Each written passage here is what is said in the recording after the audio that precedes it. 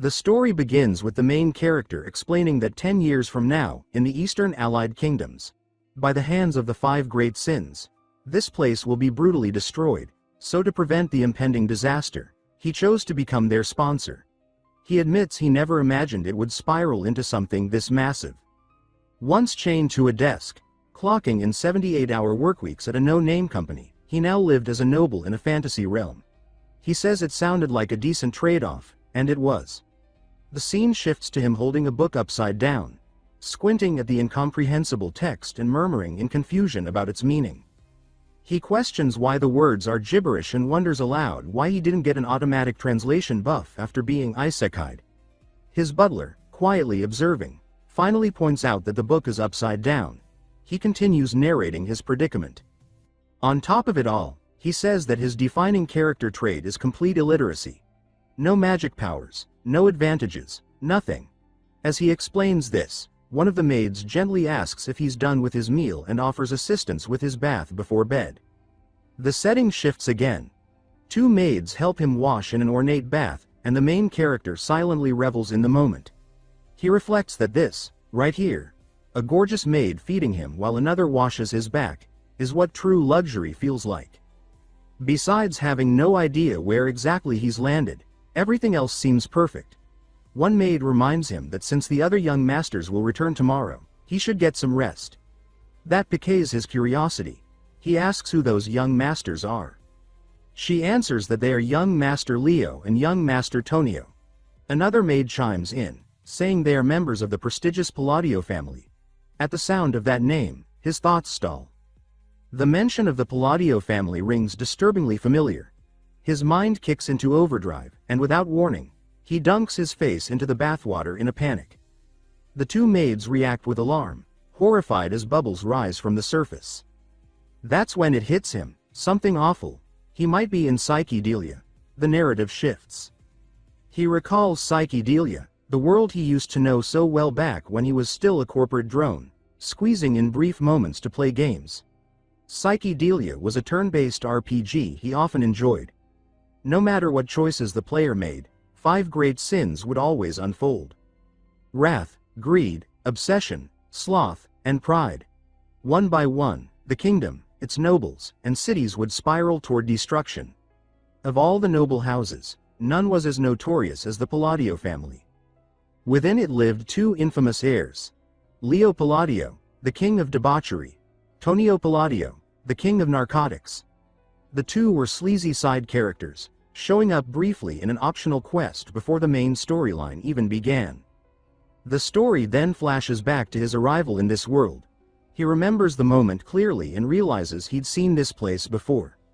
Details of the game flood back, especially the side quest named Investigate the Palladio County of the Asteria Kingdom. The mission focused on a seedy prostitution and drug ring called Avalon.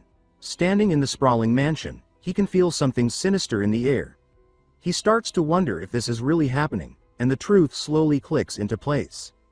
Of all the possible starting points, he's landed in Palladio County, the very first noble family to be completely wiped out by the 5 sins. He remembers those sub-quests well. They gave ridiculous amounts of experience points in the game. And then it hits him in full. In this world, he is Alon Palladio, the 3rd son of the Palladio family, a minor villain in the story. He lies in his ornate bed, tears silently streaking down his cheeks, wishing more than anything that he could go back to being an overworked corporate drone. Even 78 hours a week felt better than this. To him, the luxury around him means nothing, not with a death sentence hanging over him. He's consumed by dread. This, he thinks, is worse than the time his paycheck was withheld for 6 months. His chest tightens with hopelessness. He wonders how he ended up as a transmigrator without a single special advantage. He mutters bitterly to himself, lamenting how every other protagonist gets cheats, power-ups, some kind of edge, yet he got nothing. Then, all at once, a realization dawned on him. A special perk, of course. Knowing the game's events 10 years ahead was as good as knowing the future itself. He jolted upright in bed, his despair melting into a steely determination. If he possessed knowledge of what lay ahead, then all he had to do was remove the seeds of catastrophe before they could bloom. If he wanted to secure a comfortable life as a noble, he would have to dismantle the 5 great sins. He told himself that since the others were still just children, it should be possible to alter their destinies. Despite his own complete lack of power.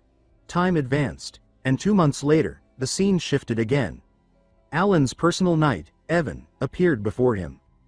Evan reported that he had successfully rescued the orphans from the Eastern Orphanage, a place that had, in truth, been used for human experimentation. He explained that a girl named Yusha had been appointed to oversee the orphanage's operations, praising her competence and saying that she was more than capable. Alan gave a calm nod.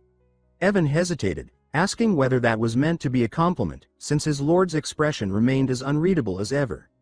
Alan agreed that it was hard to tell, then gave him a rare, strained smile and said he was counting on him. The sudden smile left Evan unsettled. He muttered that he might never get used to seeing such an expression again. His thoughts drifted to the past, when Alan's face had been far more expressive. Meanwhile, Alan looked into a nearby mirror, stretching his facial muscles. He quietly noted that it still felt like the soul inside him hadn't fully connected with the body's expressions. Evan exhaled and thanked him once more for the kind words. Alan silently reflected that in a world like psychedelia, where betrayal was routine, Evan was one of the few dependable allies who never strayed. That unwavering loyalty was exactly why Alan had recruited him the moment he found him. Evan soon shifted the conversation, reminding Alan that the recent raid had been launched to rescue the girl named Yusha. Alan confirmed this with a nod.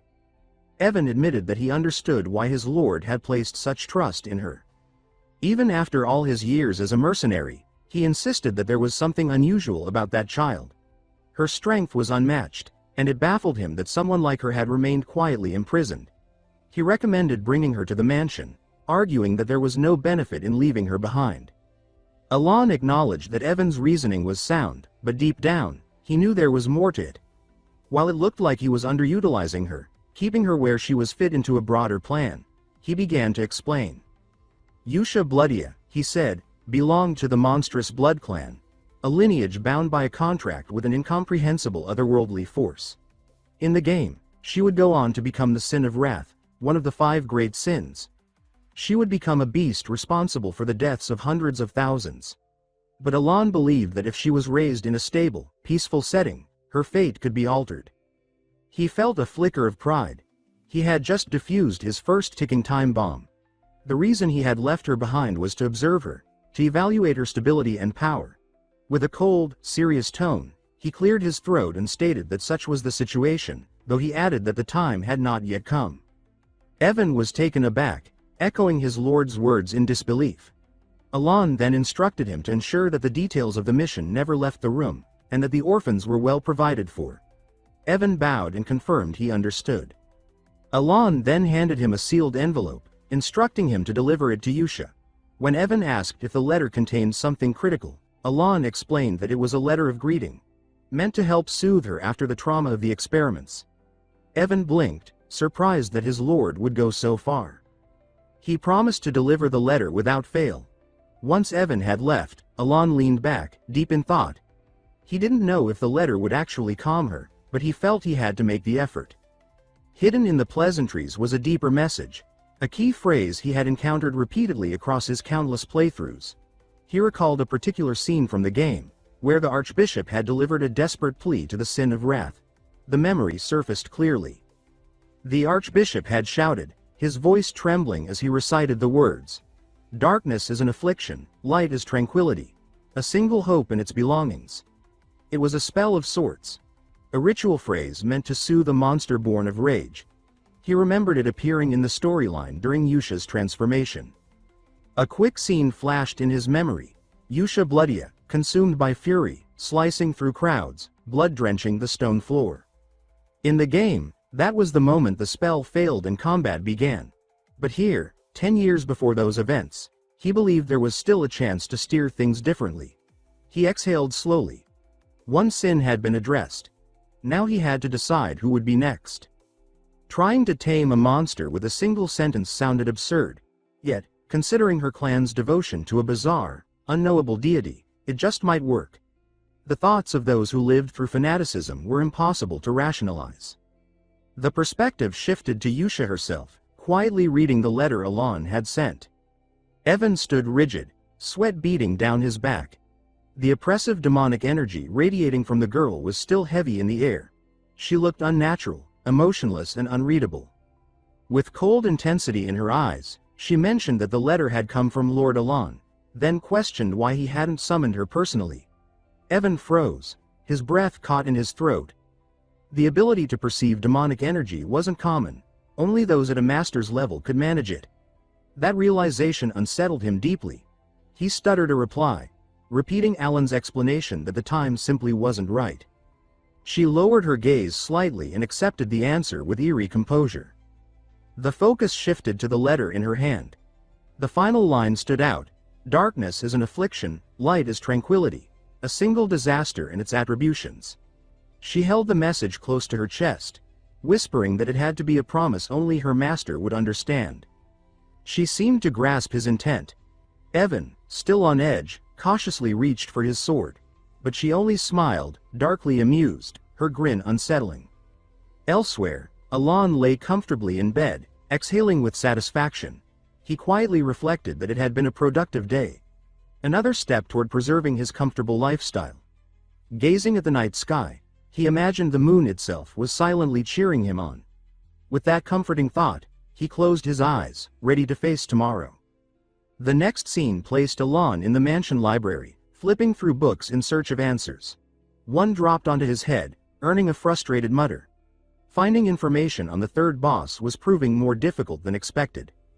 Evan entered just then, reporting that the second child had been successfully retrieved. Alon responded with mild interest and asked if they'd been treated well. Evan confirmed that after rescuing the child from an illegal slave market, they had handled the situation with care. At that moment, Tonio Palacio, the Count's second son, walked in. He spotted Alon and sneered. With mock surprise, he pointed out Alan's presence in a library, elbowing him in the head while mocking his illiteracy and recent attempts at learning to read. He demanded Alon respond, reminding him that he was speaking to his elder brother. Alon swallowed his fury. He wondered how the original Alon had ever endured this. Resisting the urge to retaliate, he bowed politely and said that if his brother wished to use the study, he would leave. Tonio pressed a foot onto his head, smugly remarking that at least he knew his place. Suddenly, a knife sliced through the air, slamming into the wall beside Tonio's face. The blade belonged to Leo Palacio, the eldest brother. Leo stood at the entrance, calm and cold, stating that the noise was becoming intolerable. Tonio turned to him, furious, but Leo warned him not to push further. He wasn't in the mood for bloodshed this early. He ordered both of them out. Tonio, refusing to back down, grabbed Leo by the collar and suggested that he should leave the stench of commoners outside. Leo raised a knife to Tonio's throat with icy calm and warned him to stop flooding the study with drugs and disappear. While the two brothers clashed, Alon slipped away. As he walked off, his thoughts turned over the situation. In the game, the Palladio brothers had been minor characters, but here their influence was enormous. He recalled their reputations: Leo, the king of debauchery and underworld crime; Tonio, the drug lord with a sprawling cartel. Evan escorted him from the scene while the siblings' fight continued behind them. Alan's mind grew focused. If he wanted a peaceful life, he'd need to avoid provoking either of them at all costs. His strategy was simple: stay weak, act useless, and keep his head down. Later, Alon collapsed onto a plush sofa with a sigh. Evan, standing nearby, mentioned that the second rescued child wasn't exactly ordinary. He glanced at Alon, silently wondering how someone who seemed so fragile could uncover secret labs and black market operations to save children. He couldn't find a reason. Alon murmured that it was all exhausting. Evan studied him closely and commented that his young master was truly odd. He noted that the rescued child was being sent to an orphanage too. Alon gave a silent nod. Internally, he reflected on what Evan had said. The child wasn't just unusual, she was a walking disaster. The one saved from the Callian Kingdom's illegal slave trade, the central state among several United Nations, was none other than Deus Macrian, better known as the second boss in Psyche Delia. Passed between masters, abused and broken, he would later become the sin of sloth, one of the 5 great sins. In the game, He had destroyed kingdoms in grotesque, unforgettable ways. Despite the name, the sin of sloth had been an unstoppable force who repaid cruelty with apocalyptic vengeance. Alon remembered warning players not to treat Evan poorly in Deus's route. That child had terrifying potential. Now sipping his tea, Alon calmly noted to himself that the reason he sent her away was simple. The timing still wasn't right.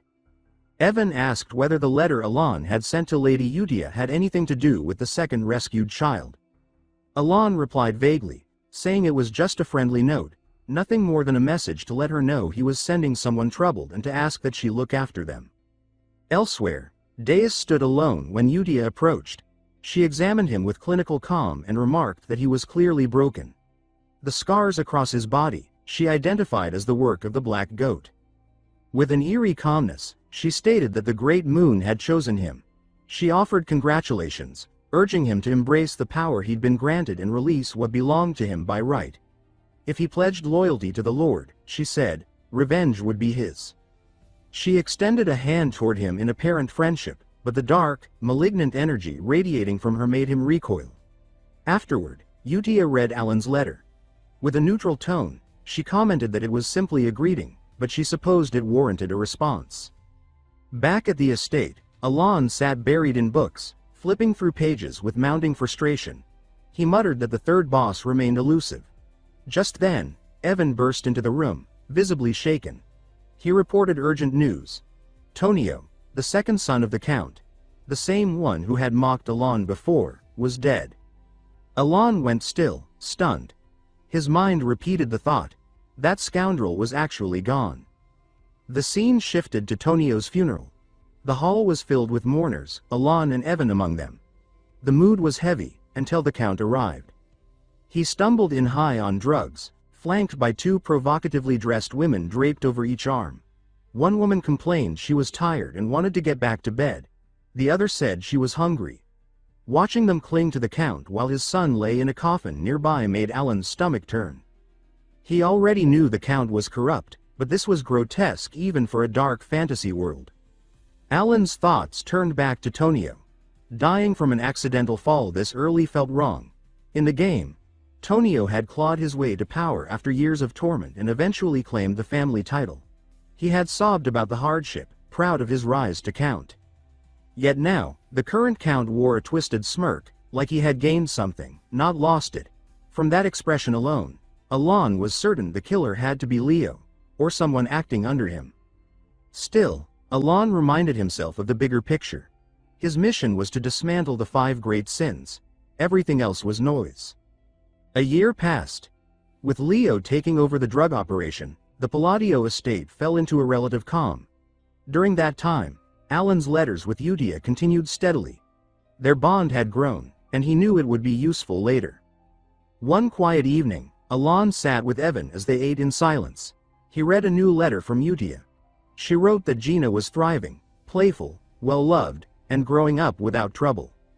Alon smiled to himself, thinking they sounded like good children. But a particular line caught his attention. The number of sponsors supporting the orphanage had increased again. He found it odd that such a small place kept attracting so many backers. Evan noticed the puzzled look and commented that while it was unusual, it could only help the children. Then he remembered something and said the Information Guild had found a lead.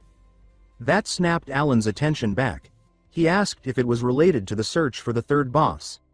Evan confirmed, and Alon let out a breath of relief. Finally, there was progress. The chase might soon be over. The night felt serene, a calm that hinted at an approaching storm. Elsewhere, in a drug distribution outpost called Merrick, 2 members of the operation entered the compound. As they walked through the corridors, one commented on how generous the eldest Pallatio's son was, always handing out impressive rewards. The other noted that their ranks had already swelled to several hundred members and the future looked bright. But as they moved deeper inside, their words died. Bodies littered the ground, blood soaking into the floor. Shock hit them like a hammer. Then, without warning, their limbs began to twitch violently. Their hands moved against their will, guided by an invisible force. Before they could grasp what was happening, each man plunged a knife into his own throat, collapsing in a pool of blood. From afar, Deus and Utia had been controlling them like marionettes. Utia, watching the carnage unfold, remarked with quiet amusement that she had enjoyed today's performance. She noted that the list of new sponsors had grown again. Deus, still watching the massacre, admitted he felt no pity for the victims. They had turned humans into drug ingredients, but he couldn't understand how this act helped him get revenge. Utia calmly assured him that everything had purpose. These killings were laying the foundation for his return, preparing a place that would be worthy of him. She explained that his arrival couldn't be in a wasteland, his return deserved spectacle. Smirking, she seemed almost reverent. Deus acknowledged this explanation with quiet acceptance. Then, lifting her hand, Utia summoned a surge of energy. She and Deus rose slowly into the air, her voice echoing as she declared that everything was progressing as he had willed. They, the Blue Moon, she said, were his weapon. 2 years had passed since Elan began exchanging letters with Utia. Much had changed in that quiet time. Meanwhile, Evan wandered the estate, worn down from fatigue, searching for Elan. He finally spotted him in the backyard. Exhausted, he collapsed to the ground, gasping that he had found him. Elan turned, surprised, and acknowledged his arrival. Evan managed to inform him that the 5th child had been safely delivered to the orphanage. Elan paused, a flicker of reflection passing through him. He had now rescued the remaining 3 future sins. The weight of that achievement settled heavily on him. Wanting to lift the mood, he tossed Evan a few sweet cakes. Evan caught them eagerly, grinning through his exhaustion and munching like he hadn't eaten in days. Elan watched with a rare softness, thinking back to how much effort it had taken to find the 3rd sin, greed. Thanks to his knowledge of the game, and Evan doing most of the actual legwork, everything had fallen into place. Elan told Evan he had done well, and that now he could finally rest. Evan lay flat on the grass and asked if that meant the orphanage missions were officially over. Elan confirmed that they were. Evan let out a deep sigh of relief and closed his eyes. Then, after a moment, he asked why Elan didn't look happy about it. Elan responded that he was, but Evan didn't buy it. He said Alan's face still looked like he was at a dull social gathering. Elan, keeping his usual flat expression, claimed he was smiling. Evan rolled his eyes, clearly unimpressed, and muttered that if that was a smile, then Elan had probably never seen a real one. To him, Elan looked more like someone forced to attend a boring tea party than a man who'd just averted a disaster. Later, Elan was seen lying on the grass, staring up at the sky, deep in thought. Everything had gone smoother than expected. In the game, the bosses of Psyche Delia had all become the 5 great sins because of the tragedies in their past. Even though this world was set before those events, saving them before they broke had seemed almost impossible. He'd worried he'd be too late, only able to pick up the pieces afterward. But somehow, things had turned out differently. Maybe it was luck, or maybe the world was giving him a second chance. Breaking the silence, Elan asked Evan how the orphanage was doing. Evan, holding a letter, said it was the same, quiet, stable. The children, once lifeless and traumatized, had begun to smile and live again. Elan listened, then remarked that it sounded like they didn't even need a caretaker anymore. He was genuinely surprised. He hadn't expected Utia to manage things so well. Originally, he assumed she'd hate the role, but perhaps, because of how her story had been tied to the orphanage in the game, something had clicked into place. Either way, it was working, and that was all that mattered. From a fresh perspective, Elan began to see Utia differently. She wasn't just capable, but genuinely good at heart. Evan, curious, asked if her letter contained anything noteworthy. As Elan opened it, the contents reassured him. The children were doing well, growing up healthy and stable. Deus, once volatile, had settled. There was no need to worry. Elan felt a warmth he hadn't expected, something like pride. The 5 sins, once destined for ruin, were now living peaceful, normal lives. He began to realize how much environment could shape a person. Even broken souls, given the right support, could heal. Evan then asked when Elan planned to meet the children. He reminded him that he always said he would when the time was right. Elan responded vaguely, trailing off mid-sentence. Internally, he admitted he never truly intended to face them. Their pasts, even before becoming sins, had always been disturbing, even in childhood. He had saved them early, but the thought of confronting them directly still unnerved him. After a pause, he murmured that maybe in 5 years it would feel safe. Evan accepted that without question. For now, Alon knew his focus had to shift. He needed skills, self-defense, and the ability to survive in this dark fantasy world. Fortunately, the body he now inhabited had natural magic potential. He began training immediately, releasing small bursts of mana from his hands. Light shimmered faintly across his face as he practiced. Evan, watching, mentioned something odd. A group called Blue Moon. Alon had never heard of it. Evan explained it was a rising organization, famous for eliminating criminal syndicates with surgical precision. They even targeted corrupt nobles. That caught Alan's attention. He didn't remember any such group in the game and assumed it must have been some minor event he'd skipped. But hearing they killed nobles too made him uneasy. He decided, from that night on, he'd start sleeping in the underground guild for safety. The scene shifted. At a dimly lit table, the current members of Blue Moon gathered. The Sin of Pride, Saoling, feline and composed, requested the weekly activity report. Yusha responded first, reporting on the Northern Purge. Saoling, licking her hand absent-mindedly, said the job had gone flawlessly. Slavers were dead, and no one suspected a thing. She praised Rhine's outfit design, noting how even victims begged to see her eye color, yet no one ever learned who she was. Rhine, the Sin of Greed, added that the corpses had been thoroughly dissolved, leaving no trace. Raiden, Sin of Envy, reported the South was handled as well. The illegal lab and Avalon's remaining men had been crushed completely. Yusha smiled darkly, affirming everything was progressing according to his will. They moved in the name of the Great Moon, the deity they secretly worshipped. Delos, the Sin of Lust, interrupted with bad news. If everything followed his will, there shouldn't be flaws, yet one had appeared. He revealed that Avalon's leader was actually the Count's eldest son. During the South's purge, they'd uncovered a chilling plan. The eldest son was plotting to poison him to death. Yusha's expression turned icy. A thick, bloody aura filled the room, chilling even the other Sins. In her hand was a letter with instructions. After the old man dies, make sure the body is poisoned, quietly. Her voice grew dangerously quiet as she confirmed the plot was real. 2 years passed. The Count of Palladio died. The official report claimed a heart attack, but with his drug abuse, it was clear what had really happened. At his funeral, only silence greeted his passing. Alon stood there, watching.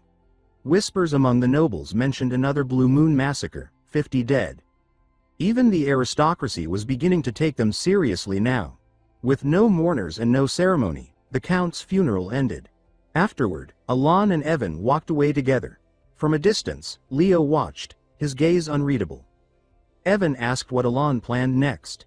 He reminded him that the eldest son would officially inherit the title next year. Then, noticing all the packed luggage, he asked what was happening. Alon calmly said it was time to go. He told Evan to pack up, they were leaving. Evan was stunned, asking if they were abandoning the territory. Alon clarified, they weren't leaving permanently, just heading south. Evan asked if he meant Road Mill. Alon confirmed. That small village in Palladio's southern edge was their next stop. They left soon after, the carriage rolling out under the gray skies. Leo stood back, fists clenched, unable to stop them. In Road Mill, the days were quiet. Alon cooked egg toast and shared meals with Evan, enjoying the peace, but it didn't last. After 3 days, they returned to the main estate. News awaited them, Leo was dead. At the funeral, Alon stood silently, unable to believe how surreal it all felt. This place again. Another death. But this time, Leo hadn't overdosed or vanished. He'd been stabbed straight through the heart. Alon silently wondered who could have done it. Then a servant approached, trying to explain the cause. But as their eyes met, the servant froze, panic flashing across his face. He stammered an apology just for making eye contact, his body trembling with fear. Alon furrowed his brow, confused by the servant's sudden panic. He turned to Evan and quietly asked if anything unusual had come up. Leaning in, Evan hesitantly suggested the unthinkable. Could Alon have been the one who eliminated Leo? The question hit like a thunderclap. Alon froze, stunned. His eyes swept over the nearby servants and maids, and the moment their eyes met his, fear rippled through them. The room seemed to hold its breath, chilled by the oppressive aura that now clung to him. The story cut back to earlier, on the day they left for Rodmal. In the carriage, Evan had casually suggested that if they were leaving anyway, a bigger city might be more worthwhile. But Alon had already decided. Rodmal was key to his plan. With the 5 great sins saved and the future catastrophe avoided, he needed a place completely disconnected from the main story. Rodmal was remote, peaceful, and it had the Palatial Villa. It was perfect for a life of lazy nobility. When Evan pressed for a reason, Alon brushed it off, saying there was one. Evan, unconvinced, said he wasn't falling for vague answers anymore. Alon simply told him to let it go, and the carriage rolled away from the capital. Back at the estate, Leo considered killing Alon but quickly dismissed the idea. Whether Alon lived or died didn't matter anymore. After their father's death, Leo had even toyed with poisoning him, but with Alon heading to the frontier willingly, it wasn't worth the trouble. Still, Leo had suspicions, particularly about Alon Haven. Muttering that Alon was becoming annoying, he ordered his subordinate, Alman, to follow the carriage. When Alman asked if that meant killing Alon, Leo was taken aback. Alman wasn't known for questioning orders. Leo reminded him sharply that his job was to obey. But without warning, Alman drove a sword into Leo's chest. Leo, in shock and fury, demanded an explanation. Alman, voice trembling but eerily calm, explained that he had enjoyed the game so far. He revealed that Blue Moon agents followed the creed of the Red Moon and acted on its will. Anyone threatening the Great Moon was fair game, even Leo. He drove the blade deeper, and Leo collapsed, bleeding heavily. Speaking as if addressing others, Alman declared that Leo would not escape justice. With that final blow, he said Avalon would vanish from the continent. What a pity, considering the Great Moon had offered Leo a chance. Then, without hesitation, Alman fled. The next morning, Alon greeted the day with a stretch and a smile. Rodmal was a dream, quiet, comfortable, and indulgent. He woke when he wanted, ate what he liked. For a moment, he even considered starting a toast business. But the mood shattered when Evan brought a message. Alon asked what it was, and Evan read it aloud. The news was devastating. Alon dropped his food, stunned. In disbelief, he realized his short-lived paradise had lasted just 3 days. The next scene showed Alon and Evan returning to the capital for Leo's funeral. As he stepped back into the mansion, Alon thought grimly about being pulled back into the chaos of the Palladio family. The dramatics from soldiers and servants made him uneasy. Evan turned and asked if he was officially returning to the family now. The question startled Alon. In his head, he cursed the ridiculous loop he seemed trapped in, an endless string of wild scenarios. Sitting with Evan in a quiet corner, Alon asked, desperate for clarity, why everyone now saw him as the mastermind behind it all. Evan nervously explained. Alon had the perfect alibi. Leo was murdered right after they left for Rodmal, and now Alon stood as heir. The implication hit hard. Evan, with a mix of awe and unease, said that Alon had become the new master of the family. The one pulling strings from the shadows. And worse, people now believed he commanded swordmasters to carry out assassinations. Alon stared blankly, realizing he had somehow inherited the legacy of a noble mastermind, with no idea how it had happened. Alon watched Evan's delight and asked if he truly found the situation amusing. Beneath the calm, Alan's mind raced. He struggled to comprehend how any group could erase an underworld titan like Avalon overnight. It didn't make sense. He recalled hearing about an organization that hunted at dawn and asked Evan if he meant Blue Moon. Evan replied that the Information Guild believed it wasn't them. He explained that Blue Moon never left corpses, only their mark. But this time, bodies were left behind, as if sliced apart by swords. The scene was described as a vision of hell. Alon, half in disbelief, accepted that people now believed he was a mastermind commanding a swordmaster. Still, he couldn't shake the confusion. Blue Moon hadn't appeared in the game, and this level of power didn't match a group that should have been irrelevant before the main story even started. So who had done this? Meanwhile, Yusha, the Bloody Queen, questioned her team about any evidence left behind. Rhine, sin of greed, confirmed there were none. Seoling, sin of pride, laughed and added that the only thing left was piles of corpses. Deus Macrian entered next, reporting that 486 Avalon operatives remained. Raiden, sin of purity, stood behind him and stated they'd already been cut down. The purge was absolute. Yusha praised their thoroughness, calling their work flawless.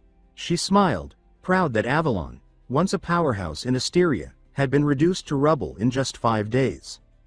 But Raiden warned the cleanup wasn't complete. When Yusha asked what he meant, he handed her a file containing a list of nobles still connected to Avalon. The Altea Duchy was particularly entangled.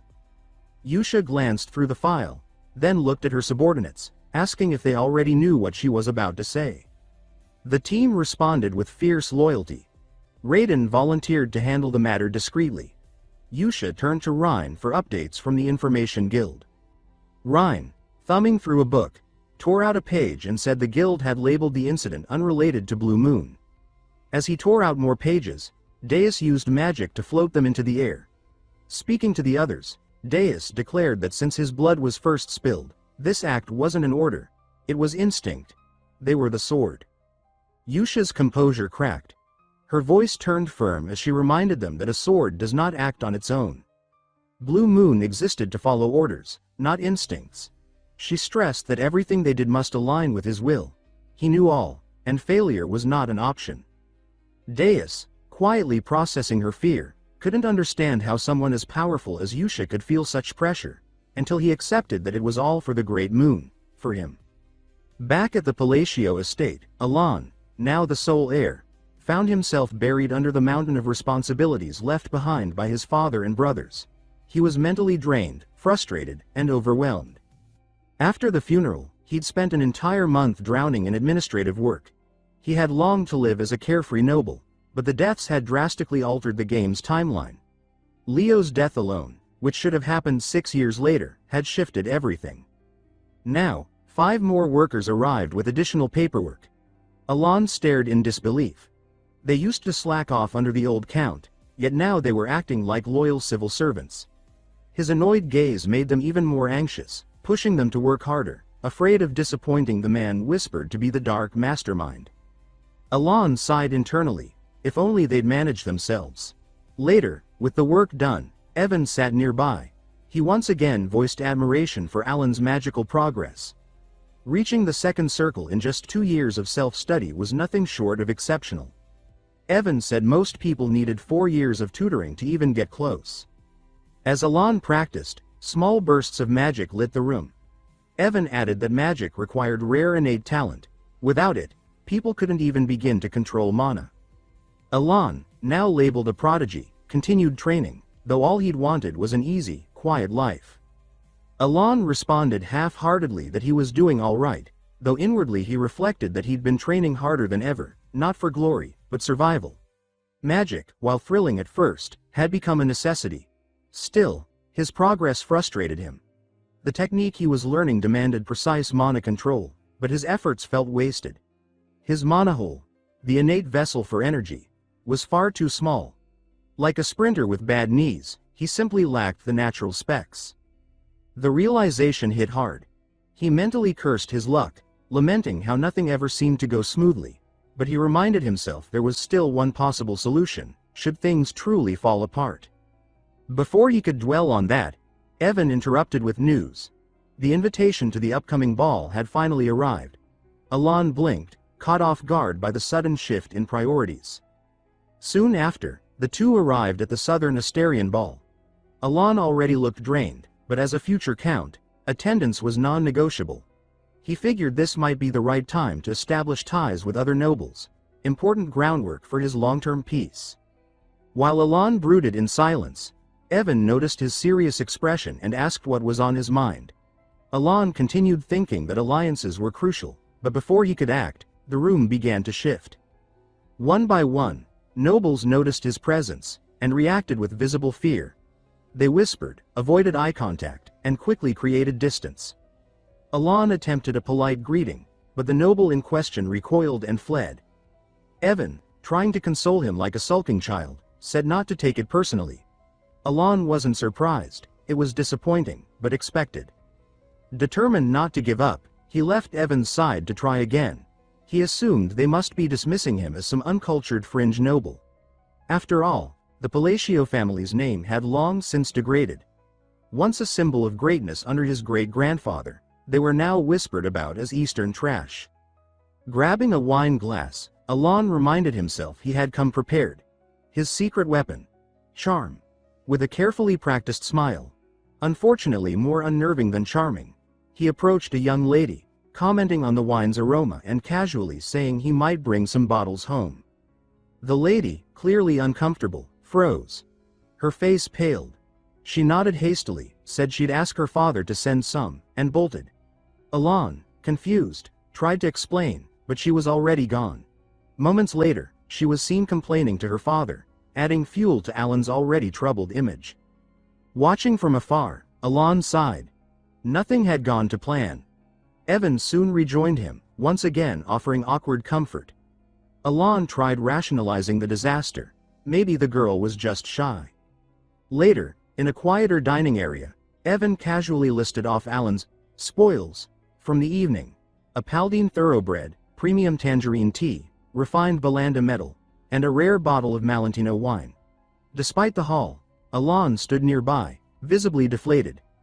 Evan reminded him that he had studied wines seriously for this event, but Alan's thoughts remained grim. He now fully realized how tainted the Palacio name had become.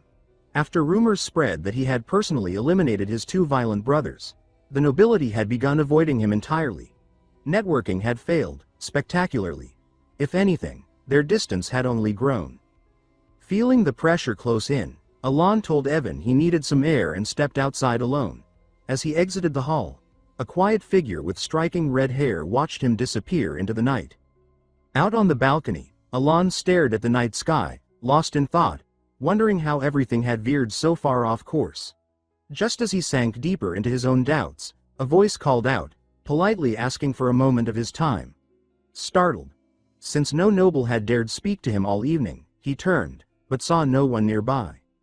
Then he looked down and spotted a girl below, introducing herself as Loria, the third daughter of Duke Altea. The name hit him like a jolt. Altea was one of the three major shadow powers in Psychedelia, infamously known as the Northern Degenerates. Of course, the first person to approach him had to be someone with a shady background. Still, he didn't recall her from the game, which only deepened his unease. Loria, clearly distressed, asked for his help. Her voice trembled as she explained that her father was gravely ill, and her sisters were plotting to kill her to eliminate any competition. Alan's mind went cold. That explained why she hadn't appeared in the game. She was already dead by the time the story began. With a pained expression, she begged for his protection, convinced he held the power to save her. But Alon refused without hesitation. She pressed further, offering half of House Altea in exchange for his aid, but he still declined, ending the conversation with a polite farewell.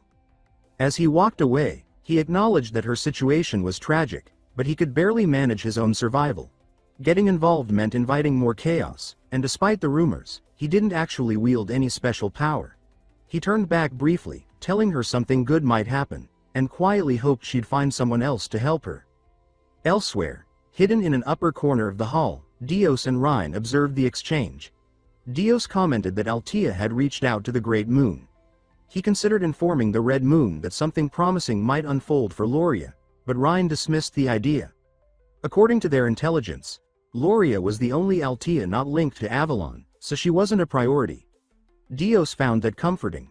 The rest of House Altea would be dealt with regardless. Rhine affirmed their orders, to sever all information flow and keep the Avalon purge from ever reaching him. Back in the corridor, Alon walked alone, feeling a strange stillness in the air, as if the entire space had been sealed off. Then, out of the quiet, a strikingly beautiful woman approached, offering a graceful greeting and a practiced smile. For a second, Alon felt a flicker of hope. Maybe, just maybe, someone in this hall would finally treat him like a normal noble. He greeted her back, but something felt off. Recognition hit him a moment later. It was her. Kalia Xenonia. Of course. The first person who smiled at him had to be another walking disaster. Addressing her respectfully, he called her Lady Xenonia. She smiled playfully, amused that he already knew her. Alon replied that her reputation preceded her. Inwardly, he recounted the hierarchy of villainy in the kingdom of Asteria, Altea in the north, Palatio in the east, and Xenonia in the west. If Palatio were a brutish gang, Xenonia ran its empire like a polished, high-class criminal enterprise. Alon reminded himself he needed political connections, not entanglements. For the sake of his peaceful, low-risk life, people like her were dangerous. He gave her a compliment, calling her beautiful, using that as an excuse for his attention before trying to exit gracefully. But her smirk deepened. Thanking him, she invited him to stay and talk longer, her tone silky, her gaze sharp.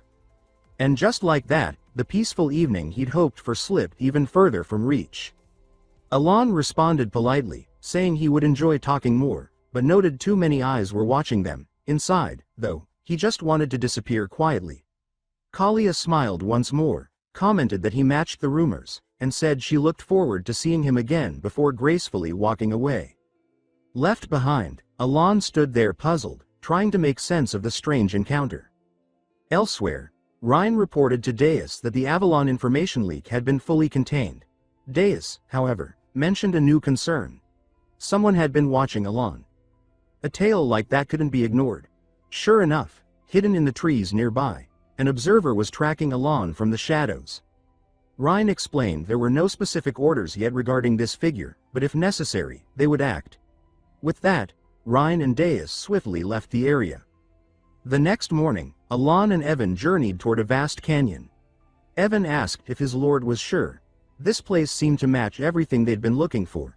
Though it was broad daylight, the interior of the canyon was unnaturally dark. Alon felt a flicker of excitement. This was it, his real destination. The environmental details matched perfectly. He muttered that if this one turned out to be another dead end, he'd be crushed, but deep down, he was confident. This wasn't a guess anymore. In the game, this location had been simple to find. But now, in reality, he had traveled under the guise of another errand just to reach it. The Labyrinth of Whispers, a southern ruin filled with 8 puzzle chambers and a hidden relic as its prize. Alon still remembered the entire walkthrough, and the thought of finally starting from scratch, level 1 grinding in real life, filled him with strange joy. As they reached the canyon's carved entrance, Alon was struck by awe. Seeing the labyrinth in person after years of gaming felt surreal. Even though he'd grown tired of this dungeon in-game, being here now brought back that long-lost wonder. The surrounding terrain looked almost impossibly man-made, as if someone had carved it out with divine precision. Evan, baffled, asked how Alon knew about places like this. Alon casually replied that he used to come here often. When Evan echoed that in disbelief, Alon chuckled, saying he was joking. He had his ways, and they needed to keep moving. Evan, still unsettled, asked him not to joke like that with such a serious face. They continued on, eventually spotting massive bats circling overhead. These weren't ordinary creatures, their wings cut through the air like blades. Evan tensed up, imagining how one wrong riddle answer might get them flattened. But Alon stayed completely calm, silent and focused, seemingly unfazed by the looming threat. Evan glanced at him, puzzled. Even after 4 years together, he still couldn't understand his master. Nothing they did ever connected.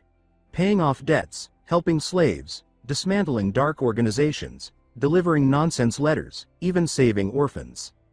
Yet despite never leaving home much, Alon somehow knew everything, even about a place like this. And that, to Evan, was the most unsettling mystery of all. Alon calmly remarked that he had answered the riddle correctly, though the door wouldn't open until the task was fully complete. Evan, watching silently, thought to himself that following his strange young master always seemed to lead to something worthwhile. Then, with a deep rumble, the massive stone door slowly creaked open. Alon grimaced, feeling nauseous at the sound and movement, barely managing to keep his eyes off the unsettling sight beyond. He already knew this dungeon was brutal, but seeing it in person still turned his stomach. Evan exhaled with relief. The chamber was finally open. Before them stretched a mountain of treasure. Gold, silver, gemstones piled high. But Alan's eyes locked only on a single black ring. He told Evan to ignore the rest and take just the ring. Evan picked up a gold bar, puzzled by Alan's complete disregard for the fortune around them. Still, he obeyed as Alan slipped the black ring on his finger. It was slightly loose, but Alan didn't care. He told Evan that anything else would just invite problems. Inside, Alan was elated. He had acquired the constraint, the artifact he'd come all this way to find. Confident there were no more traps, he reassured Evan that their return would be smooth. Evan nodded, though his nerves remained.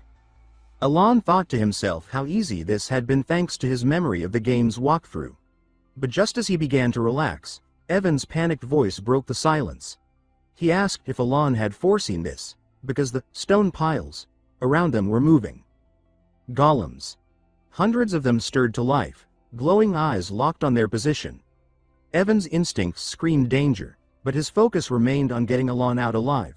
Before he could act, Alan stepped forward, stating firmly that this time he would fight. Evan tried to stop him, but Alan insisted that their priority was escape, and second-tier magic wouldn't be enough for this kind of enemy. As the golems charged, Alan activated the black ring. The artifact flared to life, and in an instant, Alan vanished. He found himself in a void, floating, weightless, as a deep voice echoed around him. The voice called him a fragment of Nimrlala's will and asked him to speak the two constraints he would enact. Alan immediately recognized the situation. In the game, this had been a menu selection. But now, it was real, no interface, no keyboard. Just the voice and him. This artifact, the constraint, would amplify power at a cost. Restrictions imposed would become permanent conditions for casting.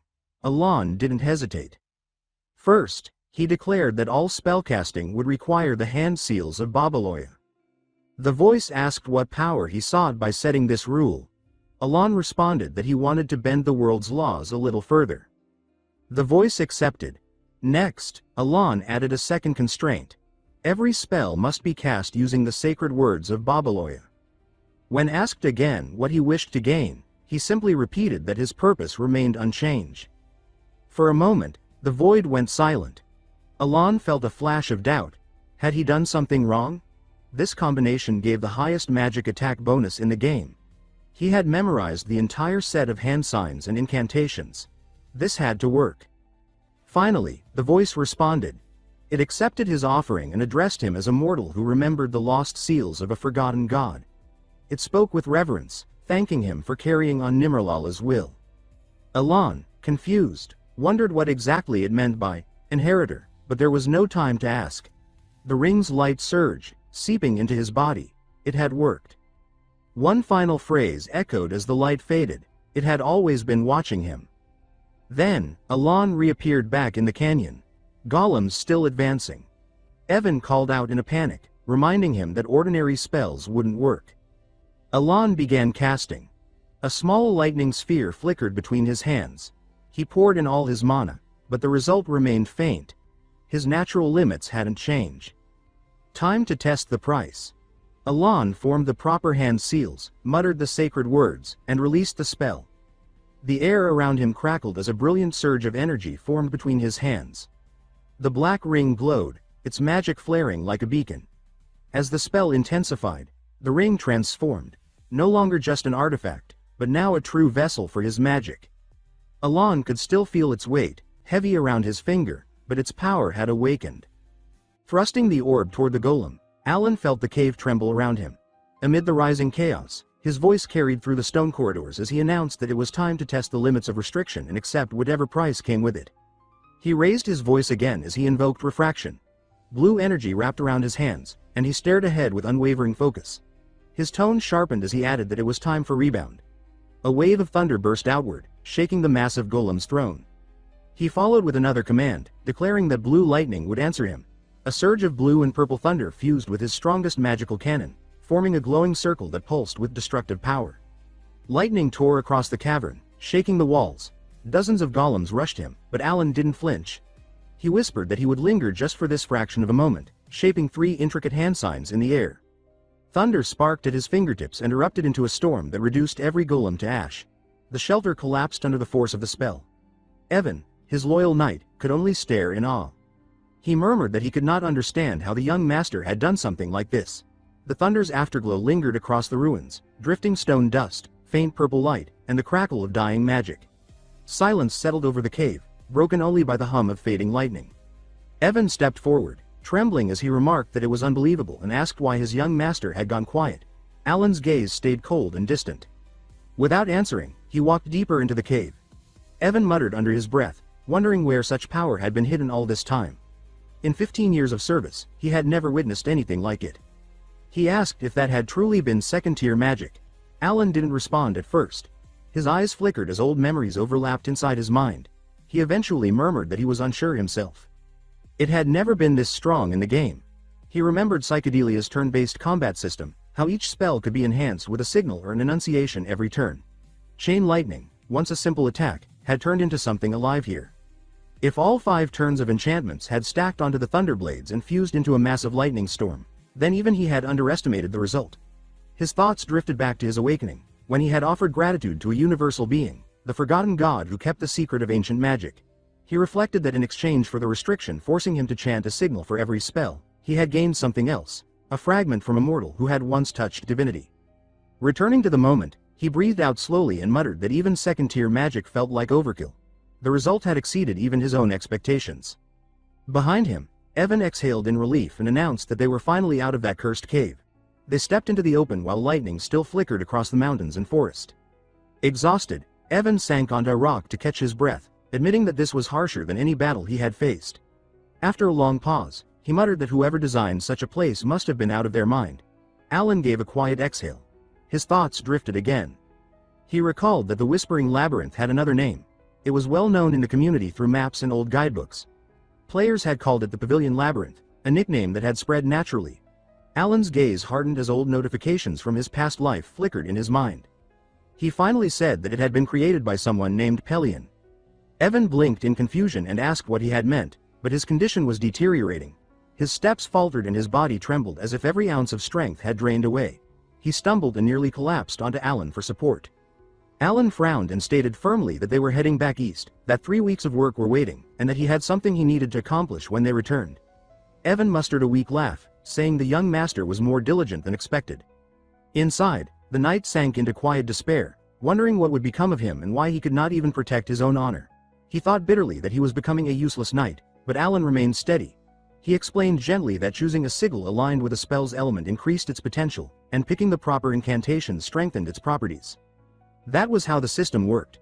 He recalled how, in the game, the visuals remained static and only the attack pattern shifted.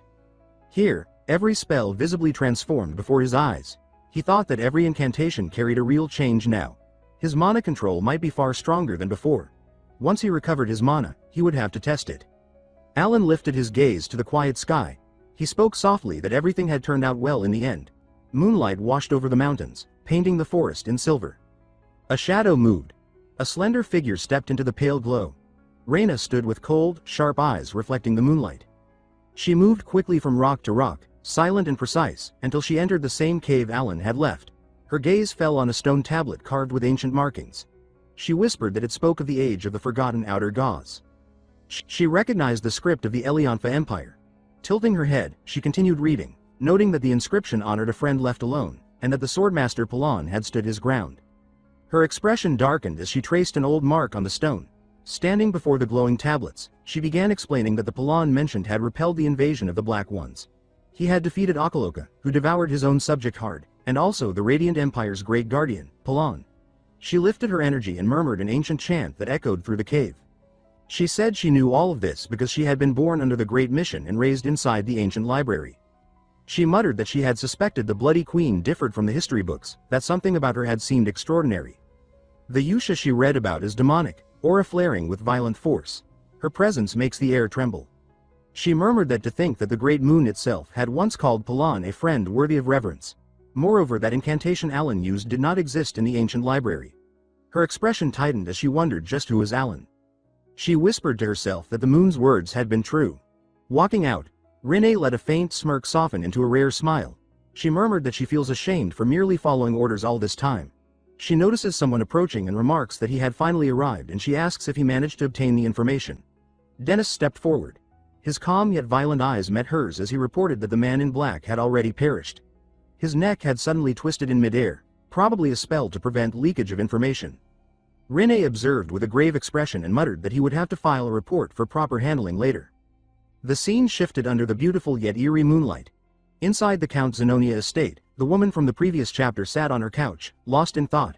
She whispered that she thought that it was only a rumor, but her mind returned to one lingering image, Alan's cold gaze, sharp and empty like the abyss.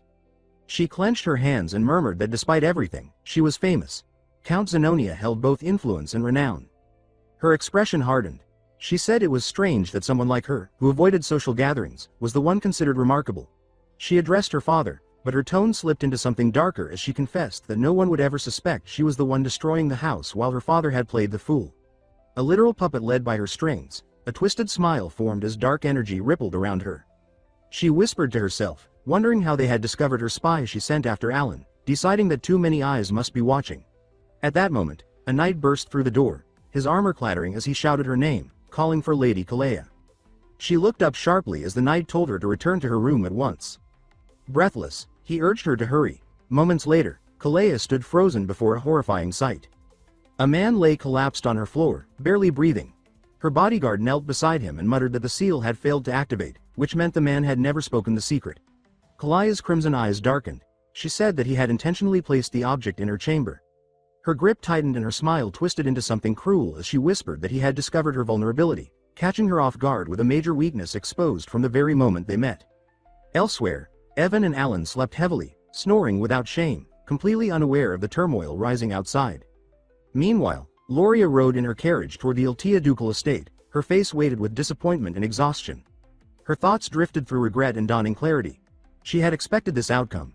She knew he was not a man to underestimate, the distinguished figure of the underworld whose cold gaze reminded her of her father.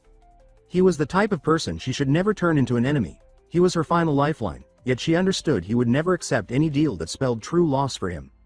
All her influence and wealth had already been stripped away by her cunning siblings, the eldest son Timalian, the eldest daughter Marianne, the second son Keeg, and the second daughter Pyron.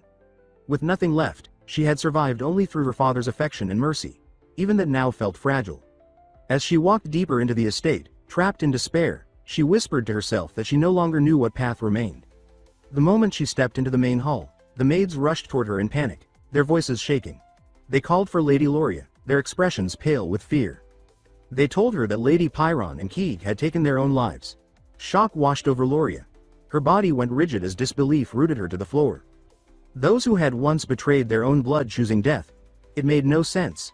Fear tightened around her as she asked what had happened to Timalian and Marianne. Soon after, she was brought to a dreadful sight. Both Timalian and Marianne lay dead, each with a sword driven into the other's chest. Loria trembled, terror clawing its way through her as confusion screamed in her mind. Why and how had such horror unfolded? Outside the Iltea ducal estate, Raiden departed swiftly, a faint smirk curling at his lips as he muttered to himself that the task was successfully finished. Loria's thoughts snapped back to Alan's earlier words, the ones hinting that good things would soon arrive. A chill slid through her veins. She understood in an instant. The real mastermind within the Count's household, the one who had hidden his claws until the perfect moment, had finally acted. Now she was the only heir of the Iltea ducal family overnight. She wondered what kind of devil she had tied herself to, but she also knew there was no turning back. Those who crossed him had already met their end. There were too many examples to ignore. She told herself she had to walk the chosen road, no matter how dark it grew. A spark of resolve lit her eyes. 2 months later, a grand gift arrived from Duke Iltea, addressed to Alan. When Evan saw it, his eyes widened with surprise. Inside was a bottle of Sarnance wine, a rare luxury worth thousands of gold. He said that he never thought he would ever see such a treasure. When Alan opened the letter that accompanied it, he discovered the gift had not been sent by Duke Iltea himself but had been personally prepared by Loria, the youngest daughter. Confused, he asked the servant if the gift was truly intended for him. The servant confirmed that the Duke herself had prepared it and ordered its delivery. That phrase, the Duke herself, made Alan pause. Realization hit him. The youngest, Loria, had become the Duke. In her office, Loria sat sorting through documents. When she finally finished, she leaned back and stretched, quietly noting that 2 months had already passed. After her father's funeral, she had officially become the Duke. She remembered how, before her siblings' sudden deaths, she could not even approach that office. Her siblings had died so abruptly, yet no one suspected her. She had a perfect alibi. She had been attending a ball. At the time, Her secret organization had been shattered by her siblings, leaving her powerless. But upon returning, she finally understood how meticulous his plans had been. He had rejected her plea with indifferent calm, while secretly wiping everything clean behind the scenes. She wondered how far ahead he had been thinking. She had not even told him about her father's death, wanting to avoid troubling him, yet he still acted on her behalf. He must have had a reason. He needed the Ultia name for something greater. Even after uniting all subordinate groups under the Ultia family, she knew it was still not enough to match the immense force he wielded behind that steady exterior. That could only mean one thing. He wanted something from her. He was the distinguished one of the underworld who rose through sheer business might, and if there was anything she possessed that he did not, it was her ability to influence the political stage from the shadows. He needed the Ultia lineage. She told herself to focus on her duties, believing he would reach out soon. She hoped he would appreciate her gift. The scene shifted to Alan's quarters. Loria's servant bowed, saying he would take his leave. Alan remained still, struggling to process the news. The idea that Loria, once so close to death, now stood as Duke felt unsettling. Evan noticed his unease but chose not to comment. Months passed. 5 years before the original story began, Evan entered with enthusiasm, calling out young master before correcting himself to count. Alan responded calmly that the succession ceremony had not been held yet, but since a year had passed, it was fine to address him that way. Despite his composure, he let out a quiet sigh. He had never intended to become count, but now that he had adjusted, he decided to make use of the title. Evan handed him a letter, saying it had arrived from Yusha. Alan accepted it and asked if there was any new information about the assassins who had killed Leo. As they walked into the library and took their seats, Evan replied that nothing had surfaced yet. The Information Guild was still searching. He then looked at Alan with curiosity and asked what his next goal would be now that revenge no longer seemed to drive him. Silence settled between them in the vast grand library. Alan thought carefully. Everything that had shifted from the original game had likely been butterfly effects born from his own actions. Accepting that, he decided he simply needed to be prepared for whatever unexpected turn awaited him. Evan laughed gently, saying he suddenly sounded like a real count. Alan brushed it off, then turned his attention to the letter, wondering what Yusha had written this time. Opening it, he began to read. Yusha wrote warmly, asking if he had been well. She said everyone was doing fine. Deus puppet shows were now at a professional level. Solrang enjoyed playing with friends, Rinne spent her days reading and crafting, and Raiden had taken an interest in tending his garden. A soft smile appeared on Alan's face. Their monthly letters had become something familiar and dear to him. Although he had never seen their faces, knowing they were growing well brought him peace. Alan asked Evan how old the children were now. Evan noticed his expression and said that they were mature enough to step into society. He reminded him that the ones Alan had ordered to be rescued were around that age now. Alan quietly acknowledged that it was time to let them go.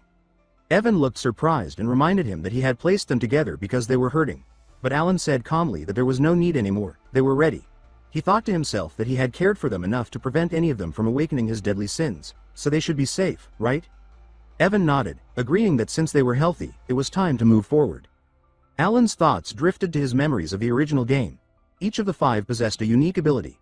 Yusha carried the talent of faith, Day had the talent of the sword, Rinne held the talent of study, Solrang wielded the talent of a fighter, and Raiden bore the rare talent for leadership. If they used their gifts well, they would be more than fine. Feeling content, he decided to prepare a personal gift for each of them, something he had planned to do anyway. Evening settled in, and Alan announced cheerfully that he had finished all his tasks, startling Evan awake. Evan stretched with relief and said he would step outside for a short while before returning. Alan waved him off and wished him well. Smiling to himself, he wondered if one day he might receive something in return from them once they found their place in the world.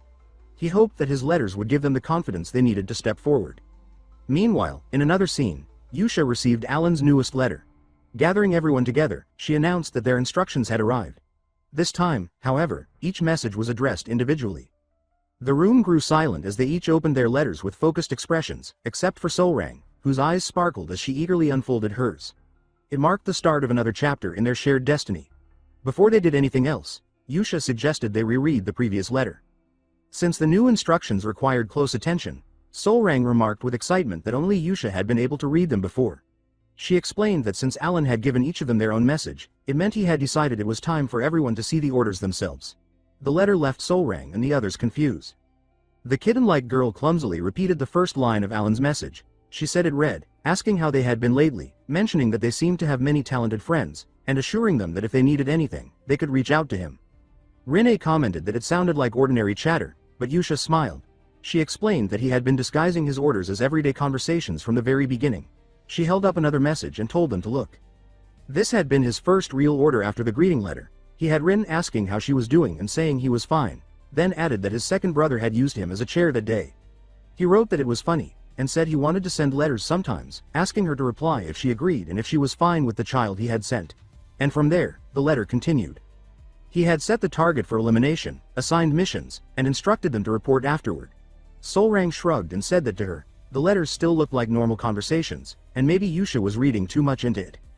Yusha lifted another letter and told them to check this one. It thanked her for replying and asked her to update him monthly on what happened in the orphanage. It said he would leave the place to them and that together they would do well. She explained that this was when he had entrusted Blue Moon to her. Everyone could see that he had picked each of them personally, and the group buzzed with excitement. Deus nodded, saying it made sense since it reduced the chance of information leaking. Yusha reminded them that they needed to understand the instructions clearly and carry them out. Deus wondered aloud if it would be better to visit Alan in person or use a magic communicator. Raiden agreed, pointing out that if leaks were an issue, letters seemed risky. But Yusha, with a serious look, reminded them that their task was simply to follow Alan's orders. She held her letter tightly, and Deus sighed at her unwavering devotion. Solrang, full of energy, urged them to read their missions properly. Moments later, after checking his assignment, Deus explained that Alan had instructed him to travel to Caliban, the nation of knights. Solrang scoffed, saying that her task was in a barren colony, meaning a desert which she disliked. Raiden shared that he had been sent to Raxos, the entertainment city. Rinne said she had been ordered to go to Larthania, the mage city. Finally, Yusha, looking as striking as ever, announced that she had been assigned to the Holy Kingdom of Rosario. The letters contained everything they needed. Deus mentioned that he did not understand why, but Alan had told him to become a knight. Solrang added that Alan had told her not to worry because their patronage would continue. Rinne pointed out that he had listed the locations of their gifts. Raiden said calmly that they would understand everything once they reached their posts. Yusha reminded them that until Alan himself mentioned it first, they must never speak the name Blue Moon. Everyone agreed and prepared for departure. The next morning, they gathered and set out to fulfill Alan's orders. 3 months later, inside his office, Alan sighed. As expected, there was no noticeable change in the magic formulas or phrases. He muttered that he would need to experiment on his own. He looked at Evan and asked how the investigation into Leo's killers was going. Evan replied that the Information Guild still had no results. Alan frowned slightly and asked if there was anything else. Then he murmured that the butterfly effect caused by saving the 5 deadly sins had already spun out of control.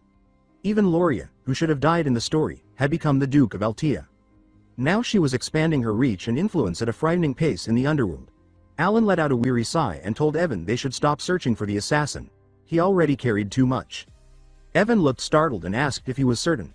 Alan explained that the situation was obvious.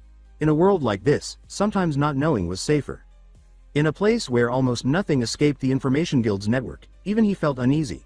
If he tried to uncover things he was never meant to touch, the consequences could be far worse. If a single wrong step led directly to death, then the investigation held no meaning. Organizations like that would never harm him unless he interfered with them first. There was no reason for any secret group to target him unless he approached them. That was why he believed there was no point in continuing to pursue the truth behind Leo's death. Evan nodded and said he would tell the guild to stop. Then he remembered something else. He said that Deus had been appointed as a knight in Caliban. Alan looked up, surprised. He said it was impressive news. 3 months later, Evan returned carrying snacks and said he had something new to report. Alan asked what it was. Evan explained that Deus had created an entire knight order. Alan straightened. A knight order? That meant he had to be at least an expert or higher. He wondered aloud if he could already be close to a sword master. He recalled that the first level was sword user, the next sword expert, and then sword master. He grew quiet, noting that not much time had passed since his appointment. People across the continent were talking, claiming the world would see a 5th Master Knight within 10 years. Alan raised an eyebrow and asked if by Master Knight they meant the one known as the Sword of Caliban. Evan answered yes, saying the individual was incredibly talented. Caliban was in chaos, with people gathering to follow the rising star. 6 months later, nearly a full year since the 5 deadly sins had left the orphanage, Alan had become more settled in his duties as Count. Evan rushed in once again with urgent news. Alan asked what it was. Evan said that Deus had officially become the Sword of Caliban. Alan froze. That meant only one thing. He had become the 5th Master Knight. He said calmly that only a sword master could rise to the rank of Master Knight. The Sword Master of Psychedelia was a being who had surpassed the Aura Blade and gained a unique ability called derivation. He looked at Evan and asked if he was truly claiming that Deus had become a swordmaster already. Evan quickly explained that Deus was on the verge of becoming a swordmaster. He said that although Deus had not yet created his derivation, the nation had still granted him the title of Master Knight. Evan added that not only had Deus defeated the fourth sword in a duel, but Caliban had also lost one of its Master Knights to the northern barbarians. Alan paused and remarked that the war had been ongoing for more than a decade. Evan continued, saying that realizing mana and learning to move it took about 15 years, while creating a derivation usually required several decades. He mentioned that the first sword, Reinhardt, had reached the title of youngest Master Knight at 32. Evan said that Reinhardt had practiced swordsmanship since he was 5 and remained undefeated, yet even he needed more than 20 years to reach that level. And now a boy who once knew nothing about swords, Deus, was rising to master status. Alan's eyes widened. He said that if Deus only lacked derivation, then he was close to surpassing Reinhardt himself. A faint smile crossed Alan's face as he wondered if he might benefit from Deus sooner than expected, or perhaps not. He looked down at the letter again, murmuring that maybe there was nothing more he needed to do. Holding the letter, he noted that Yusha was the only one who ever wrote back to him. Even after she left for the Holy Kingdom, she continued sending them without fail. Each letter carried updates about the 5 deadly sins she had grown up with. It seemed they remained close. Alan sighed and said that although none of them had ever seen his face, they could have at least thanked him for the gifts. His tone dipped with disappointment. He paused, then lightly slapped his own cheek and corrected himself. He said that he should be grateful they hadn't destroyed the kingdom after awakening as the 5 deadly sins. As long as they were living well, he was happy. The scene shifted to Caliban, the central region of Kurdum, home to high-ranking nobles. There stood the grand estate of the illustrious solar eclipse knights, Versailles. Inside, knights trained tirelessly. At the top of the mansion stood Deus, now clad in full knight uniform. He appeared imposing, composed, and strikingly handsome. His name echoed throughout Caliban. Deus Michaelian, captain of the Solar Eclipse Knight Order, youngest Master Knight. A girl waved at him joyfully, calling out to him as her brother. Deus smiled back. He looked far more controlled than during his youth. He smirked softly, still embarrassed by memories of those days. He recalled losing everything to those black forces, how his sister had been swallowed by the darkness. Deus had been overwhelmed with rage, desperately trying to protect her. Those things dragged him into darkness repeatedly, driving him to the brink of imprisonment. He had sunk completely. Even the great moon saving his life had barely been enough. He had pledged allegiance out of desperation, believing it was his only remaining path. He remembered Yusha's voice and the promise he made to take revenge with his own hands. Serving under Blue Moon had placed him in countless perilous missions. He never complained, never hesitated. Each assignment became another step toward confronting the black forces. Years later, he finally received his first personal order. When he opened the letter, confusion hit him. The instructions differed from anything Blue Moon had ever given. They led him to a small inn in southern Caliban, where he was told to retrieve a gift. Initially, he didn't care. Gifts meant nothing to someone who had lost everything, but when he arrived, Deus immediately understood what Alan had given him. The gift was his sister, alive and safe, waiting for him. His eyes trembled. Deus broke apart. Tears spilled uncontrollably as he ran forward and embraced her with shaking arms. His sister stared at him, unable to believe what she was seeing. To him, she was more precious than his own life. His little sister, whom he believed dead, was alive and trembling with a mix of relief and pain. He asked her what had happened after he lost her. Silly cried as she held onto his arm, offering a small reassuring smile. Later, they sat together with cups of tea. When she calmed down, she began recounting everything. She explained that after being dragged away by those creatures, she had been locked in darkness for a long time. The memories returned vividly as she spoke. She described being confined in a pitch-black cage, waiting for her turn to be taken out and killed. When her moment came, someone incredibly strong appeared, grabbed her hand, and pulled her into the light, helping her escape. Years later, when she was nearly sold to a slave merchant, another powerful figure had protected her again. She said a single strike wiped out her captors, saving her for the second time. That rescuer was Alan's knight, Evan, who saved Silly, Deus's sister. Returning to the present, Silly explained that after those events, she received precious medicine from a sponsor. She repeated Alan's words as she held the letter tightly. In the letter, Alan said he would continue sending medicine and support, that she was safe under the name of Palacio, and that she should not worry about her sibling. She said she was very grateful for everything he had done. Deus realized the Great Moon had been protecting her under his own name. He couldn't understand how the Great Moon even knew their situation. He knew he had never spoken to anyone about his family. Only Yusha had ever noticed the black lamp that had dragged him down. Growing tense, he gripped his shoulders and wondered how the Great Moon knew everything. Everyone saw him as a prodigy behind countless hidden stories, someone who seemed to understand every secret. Memories stirred in Deus's mind. Images tied to Yusha overlapped, confusion and disbelief building until everything snapped into clarity. It all aligned perfectly. He finally understood the nervous tone Yusha always carried when she mentioned the Great Moon, her anxious voice, and her constant reminder that a sword could never act without its master. Darkness crept over his thoughts as he realized that he had been the foolish one. Yet a sliver of hope remained. He remembered hearing that good things would happen, and that the Great Moon already knew everything and had been leaving hints for the child forced to survive alone. His body trembled as the truth settled over him. Silly snapped him out of his spiraling thoughts and asked if he was all right. Inside, Deus understood that his sword had dared to act alone, yet the Great Moon had still shown mercy. He imagined how the Great Moon had guided his life like a carefully arranged plan, controlling every step without forcing his hand. He whispered that he had spent years drowning in hatred and revenge toward the Black Sheep. He looked at his sister.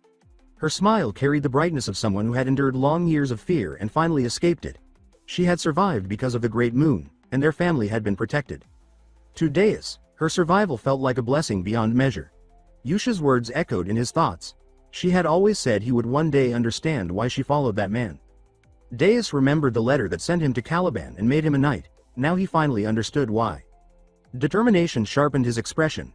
He declared to himself that to repay the Great Moon, he would rise to the pinnacle of Caliban, become a master knight, and build a knight order filled with the greatest swordsmen. Later, a tall knight approached and said the time had come. Deus stepped forward and glanced down at the assembled knight order. He announced that this expedition would become the first stepping stone for the eclipse. Hardship meant nothing to him. Gripping his mesmerizing yet fearsome sword, he declared that he awaited the day he could properly repay the Great Moon, the day he could offer true gratitude. His eyes carried a dark, unwavering resolve. His loyalty toward the prodigy of their era remained unbroken. He vowed to prove himself beneath the moon's light. With that, the solar eclipse knights set out to wage battle against the barbarians. Alan, sitting quietly outside, remarked to himself that everything felt strangely peaceful now, perhaps because all his children had grown and gone their own way. A sudden gust sent several pages flying. Alan scrambled to catch them, muttering that they were all blowing away. He half-joked to himself, wondering if this could be taken as some sort of sign. Then he steadied his thoughts and went back to his research. He finally understood why he kept writing in cursive between lines. After returning from the labyrinth, he had spent all his time revisiting the strange phrases he had encountered there. He let out a small laugh, pleased that his reports were finally completed. Leaning back, he reviewed the concepts he had been analyzing. Refraction, the reinforcement of imperfections in magic, and the behavior of refraction inside spells. He noted that refraction boosted the flaws within a completed spell, allowing its range to stretch further. Repulsion distorted the internal structure and affected the path of a fired projectile. The phenomenon fascinated him. He wrote that blue light reinforced parallel magic, including electrical spells. He referenced the spell he used in the dungeon, explaining that the line of diffraction granted penetration, creating a devastating effect on impact. When he struck the golems in the labyrinth, the massive creature had been completely annihilated despite its size. He carefully recorded phrase rules, essential to activating his spells. If any rule failed, the spell collapsed. He reminded himself. No repeating the same spell, no mismatched phrases, and a maximum of 4 phrases allowed. But with his current mana, he could only cast 1 spell per day. It had taken him a long time to grasp even this much. He grew thoughtful, remembering the limits of this world. The hand signs and phrases of Babylonia had long vanished from history. No written record survived, so he had to rebuild everything on his own from scattered remnants. Even so, he found the challenge strangely enjoyable. Although he had originally learned magic only for self-defense, he now pressed his fingers together and prepared the spell he had been refining for 2 months. A crackling purple light formed before him. Alan calmly described the result aloud, saying that removing the focal point of the monosphere created an imbalance that sparked lightning. A small sphere of purple lightning hovered in the air. Alan called it weak and useless, merely a fixation of his curiosity. But the moment he finished the chant, a wave of thunder rippled outward. Completing the structure, he chanted, compression. The condensed magic cannon tightened as the phrases broke apart and reassembled. At the final moment, he formed the last hand sign, triggering the spell's intended effect. A violent thunder cannon blasted skyward, flooding the area with tremendous energy. The ground trembled as brilliant blue lightning streaked across the field. Alan realized that the order of the spell mattered. He recalled that when he tried using breakdown first, the spell collapsed immediately. Then a voice rang behind him. Someone exclaimed that it was impossible. Alan turned sharply. His expression froze the moment he saw who had arrived. Kalia, the red-haired woman known as the villain of her kingdom, stood there with her butler. Her eyes were locked onto the lightning that lingered in the sky. Her butler's voice trembled as he said that it was clearly origin magic and that using origin magic placed someone at the level of a 7-circle mage. Alan stiffened as he absorbed the term. Origin magic. The hierarchy rose from 1 to 8 circles, with 8 being the pinnacle a mage could reach. He was stunned to hear that what he created could be mistaken for origin magic. Later, inside Count Palacio's reception room, Kalia and her butler sat waiting for Alan. She had come for 2 clear reasons. First, to confirm what his intentions were, since she knew he had the power to heavily damage Zenonia County. Second, to gauge the level of the mysterious organization protecting him, the group that helped him seize control over Palacio. Instead, she had witnessed an overwhelming display of magic. She never imagined she would see Vionkel, the arrogant mage at her side, trembling openly. He was a 5th-circle mage exiled from the tower for inhuman experiments. A man who could destroy an entire battalion with ease. Kalia had funded him for years, yet he had always spoken down to her. But today, he was afraid. She had never seen him like this. Her thoughts shook. She questioned whether what they had seen truly was origin magic and what kind of being our protagonist actually was. Alan entered the room. His cold gaze pressed the entire space into silence. He didn't raise his voice. He didn't need to. He asked them why they had come to his county. Kalia apologized for the sudden visit, saying she only wished to. Alan cut her off with a single icy glance. He said he would not blame her, daughter of Zenonia. His tone remained calm, but the weight behind it froze them where they sat. He said he needed to make one thing clear. Taking a single step forward, he seemed to bend the light around him. He said that what they had seen was not origin magic. His eyes sharpened. If they needed a label for his ability, he said he was only at the 2nd circle. The room sank into suffocating silence. His presence conveyed everything. A quiet pressure that demanded obedience, a coldness that commanded stillness without a word. He explained again that what they witnessed was not origin magic, that it was useless for offense and defense, that it had no real value. But his explanation was not an explanation, it was a warning. A warning to stay silent about what they had seen. Or at least that's what they thought. Alan didn't mean it that way though. The message landed. Kalia and the mage trembled visibly, unable to hold on to their earlier confidence. The mage was the first to break. He bowed deeply and said that Alan was correct, that he must have been mistaken. It was shocking to see Vionkel, who prided himself on knowledge, speak so gently, so submissively. Meanwhile, Alan leaned back on the sofa, utterly relaxed, radiating the effortless dominance of someone who feared nothing. He said he was satisfied. Then he moved on and asked again why they were here. Kalia hesitated before answering that she had finished some business nearby and thought she should visit. Alan didn't even blink. He said that if she had no real reason to be here, then he unfortunately had work to return to and could not spare more time. Kalia immediately stood and said that she understood, thanking him for granting her a moment and declaring that they would take their leave. But before they reached the door, Alan spoke again. His voice stayed calm, steady, carrying a quiet authority that made the air feel heavy. He said that if she ever needed someone to speak with, she should visit Duchess Altea. He added that he believed the two of them would get along. Kalia paused, confused by the mention of Altea. She bowed respectfully and replied that if he said so, she would pay the Duchess a visit. Then she continued walking out with Venkel. Outside the estate, Kalia and Venkel climbed into their carriage while Alan watched them depart from the entrance beside his subordinate. Evan asked why a noble from Zenonia County had come all the way here, wondering how a fallen Western family ended up approaching their territory. Alan exhaled and said he had no idea. His expression dimmed. He thought to himself that if rumors spread about him using origin magic, every battle-hungry lunatic in the shadows would swarm his doorstep. He hoped they had understood the warning. He didn't want unnecessary trouble. He assured himself there was no way someone from Zenonia would actually visit the Altea Duchy. Nobles were not meant to involve themselves in the underworld. He prayed this would be the end of the matter. Inside the carriage, Kalia finally asked whether Count Palacio had truly used origin magic.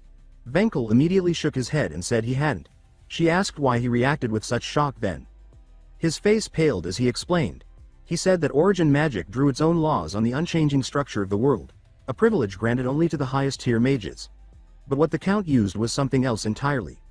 He swallowed hard and said that he had used his observing eye to examine the spell. He admitted that what he saw was not someone following the rules of magic but someone tearing the rules apart. Kalia froze.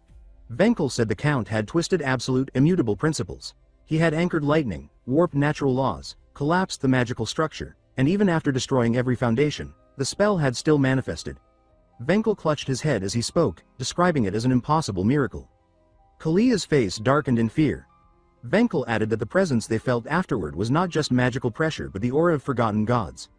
His voice cracked as he said he had studied ancient magic in his youth and had been praised for his knowledge. That was why he urged her with absolute certainty. They must never oppose Count Palacio. Kalia exhaled shakily. She murmured that even someone like her could not understand his intentions. Venkel nodded weakly. Kalia remembered Alan's final advice. Visit Duchess Altea. She now understood she had likely already been moved into position as one of his pieces on the board. 5 months passed. 2 years had gone by since the children left the orphanage.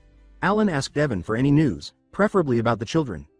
Evan shook his head and said it wasn't about them, then revealed that Xenonia County and the Altea Duchy had formed an alliance. Alan felt as if lightning struck his skull. The top 2 powers in the underworld, joining forces? Evan explained that the underworld had its own rules, and no outsiders should know, but the rumor was reliable. Alan's heart pounded. He had worked hard to separate the 5 sins from the path of destruction, yet now he faced an alliance between 2 masterminds. He wondered if the Asteria kingdom was on the verge of collapsing and questioned why Kalia had taken his offhand suggestion so seriously back then. He shook away the negative speculation. He told himself it was likely temporary. Kalia was too cold and too proud to maintain a long-term alliance. Still, the development bothered him. He sat down and wrote a letter. He stated in it that he apologized if he ever seemed blunt or distant, adding that he wasn't skilled with words and hoped he wouldn't be misunderstood. He sealed the letter and handed it to Evan, instructing him to deliver it to Xenonia County. Evan said he would send it through the Mercenary Guild and added that he would continue keeping watch over the children. Alan leaned back with a quiet sigh and wondered aloud how Raiden and Silrang were doing. He said he hoped they were safe, since he hadn't heard from them after Yusha's letter confirming they reached their destinations. Looking through the window toward the dim evening sky, he muttered a fear that Silrang might be wandering the streets, unable to survive. Yet he reminded himself that if she had found the item he mentioned in the letter, she would rise to the peak of all fighters, the Baba Yaga. He recalled the description of the essence of the Golden Mane tribe, a relic said to boost critical strike rate by 20% upon absorption. The item's old description claimed that if the sin of pride had obtained it, she would never have fallen into corruption but instead awakened as a great wolfkin. He had given Silrang the location of a treasure he originally planned to save for emergencies. He muttered that she was talented and capable enough to earn her own fortune. She should be fine. At least, he hoped so. Night settled over the desert colony, the nation where fighters ruled and strength alone decided everything. Under the moonlit dunes, Silrang walked forward, step by step. She had finally completed the trial. A radiant golden aura swirled around her like a living flame. She raised her head and whispered her thanks to the great moon, her voice trembling with joy rather than fear. She admitted she once believed the essence of the Golden Mane tribe was only a legend. She laughed softly, filled with relief and disbelief. She said that as a child, she thought the stories were mere fairy tales, but she now understood they were real. The Wolfkin, descendants of the greatest beast kings, the Golden Mane tribe. For centuries, the essence had been hidden, lost, sought, and protected. Yet now she held it. No, she had become one with it. Her body glowed with brilliant yellow light that surged like the sun itself. Beneath the glowing moon, Silrang trembled with overflowing mana.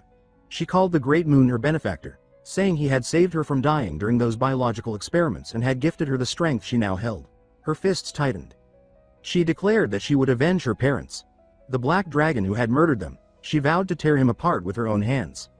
Mana spiraled around her in a storm. She guided it with precision, feeding it into her limbs, spine, and soul.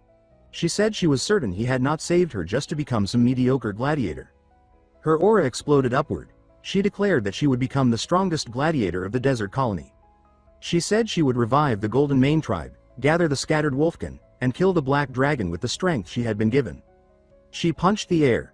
A thunderous shockwave erupted, scattering sand for meters. She stood tall, wrapped in golden radiance like a royal mantle. She whispered that everything she would do from now on was for him. She turned from the trial grounds. She said it was time to begin. Her final words rolled across the moonlit sky. After 500 years, the Golden Mane tribe, the great kings of Beastkin, would rise again beneath the blue moon. Alan sits with Evan as usual, idly flipping through documents while listening to him talk. Evan mentions that the Information Guild finally uncovered details about the children known as the 5 Great Sins. He admits, somewhat sheepishly, that he was supposed to report this earlier but forgot. Alan casually asks what they found, and Evan explains that Solrang is thriving in the colony, to the point that people there now call her the Golden Flash. The nickname feels oddly familiar to Alan, as if he has heard it somewhere before, but the memory refuses to surface. Even so, he is genuinely relieved to know Solrang is doing well. Evan adds that in that territory, strength determines everything. Anyone can rise to any position if they are powerful enough. Intrigued, Alan asks about Raiden, since he has not heard anything since Radon arrived in the entertainment city of Raxus. Evan replies that there is some information, but the guild is still verifying it. Alan immediately calls Evan out for relaxing instead of preparing. Evan looks confused and says that he already completed all his tasks, but Alan reminds him that he was supposed to start preparations for their journey to the Magic Tower, a trip that would take at least a month. Evan reacts with clear shock, saying he had no idea they were heading to a Magic Tower at all. Alan briefly wonders if he truly forgot to mention it, while Evan, already accustomed to Alan's sudden decisions, sighs and complains that a month sounds excessive. He says that reaching the Green Magic Tower should take only a week. Alan corrects him, explaining that their destination is the Blue Magic Tower instead. Evan asks if he means the one near the Labyrinth City, acknowledging that the journey would indeed be long.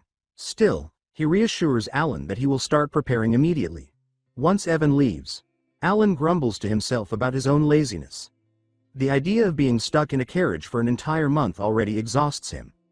Even so, he reminds himself that he has no choice, since the item that could fix his small, precious mana hole awaits him there. His thoughts drift to the Labyrinth City and the memories it brings from his gaming days. He remembers spending countless hours grinding there. The massive labyrinth at the city's core was Psychedelia's most famous leveling zone. Players could obtain better items by leveling up and descending deeper into its depths. Despite the endless crowds, no one ever reached the bottom. The developers kept adding floors, driving players mad. Even those who used cheat codes to reach floor 150 found that the labyrinth simply continued without end. Just like in the game, labyrinths in this world constantly produce relics and artifacts. Because of that, official magic appraisers have become extremely valuable, with wealth practically guaranteed. One such appraiser is Rini, the embodiment of greed. Alan reflects that with her talents, she must have passed the appraiser exams effortlessly. Still, he cannot help wondering if the gift he gave her was underwhelming compared to what the other children received. After all, it was merely an item that appraised other items. He considers whether he should provide her with additional support if the gift falls short, but decides that is a problem for another day. In the labyrinth city of Larthania, where the streets twist as confusingly as the maze beneath it, there is no true governing authority. The city serves as a haven for explorers and mercenaries.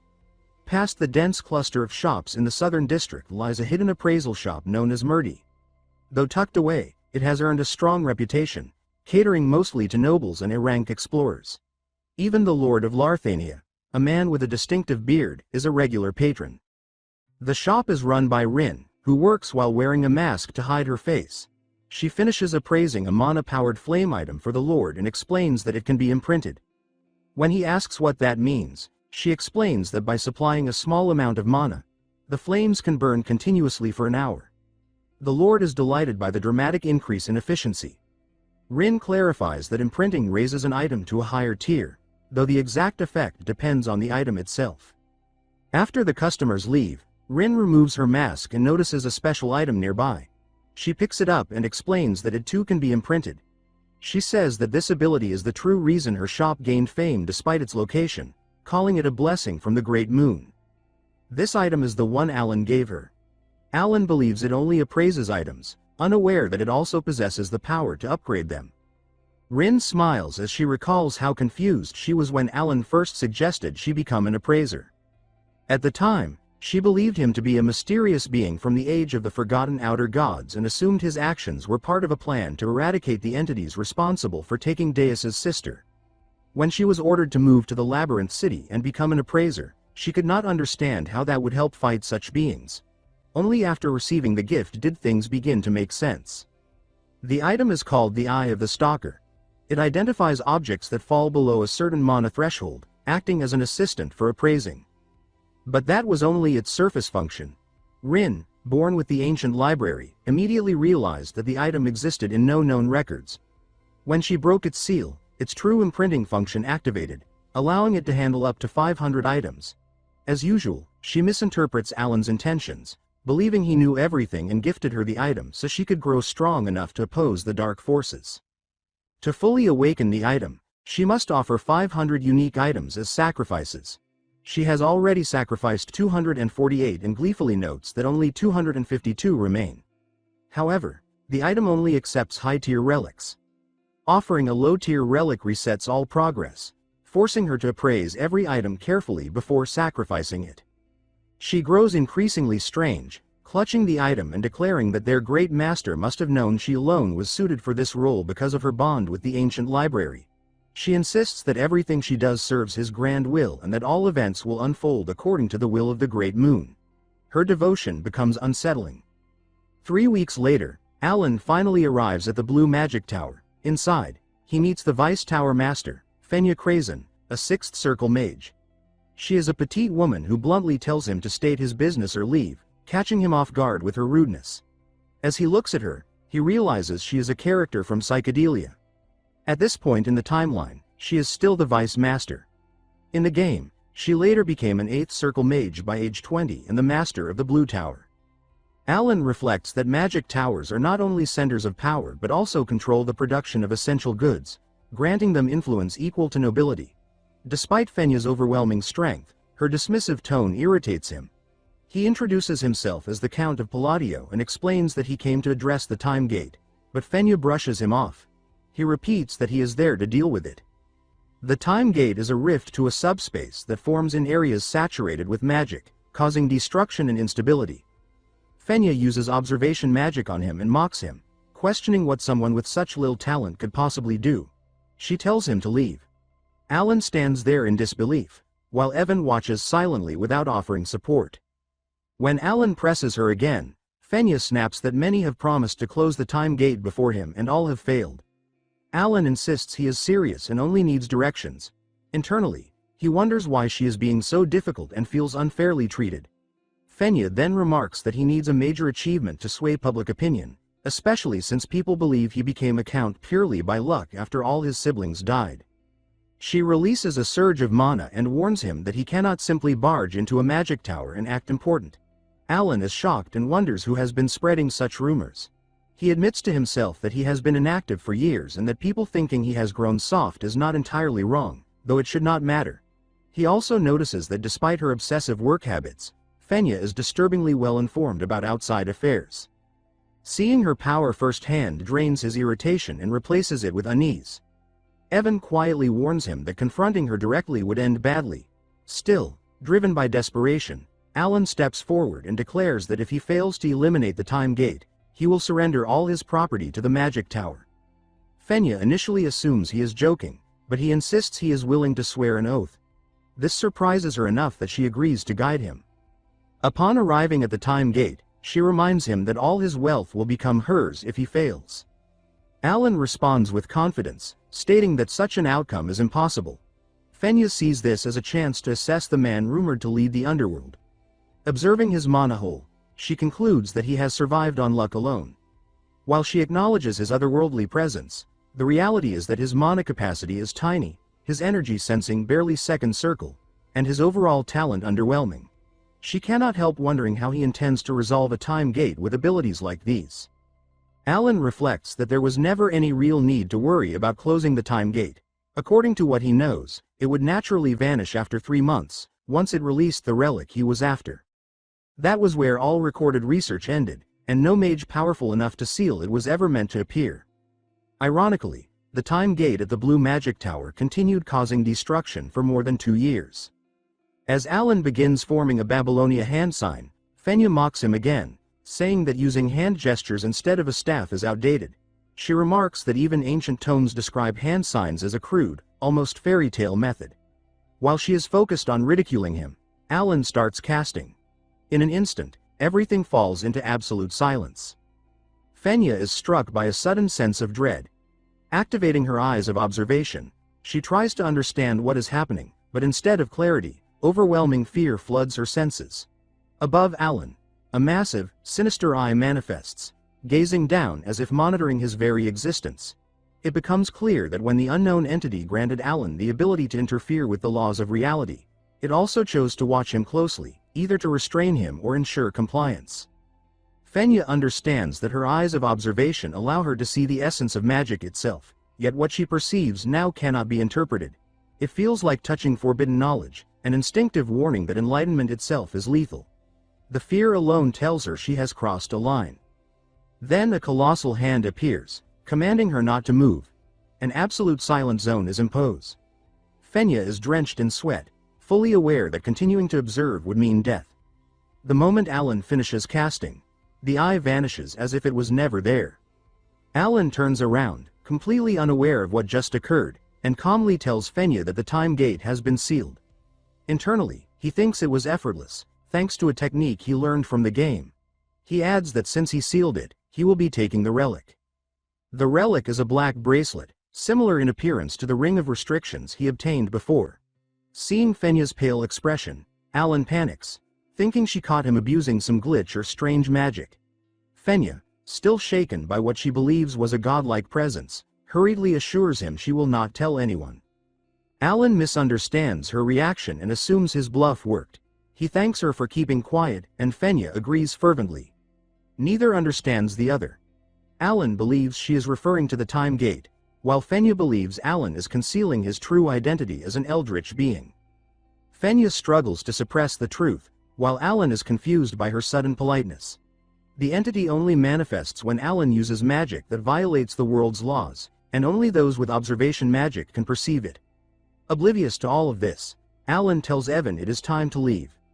Evan, who remains seated the entire time, follows without comment. Before they depart, Fenya nervously calls out and offers Alan several mana potions, trying to make amends for her earlier behavior.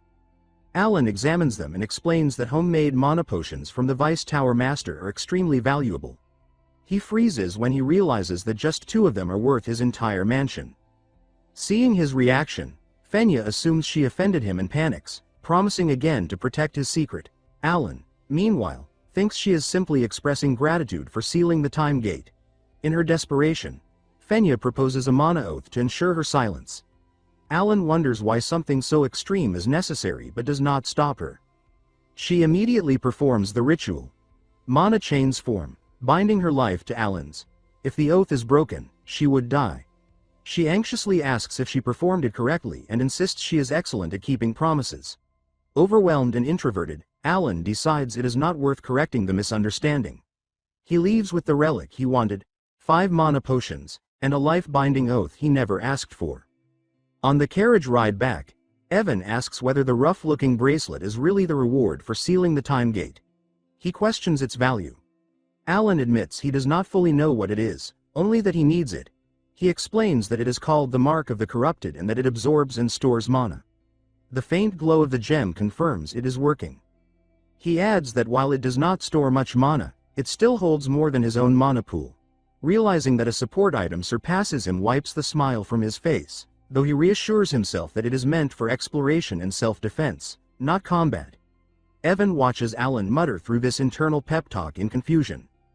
Alan thinks back to Fenya's strange behavior and recalls similar reactions from Lady Kalia and Vionkel. Since he cannot see the entity above him when he casts magic, he remains baffled by the fear it inspires in high-level mages. Though unsettled, he dismisses it, believing he will not meet them again. Enjoying the pleasant weather, Alan relaxes as they arrive at the Altea Docula estate. Loria is hosting a tea party with Lady Kalia, and the two appear genuinely close. Loria explains that she feels comfortable around Kalia since rank and power do not complicate their relationship. Kalia thanks Alan indirectly, praising his insight. They recall how Alan's suggestion led Kalia to visit the Duchess of Altea. That meeting made both women realize how deeply he had influenced them, prompting them to form an alliance under what they believed were his unspoken orders. Unaware of this, Alan has no idea such an agreement exists. Convinced that resisting absolute power is pointless, the Zenonia and Altea families become allies. Loria asks why Kalia visited early, and Kalia explains she received a discreet letter from Alan. It is his apology letter. Though clearly meant as an apology, both women completely misinterpret it.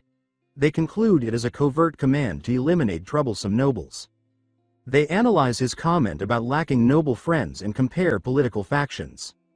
Since Alan interacted with none of the major figures, they conclude he opposes all existing nobles. Despite briefly mentioning common sense, They abandon it entirely and decide Alan intends to dismantle the current nobility and establish a new order. Loria reasons this must be why he made her a duchess. Together, they agree to begin preparations. With nothing but an apology letter, Alan unknowingly ignites a noble purge. Back at the Blue Magic Tower, the Tower Master returns. Fenya reports that Count Palacio sealed the time gate. When asked for details, she is too overwhelmed to speak. Her silence confirms the Tower Master's suspicions, and all signs point back to Alan. Meanwhile, the oblivious Alan enjoys roasted sweet potatoes with Evan at their campsite, complaining about wanting to go home. He thinks it is about time Udia received his letter. Elsewhere, it is noted that the Eye of Observation is a skill all high circle mages are expected to possess, usually awakening around the 6th circle. Vinkel unlocked it at that stage, while Fenya was born with it. Finally, Selaim Micardo, the 8th circle Tower Master of the Blue Magic Tower, realizes the time gate has vanished. Seeing Fenya utterly drained, he asks if anything unusual occurred during his absence. Fenya replies that she completed all assigned tasks, leaving Selaim deeply unsettled by her uncharacteristic behavior. The Tower Master studies Fenya in silence, unsettled by how subdued she looks. Normally, she would be pestering him non-stop, but now she barely reacts. He reflects on how she became the Vice Tower Master of the Blue Tower at an absurdly young age, carried there by overwhelming talent. Alongside that talent came an arrogance so sharp it cut through everyone around her. Compared to her peers, she was a monster, notorious for tormenting them without mercy. He even recalls a time when she reduced a rookie mage to tears 77 times in a single day. He admits to himself that he never tried to correct her personality. Her magical ability was simply too valuable. He assumed that once she reached the 7th circle, she would naturally realize the limits of her own brilliance and mellow out. Seeing her now, shaken and withdrawn, feels deeply wrong. He wonders who could possibly possess enough power to humble a genius like Fenya. Trying to ease the tension, he casually mentions that his trip to the north felt longer than expected and asks if anything notable occurred while he was gone. Fenya only responds with a hollow stare. After a long pause, she finally says that Count Palacio closed the time gate. She adds that due to an oath she took, she cannot explain how it was done, and there is nothing more she is allowed to say. The Tower Master is left with more questions than answers, but he slowly pieces together the truth. Whatever Fenya witnessed was not ordinary magic. It was something closer to origin magic. Realizing this, he gently runs his fingers through her hair. She does not slap his hand away as she normally would, confirming just how frightened she is. Amused and intrigued, he decides that visiting Count Palacio himself is inevitable. A month passes after Alan's return from the Blue Magic Tower, which means 2 months have gone by including the journey. Alan is back at his estate, practicing magic with his usual composed expression. He reflects that after acquiring the mark of corruption, he began researching magic phrases with genuine dedication. Being able to cast magic multiple times a day changed everything. Through relentless experimentation, he discovers strict rules governing magic phrases. Phrases must align properly, repetitions within a single spell are impossible, and no more than 4 phrases can be stacked at once. He also realizes that similar phrases can overlap in effect, while others require precise preparation. As he records his findings, he notices that some phrases behave differently depending on their placement, though the exact mechanics remain unclear. To him, phrases are a form of mana visualization. When he carefully imagines a spell like a fireball in advance, the result differs drastically from casting without intent. Evan remarks that Alan's magic grows stronger by the day, but Alan only sighs. Evan insists that even before, Alan's magic far exceeded standard second circle spells, and now it looks even more dangerous. The massive crater in the garden is proof enough. Alan admits that ordinary second circle gravity magic could never create such destruction. His version feels capable of annihilating armies. He briefly feels smug, pleased that his growth is real, especially when Evan praises how unique and impressive his magic is. Still, Alan explains that the increase is not due to talent or phrases alone. True improvement comes from precision and understanding. Phrases are merely triggers that alter attributes. He explains that he spent months refining gravity magic using nearly identical phrases in rotation, slowly optimizing their arrangement. Power increased gradually, not suddenly. He teasingly tells Evan that he must be imagining things. suggesting his strength only feels greater because he is healthier and in a better mood. Evan nods, used to this deflection, then informs him that a letter from Yusha has arrived. Alan flushes slightly and says he will read it privately. He heads inside at once, claiming he has already used his daily limit of magic. Alone, Evan's earlier comments linger in his mind. He considers two explanations for his rising power. Reward or curse. A curse would require an Eastern ritual and a sacrifice, which he rules out immediately. Faith crosses his mind next, but as a minor count in an overlooked kingdom, he dismisses it. Deciding not to dwell on it, Alan chooses to keep living as usual. Far away, in the holy kingdom of Rosario, within the pure white capital of Yahello, the people worship Sharonia, goddess of the moon and peace. Inside the Eastern prayer house, Yusha prays quietly until a holy knight named Locke interrupts her. She turns to greet him, radiant in white. Locke struggles to reconcile her humble status as a nun with the overwhelming reverence he feels toward her. He reports that 8 children and 25 villagers were saved thanks to her guidance. Yusha insists the credit belongs to Locke and his team, but Locke counters that she was the one who taught him faith. He recalls spending 20 years unable to feel divine power, trapped in despair. When Yusha appeared, she told him that if he desired strength, he should place his faith in the moon. Confused but desperate, he followed her advice. After days of prayer, divine power awakened within him. Overjoyed, he continued, only later worrying he had strayed into heresy. Locke explains that the power he gained felt identical to divine power granted by the goddess, even functioning through sacred artifacts. When he questioned Yusha, she explained that faith comes from belief, but belief takes time, so relying on something tangible like the moon makes it easier. In truth, she is using the moon as a stand-in for Alan, since she cannot openly name him. Locke convinces himself that since the goddess is associated with the moon, his faith remains pure. He vows to continue believing. Yusha suggests they pray together, noting that a crowd has already gathered. She leads them, gracefully calling upon the great moon. Introduced again as a sister of Rosario, she stands at the center of a growing congregation. Without realizing it, Alan is becoming the focus of a new religion.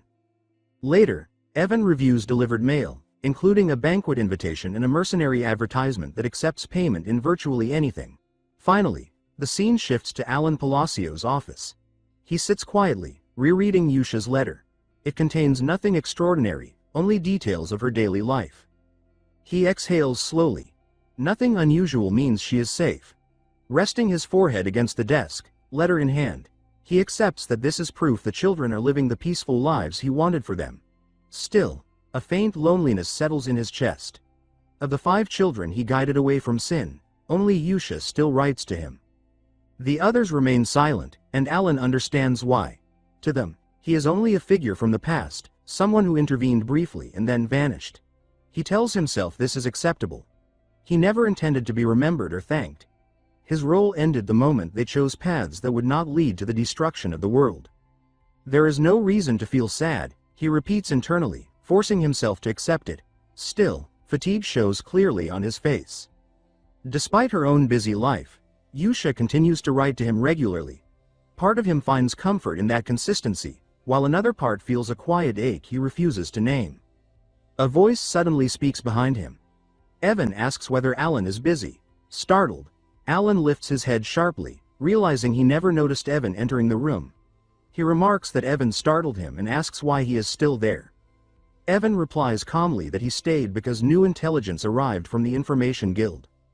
That immediately sharpens Alan's focus. He tells Evan to report.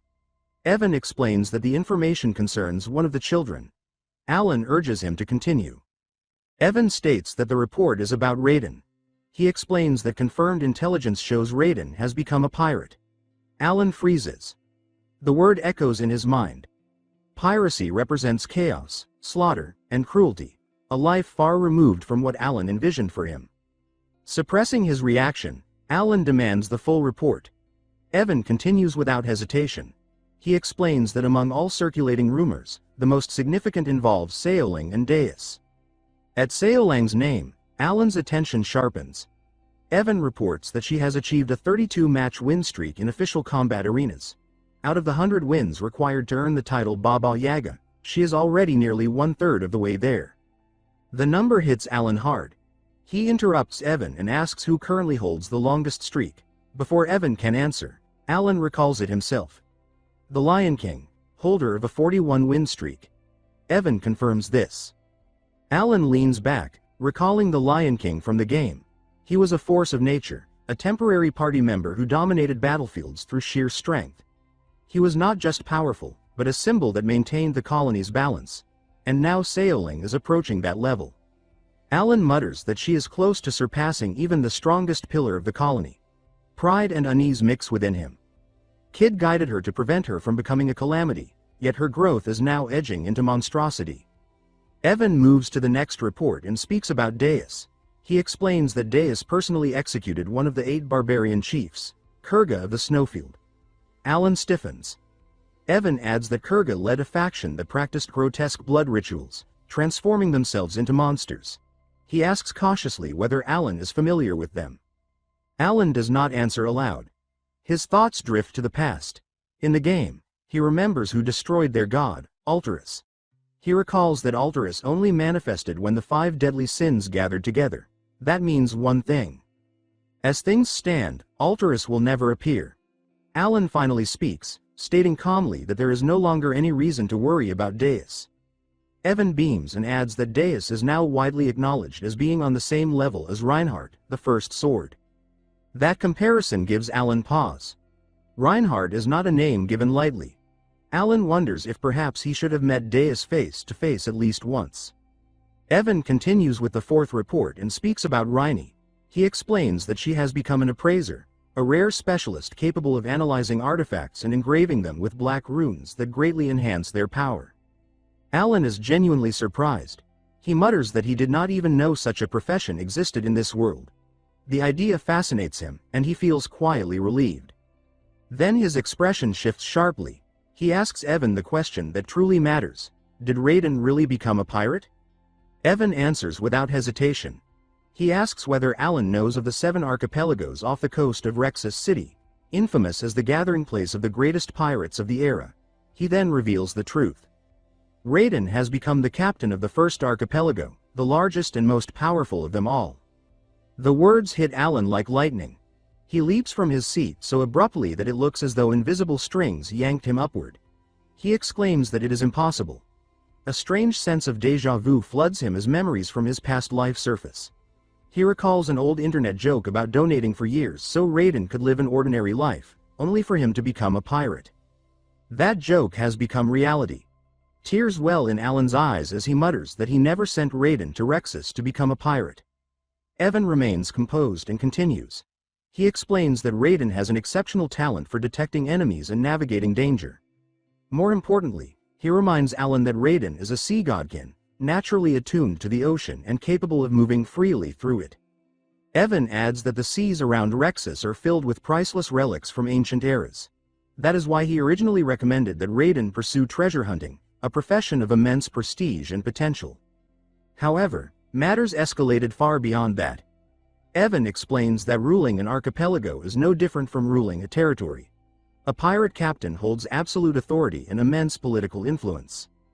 Alan leans back, thoughts racing. He wonders how Raiden could have defeated the previous captain of the first archipelago. He knows the truth. Every archipelago captain is a superhuman who has never lost a naval battle. That leaves only one conclusion. Raiden must have discovered something extraordinary. Alan reasons that Raiden uncovered genuine relics of the old era, powerful enough to overturn the balance of the seas. In his past life, Alan himself spent countless hours chasing such relics in the treasure hunter minigame of this very world. He presses a hand to his forehead, utterly drained. He thinks bitterly that he always knew this world would never unfold according to his expectations. Even so, this outcome is not the worst. In fact, it is almost impressive.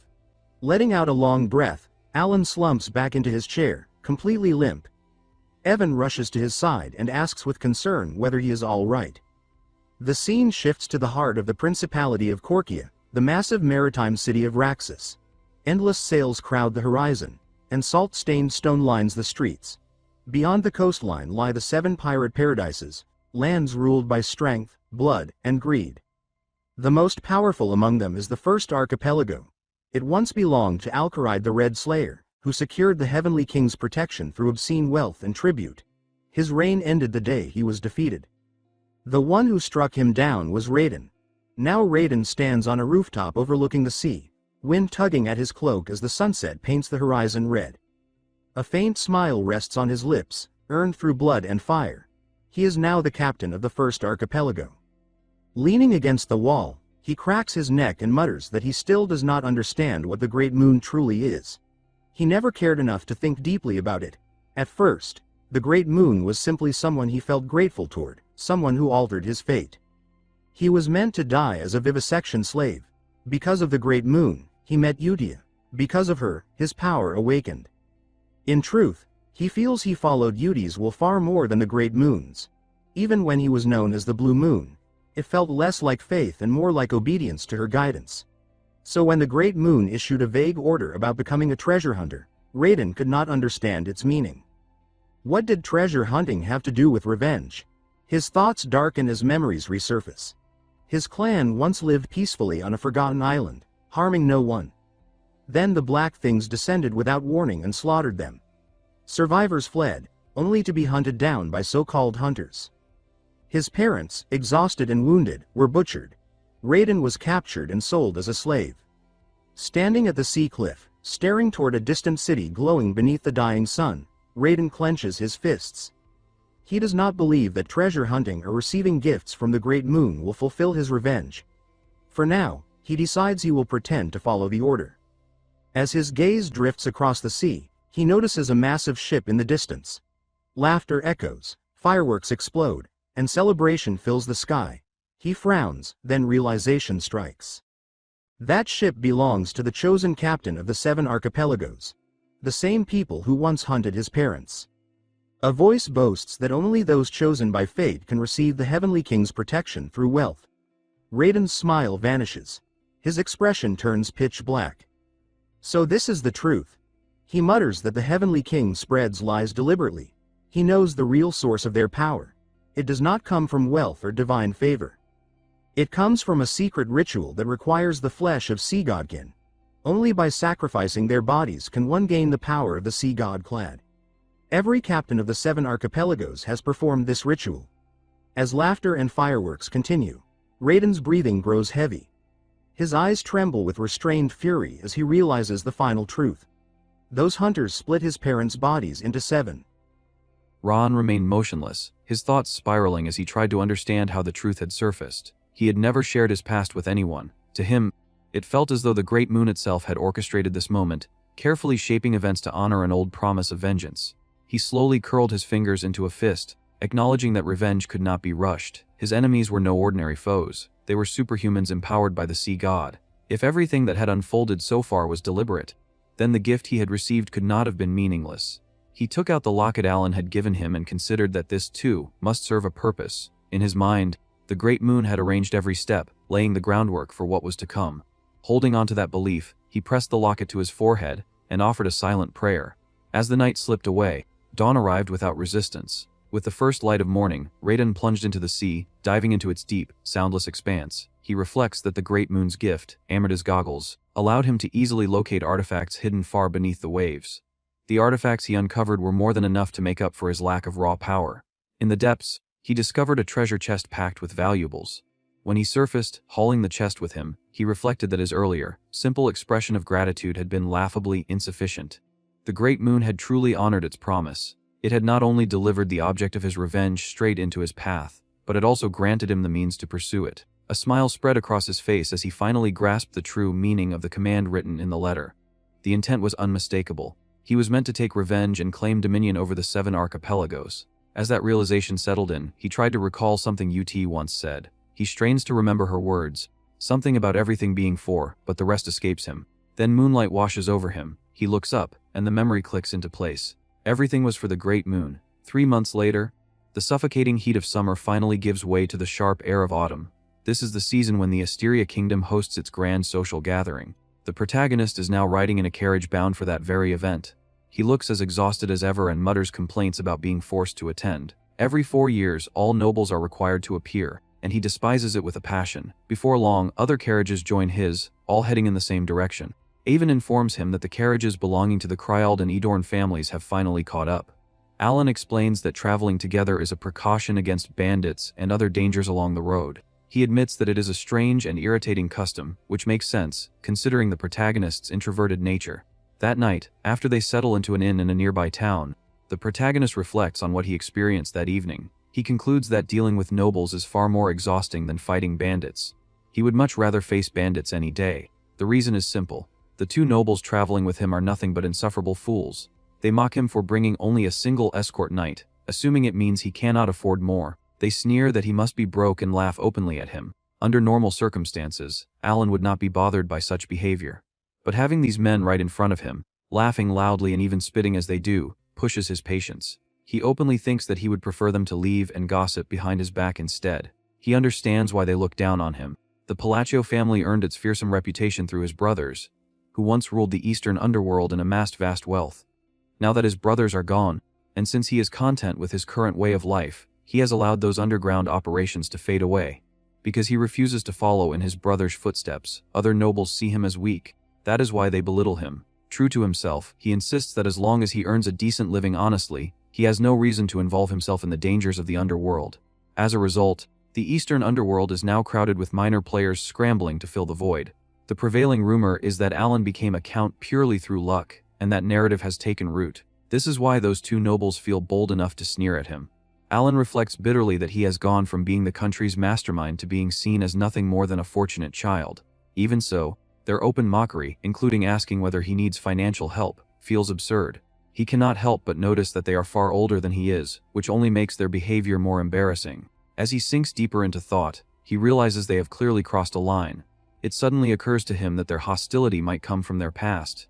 They may have once been victims of his brothers. In truth, that is likely the case. Kryald and Edorn had essentially served as errand boys under his brother's rule. Now that those brothers are gone, they seem eager to vent their long-held resentment on him instead. Feeling sulky, he thinks about how unfair this is. He was not the one who humiliated them, so why target him? He even compares them to internet trolls in his mind. At that moment, Evan returns with roasted corn, looking mildly surprised that the two nobles are still causing trouble. Both Evan and his master treat the situation with complete nonchalance.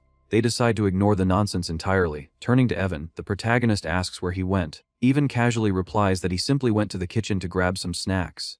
The roasted corn looks delicious, and the protagonist silently agrees. As they eat, he reflects on how essential crops are, especially on chilly nights like this. Meanwhile, Kryald and Edorn continue mocking each other loudly, as if locked in some ridiculous underground rap battle. The protagonist thinks their insults sound like diss tracks and finds the comparison amusing. He keeps eating, choosing not to engage, while Evan casually remarks that the corn would taste even better with butter. Far to the north lies a land of endless cold, ruled by barbarians. It is a place bathed in a cursed gray light, as though life itself has abandoned it. The snow is littered with the bodies of fallen warriors. Among them lies a barbarian chieftain, still alive despite having lost an arm and an eye. He is revealed to be one of the 8 great Kolkon chiefs. He curses the Caliburn bastards, declaring that they know nothing of true honor. To barbarians who worship battle, dying in combat is the highest glory. They were deceived by the Knights of Caliburn, who are secretly part of Deuce's Knight Order. Deuce and his men promised a fair duel, only to ambush them from behind. As the chieftain bleeds out, he wonders about the fate of the other chiefs, especially Kurg of the Snowfield. Around him, the air is filled with ominous thread magic, Deuce's unmistakable mark. In his final moments, regret consumes him. He apologizes to Kurga for dying in such disgrace, a death so shameful that he cannot even close his eyes. Bloody tears stream down his face. Suddenly, a voice urges him to speak the name, to call upon the god they worship. Gathering his remaining strength, the chieftain rises and shouts the sacred name, Oltultis. As he invokes it, the barbarian god finally manifests and promises them vengeance. The scene returns to the protagonist. The journey continues to drag on as they head toward the gathering's location. Even with other noble families nearby, Kryald and Edorn continue to mock him. The protagonist ignores them, thinking that suppressing his anger is a skill he honed through gaming.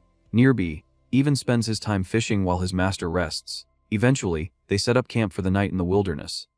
Even cooks the fish he caught, and the two of them eat peacefully, paying no attention to the fools. This only fuels the noble's frustration. The protagonist privately considers himself the victor. Those who mock lose to those who ignore. At last, the perspective shifts to the two nobles themselves. One asks the other about the escort troops from the other families.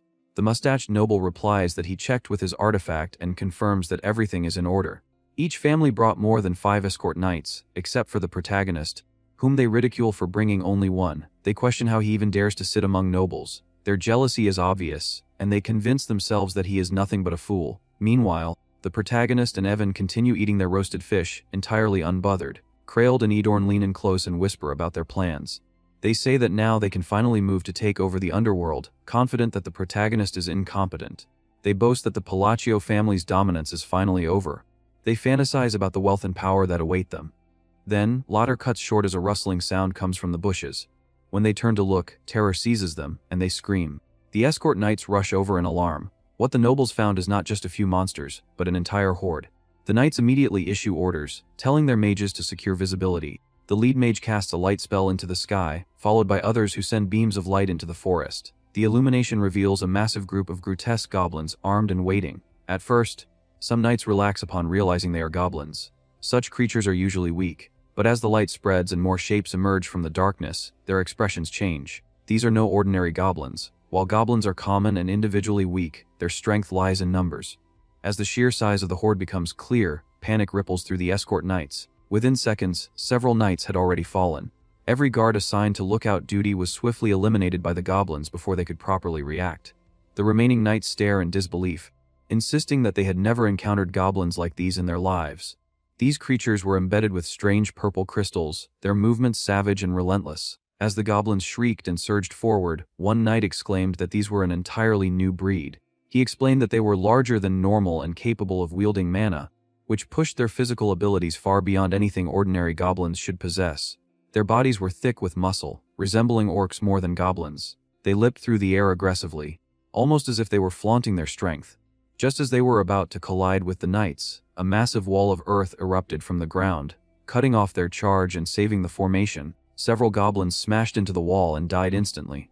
Before the survivors could recover, a crushing force enveloped them. A vast gravitational field formed around the creatures, its sheer size leaving even the escort knights frozen in shock, struggling to understand what they were witnessing. One knight quickly identifies the magic at work, stating that the wall was a third, circle spell known as Rock Wall, while the gravity field was a second, circle spell called Gravity Shield. He wonders aloud who could possibly cast such spells with this level of power and ease, noting that the spells felt far stronger than their standard versions. That is when the protagonist finally steps forward. He calmly recites his personal enchantment, beginning with enhancement to amplify his body, followed by compression. As he clenches his fists and forms precise hand signs, the gravitational sphere tightens. The space containing the goblins shrinks and reshapes itself into a dense magical orb that slowly rises into the air. Alan then strides confidently to the front, openly positioning himself against the remaining monsters. He continues his chant, activating vacuum, and before the spell fully resolves, he executes another complex hand sign. He declares return to origins. The bracelet on his wrist drains one of its mana reserves as the orb collapses inward. Everything trapped inside is erased in an instant. The destruction is overwhelming. Mangled goblin remains rain down from the sky while Alan stands unmoved beneath them. The two nobles who had been mocking him earlier are rendered speechless, as are the escort knights. When a few goblins continue charging forward, Alan sharply orders the knights to stop standing around and engage. Without hesitation, he assumes command of the battlefield. The knights begin cutting down the remaining goblins, but Alan does not remain idle. He continues using magic to eliminate any goblin foolish enough to approach him, even stays close, intercepting ambushes with precise sword strikes and shielding his master without fail. This relentless slaughter continues until morning, leaving the area littered with goblin corpses. When the fighting finally ends, the nobles who had been hiding behind the trees cautiously emerge one by one. The escort knights, utterly exhausted, release long breaths of relief. Yet as they look toward Alan, unease settles in. None of them can understand what kind of man he truly is. He had fought through the entire night without showing any signs of fatigue. What they cannot see is the truth behind his calm expression. Internally, Alan is panicking. He realizes that he came dangerously close to death. Looking down at his bracelet, he understands that he has completely depleted his mana reserves.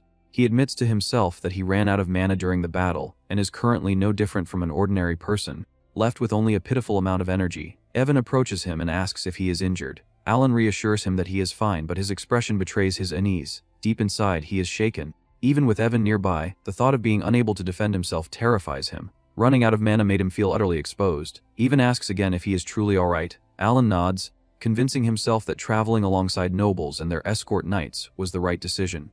He reflects that if it had been only him and Evan during that chaos, the outcome could have been disastrous. As his thoughts settle, he examines the purple crystals embedded in the goblin remains. He recognizes them immediately as amethyst. He explains that this discovery is deeply troubling, as it signifies a divine descent. Divine descent is a rare phenomenon that occurs when an outer god is preparing to manifest. In this case, the god involved is Altaltus, the god worshipped by barbarians. Under such influence, monsters become far more brutal, their physical abilities pushed beyond natural limits. Alan thinks that this situation should be impossible. Outer gods are meant to appear only after the 5 sins awaken and the laws of the world collapse. Yet this is clear evidence that at least one outer god is making its move. Whether it is only Altaltus or others as well remains unknown, but either possibility is deeply troubling. He wonders what is truly happening, especially since the children have not yet awakened their great sin forms. For now, he decides that gathering information as quickly as possible is his top priority. Nearby, the 2 nobles who had previously planned to provoke him are now panicking after witnessing his power. When Alan glances in their direction with a stern expression, they completely misunderstand his intent. He is not glaring at them at all. His mind is racing, consumed by thoughts of outer gods and his own fragile state. Still, the 2 fools interpret his look as a murderous glare, which only deepens their terror. The following day, the group arrives at the Rodiger ducal house, a grand estate that resembles a royal palace more than a noble residence. After enduring countless hardships along the road, they have finally reached the site of the grand social gathering. As always, Alan feels no excitement whatsoever. He jokingly states that he wants to return home, while Evan, accustomed to such complaints, simply pushes him forward. Inside, the mansion reveals itself to be overwhelmingly luxurious. Everything gleams as if forged entirely from gold. Even Alan admits that the place is well suited for extravagant gatherings. Noting that nearly everything truly is gold, the wine glasses shimmer with golden accents. Evan leans closer to inspect them and chuckles, remarking that Duke Rodiger is clearly showing off his wealth. He jokes that they should steal a few glasses, reasoning that someone this rich would never notice. As Alan surveys the hall, he sees nobles everywhere, exchanging pleasantries and forming connections. He considers whether he should mingle as well. Although he would rather avoid it, he decides that appearances matter. Suddenly, someone approaches him from behind. When he turns, irritation flashes across his face. It is Edorn and Kraeld, the same 2 nobles who had harassed him earlier. Now, they act nervous and overly respectful, immediately attempting to bribe him. Edorn claims that he will offer the finest meat from his territory, while Kraeld presents a chest filled with gold coins and suggests providing financial support from his lands. Alan frowns in confusion, unable to understand why their behavior has changed so drastically. To the 2 nobles, however, his frown looks terrifying, as if he is moments away from tearing them apart. They recoil in fear and confess that they should never have provoked him. At that moment, a flashback reveals what happened after the goblin battle. When they witnessed Alan's overwhelming magic, they were utterly stunned. They had never known he was a mage, and watching him annihilate an entire horde with ease shattered their assumptions. Desperate for answers, they pulled aside one of the escort mages to question her. She was a 3rd circle mage hired by Baron Allman, meant to showcase his wealth. They asked whether the massive spell that resembled a black hole was merely a 2nd circle spell and nothing extraordinary. The mage immediately dismisses that notion, explaining that the magic Alan used was far beyond 2nd circle. She admits that it surpassed even her own abilities, despite her being a 3rd circle mage. That revelation makes everything painfully clear to them. They conclude that Alan's magic must be above 3rd circle, possibly even 5th circle. Only then do they understand the truth. The man they mocked as a lucky count was simply hiding his power. That realization explains why he brought only 1 escort knight. Worse still, they recall how he stared in their direction after the battle. To them, it was the gaze of a predator. They convince themselves that this is the true nature of the Palacio bloodline, worse than his brothers, colder and more terrifying. Panic drives them to devise a plan to bribe him and regain his favor. Back in the present, they realize their offerings are failing. With no other option, they bow deeply and beg for forgiveness, pleading for mercy over their earlier insults. Alan, completely unaware of their internal turmoil, assumes they are mocking him again. He decides that allowing this to continue will only invite further trouble. Ivan jokingly suggests eliminating them altogether, but Alan dismisses the idea, stating that it would only create unnecessary chaos. Internally, he misreads everything. Though he usually does not care about insults, he feels that these 2 have crossed a line. His expression hardens, and he shoots them a cold glare. He knows he lacks the power to act on it, but he figures that frightening them a little will suffice. After all, he can be petty when he feels like it. The 2 fools caught the protagonist's icy, murderous glare and instantly realized they had stepped into danger far beyond their reach. He quickly reminds himself that Avon has already been sent to the Information Guild. With official intelligence being handled, he decides to focus on the kind of rumors that circulate only among nobles. Grabbing a light snack, he scans the hall for an easy mark and soon notices 2 nobles leaning close together, speaking with guarded caution. With his usual boldness, he quietly enhances his hearing with a minor spell. Without moving, he listens as they discuss Duchess Altabai and Count Zenonia, Sounding genuinely stunned that two such powerful forces are cooperating, the protagonist decides it is irrelevant to him and not worth worrying over. He reassures himself that the Altaba house and the Zenonia line have never been compatible, meaning any alliance between them must be temporary. Shrugging it off, he returns to his egg tart and privately notes how absurdly good it tastes. Then the nobles shift topics and lower their voices further, clearly sharing something meant to stay hidden among the elite.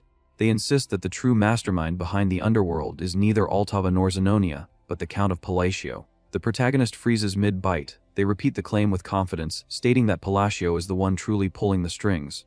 Shock loosens his grip and the pastry slips from his fingers. Panic surges as he wonders who could be spreading something so outrageous. He recalls meeting Altaba only once when she was young and encountering Zenonia's infamous daughter just twice.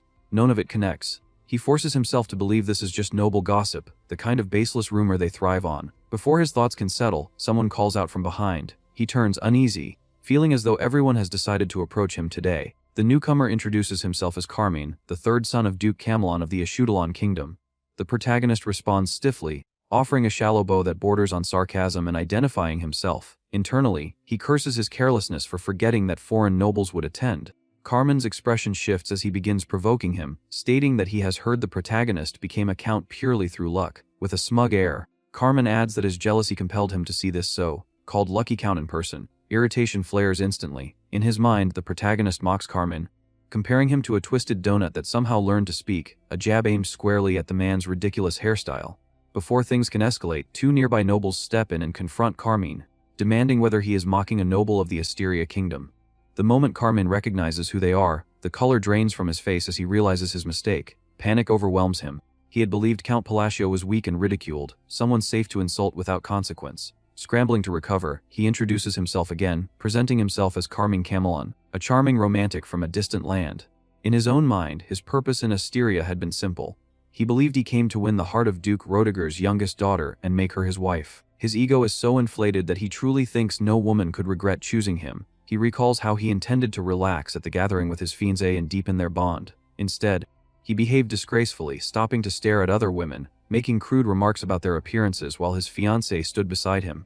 He even insulted one woman's nose, then turned back to his fiancée and praised her beauty by comparing her to her mother, believing this made him charming. He convinced himself that this was romance. Then, without warning, his fiancée left him, leaving him stunned and unable to understand how everything collapsed so fast. He admits to himself that he ruined his chances with Duke Roediger's daughter. He still does not know what he did wrong, only that the marriage is no longer happening. Fueled by frustration, he noticed the protagonist and chose him as an outlet. Rumors painted Count Palacio as immature, isolated, and powerless, leading Carmine to believe he could insult him freely. Now, faced with real authority, Carmine understands how foolish that assumption was. The three nobles before him feel like towering giants. Watching the exchange, the protagonist, unaware of the deeper political context, assumes it is simply bullying. He fails to grasp that even a foreign noble should recognize the men standing there. They are among the most powerful pillars of Asteria: Duke Roediger the host, Marquis Mardanio, leader of the royalist faction, Count Palin the core of the moderate faction. Their influence is enough to crush someone like Carmine effortlessly.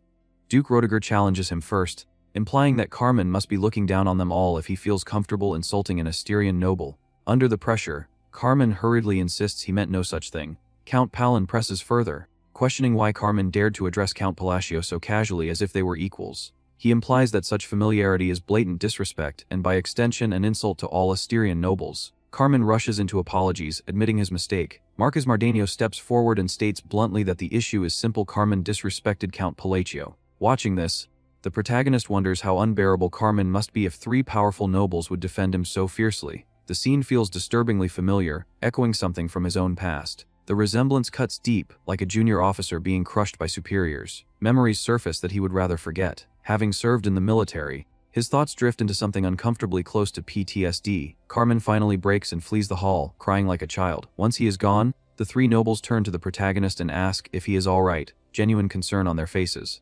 The sudden kindness leaves him unsettled. He cannot understand why everything is unfolding this way or why he is suddenly being treated as someone important. Still using his enhanced hearing, he listens as whispers spread through the hall. He learns that many nobles witnessed the incident and completely misinterpreted it. They now believe the rumor that he is the underworld's leader. Some even speculate that if Altaa and Zenonia move deeper into politics, then Count Palacio, who supposedly stands above them, must hold overwhelming power. Hearing this, The protagonist realizes the entire hall has built its conclusions on a false assumption. He finds it deeply irritating and briefly considers correcting the misunderstanding. Before he can, Duke Roediger and Marquis Mardeno begin praising him. They acknowledge that he must be busy but say they have something to offer him. Marquis Mardeno mentions hearing that he has been studying magic and explains that he acquired a high-quality magical artifact he wishes to gift him. He explains that the artifact can store mana. Before the protagonist can respond, Duke Roediger and Count Palin also declare that they have gifts to present. The protagonist is left speechless, his mind blank. Temptation wins instantly. He decides the smartest move is silence, which proves surprisingly effective. By saying nothing, he receives 2 magical artifacts and 5 mana potions without spending a single coin. At dawn, in an annex of Duke Roediger's estate, the true architect behind the rumors finally appears. A breathtaking woman dressed in black asks Marquis Mardeno how things turned out. He replies that Alan accepted the gift with grace. Among nobles, small gifts are mere courtesies, but magical artifacts carry intent. The offerings from Marquis Mardeno, Duke Roediger, and Count Palin signal their desire to align with Alan's faction. The woman reveals herself as Duchess Altaba. She welcomes Marquis Mardeno into Alan's faction and declares that they now share the same purpose. Altaba asks how the others responded. Marquis Mardeno answers that they accepted readily. Inwardly, he reflects that Altaba, who rarely acts personally, appeared only for a carefully selected few.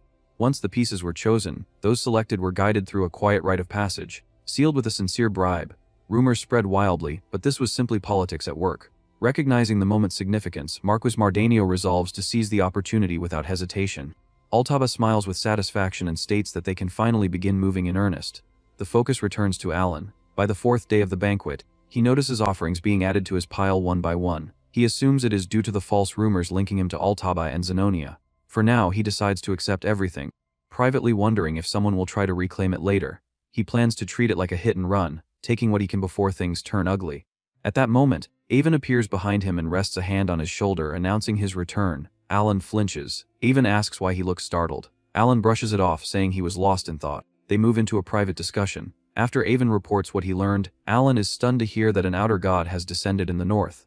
Avon confirms it and adds that Caliban is in chaos. He also reports that scholars, citing ancient texts, believe amethysts are linked to outer gods. Alan asks about the additional information he requested.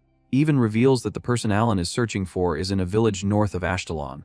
Alan states they can stop there on the way, and declares that they are heading to Caliban. Avon is visibly shaken and questions the sudden decision, asking if Alan truly plans to go north. Alan says he will explain everything along the way and orders Avon to prepare for immediate departure.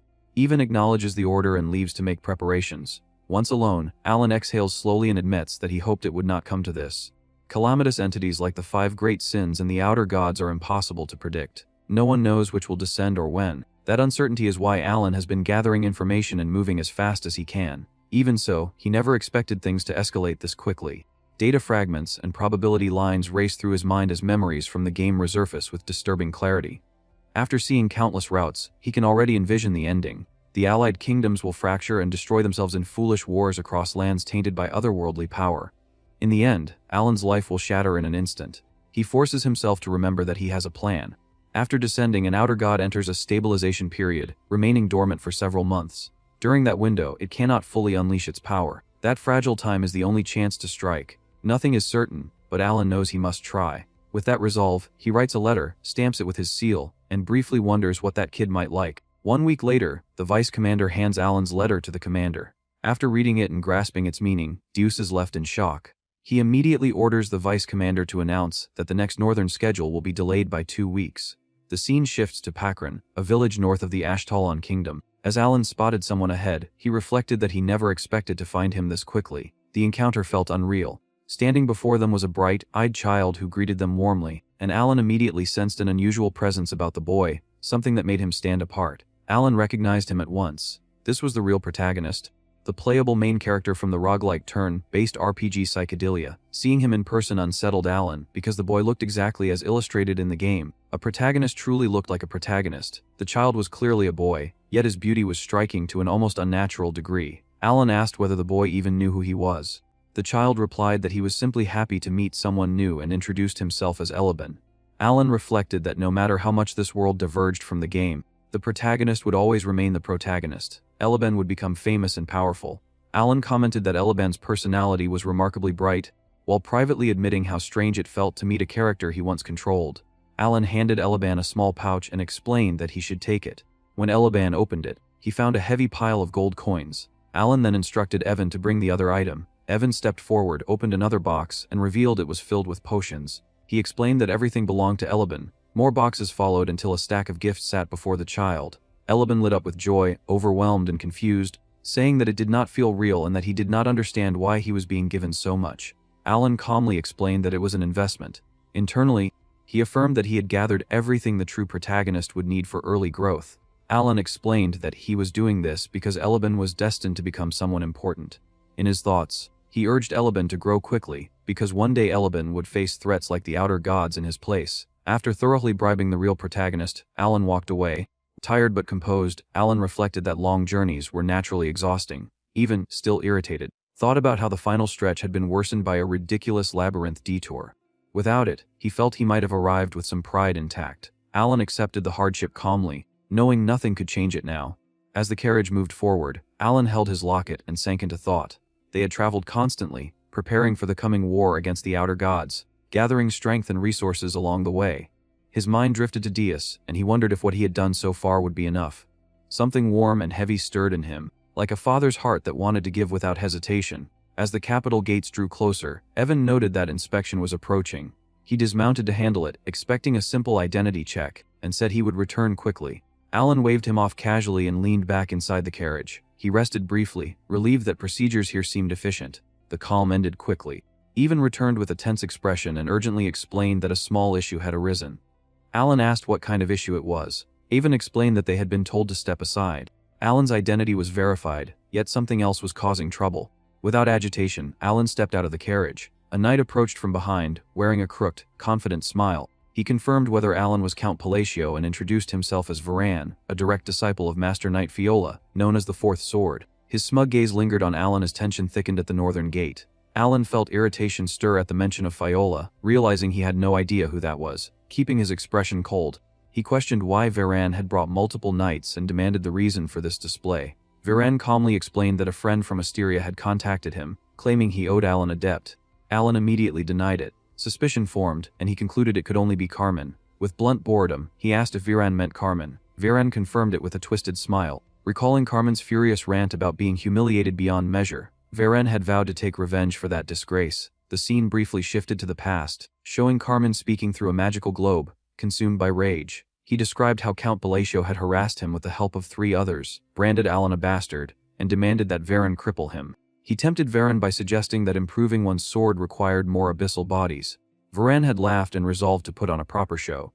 Back in the present, Varan's knights moved in unison, drawing their swords and surrounding Alan and Evan. Evan reacted on instinct, drawing his own blade and standing beside Alan. Alan felt irritation surge as he recognized the pattern. Carmen had provoked, fled, and sent someone else to take revenge. He found it cowardly and pitiful. Varan stepped forward, pointing his sword at Alan's chest and stating that if Alan handed over all valuables, he might show mercy. He treated it like a simple favor, confident and unafraid. In Varan's mind, the odds were perfect. Alan was just a fringe noble with no influence in the Union or Caliban. Varan believed there would be no consequences. Alan's irritation sharpened into anger. He clenched his fist as a violent flame, like aura gathered in his palm. At the same time, Varan charged forward, grinning wildly, believing that even if something went wrong, his master would handle it.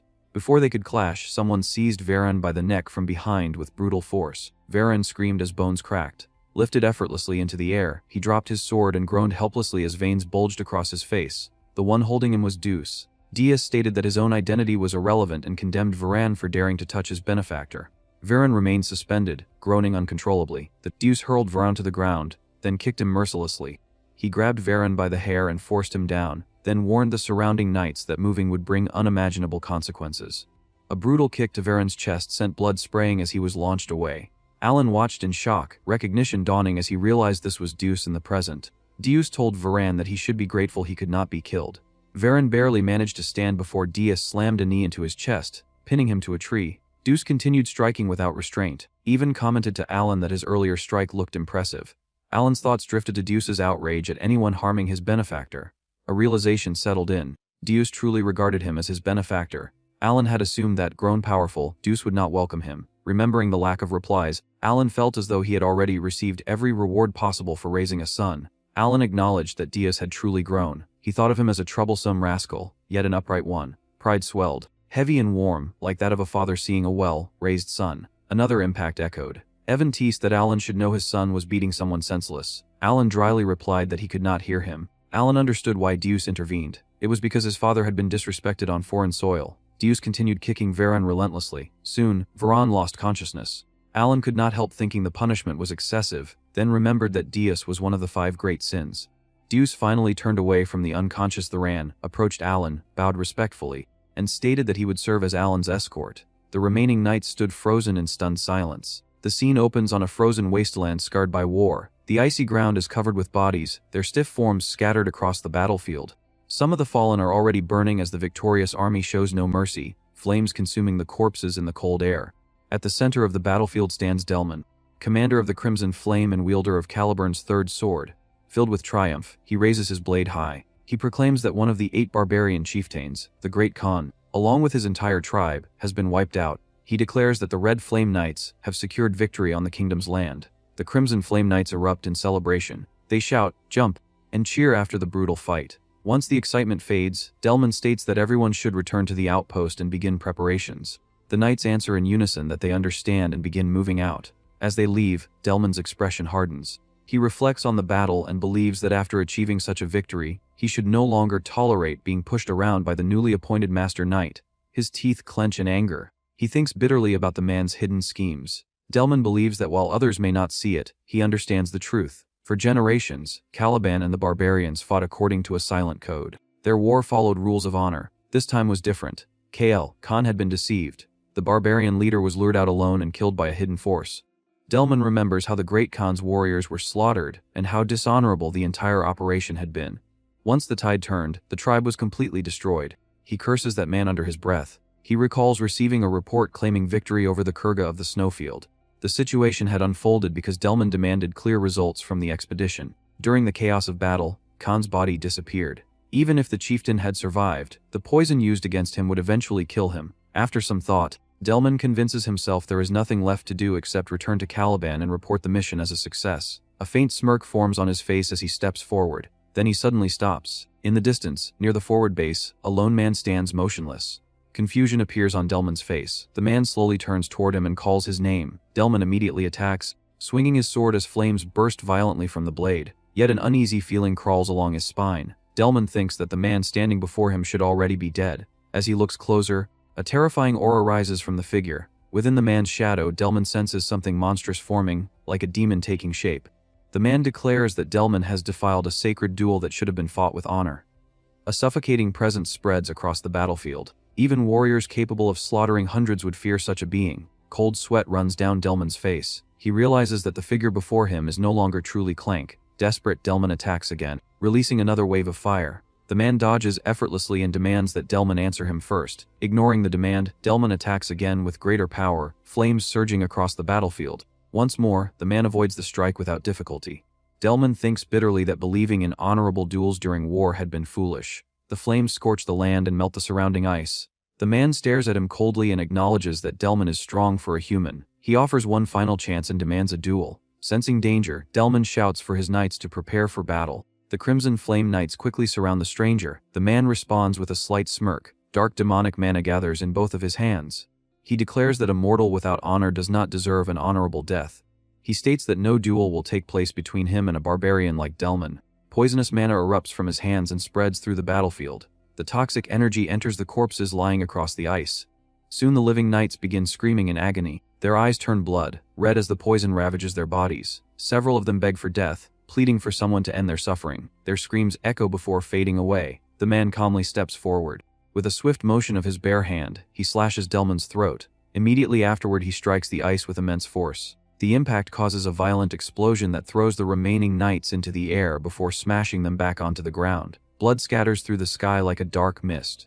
Then the man delivers a final devastating punch. His fist pierces straight through Delman's chest. Blood spills from Delman's mouth as he collapses. He weakly murmurs in confusion before falling to the ground, his body shaking from unbearable pain. He cries that the pain is too much and begs to be killed. Moments later, he dies. As Delman's life fades, the man's eyes glow blood red. He condemns them as savages, creatures formed from the dead who were denied their rightful deaths.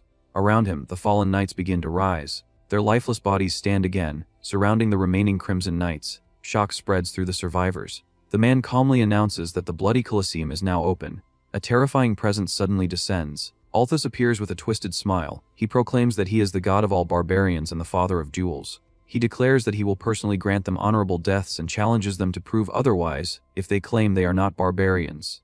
Blood begins to rain from the sky. The scene then shifts away from the battlefield. Deuce lowers his head respectfully and states that he will escort Count Alon. The surrounding knights freeze in shock. In Caliban, the reputation of the swordless duke, Deuce Massilian, is said to reach the heavens. He once defeated the second prince and rarely shows courtesy to anyone except the king. Alon studies him quietly. The nearby knights whisper in disbelief, wondering what kind of man Count Palladius must be to receive such respect. They stare at Alon in confusion, and one knight quietly questions who he truly is. Diaz summons a luxurious carriage and politely invites Alon to sit inside. Alon feels uneasy with the attention, even calmly tells him to go ahead and assures him that he will follow behind. Soon Alon arrives at Diaz's mansion. When he steps out of the carriage, he sees a massive brightly lit structure resembling a giant crab-like fortress. Inside the mansion, everything is silent. Alon reflects that coming here should count as a success. He managed to obtain Kim Dong Dong. Yet despite that, something about the situation feels wrong. After thinking carefully, Alon decides to be honest. He says that he wishes to speak privately for a moment because he came with a specific purpose and has a favor to ask. Deuce looks visibly surprised and says that Alon came to request something from him, asking him to explain. Alon nods and says that he will explain everything clearly. Deuce immediately replies that helping him would be an honor. Internally, he realizes that Alon is not giving an order but making a genuine request. He then suggests that they sit and discuss it properly. They move to a tea table. Silence settles in the room. Alon briefly wonders if the host should normally sit at the head of the table, yet despite the awkwardness, he feels oddly comfortable. After a pause, Alon speaks again.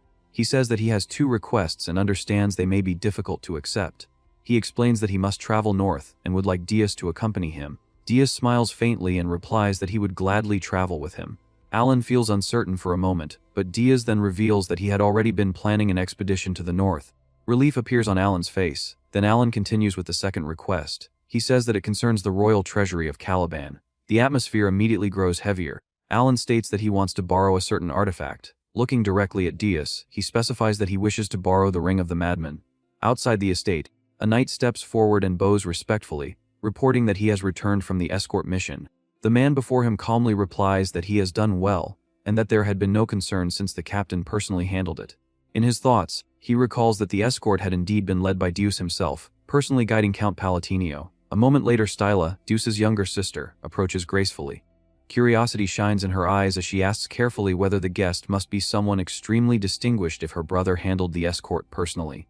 The knight chuckles softly and confirms that she is correct. Earlier that day, Diaz had stood silently while reading a letter, studying every line carefully. After finishing, he lowered the parchment and ordered the warrior before him to inform the others that the northern schedule would be delayed by 2 weeks.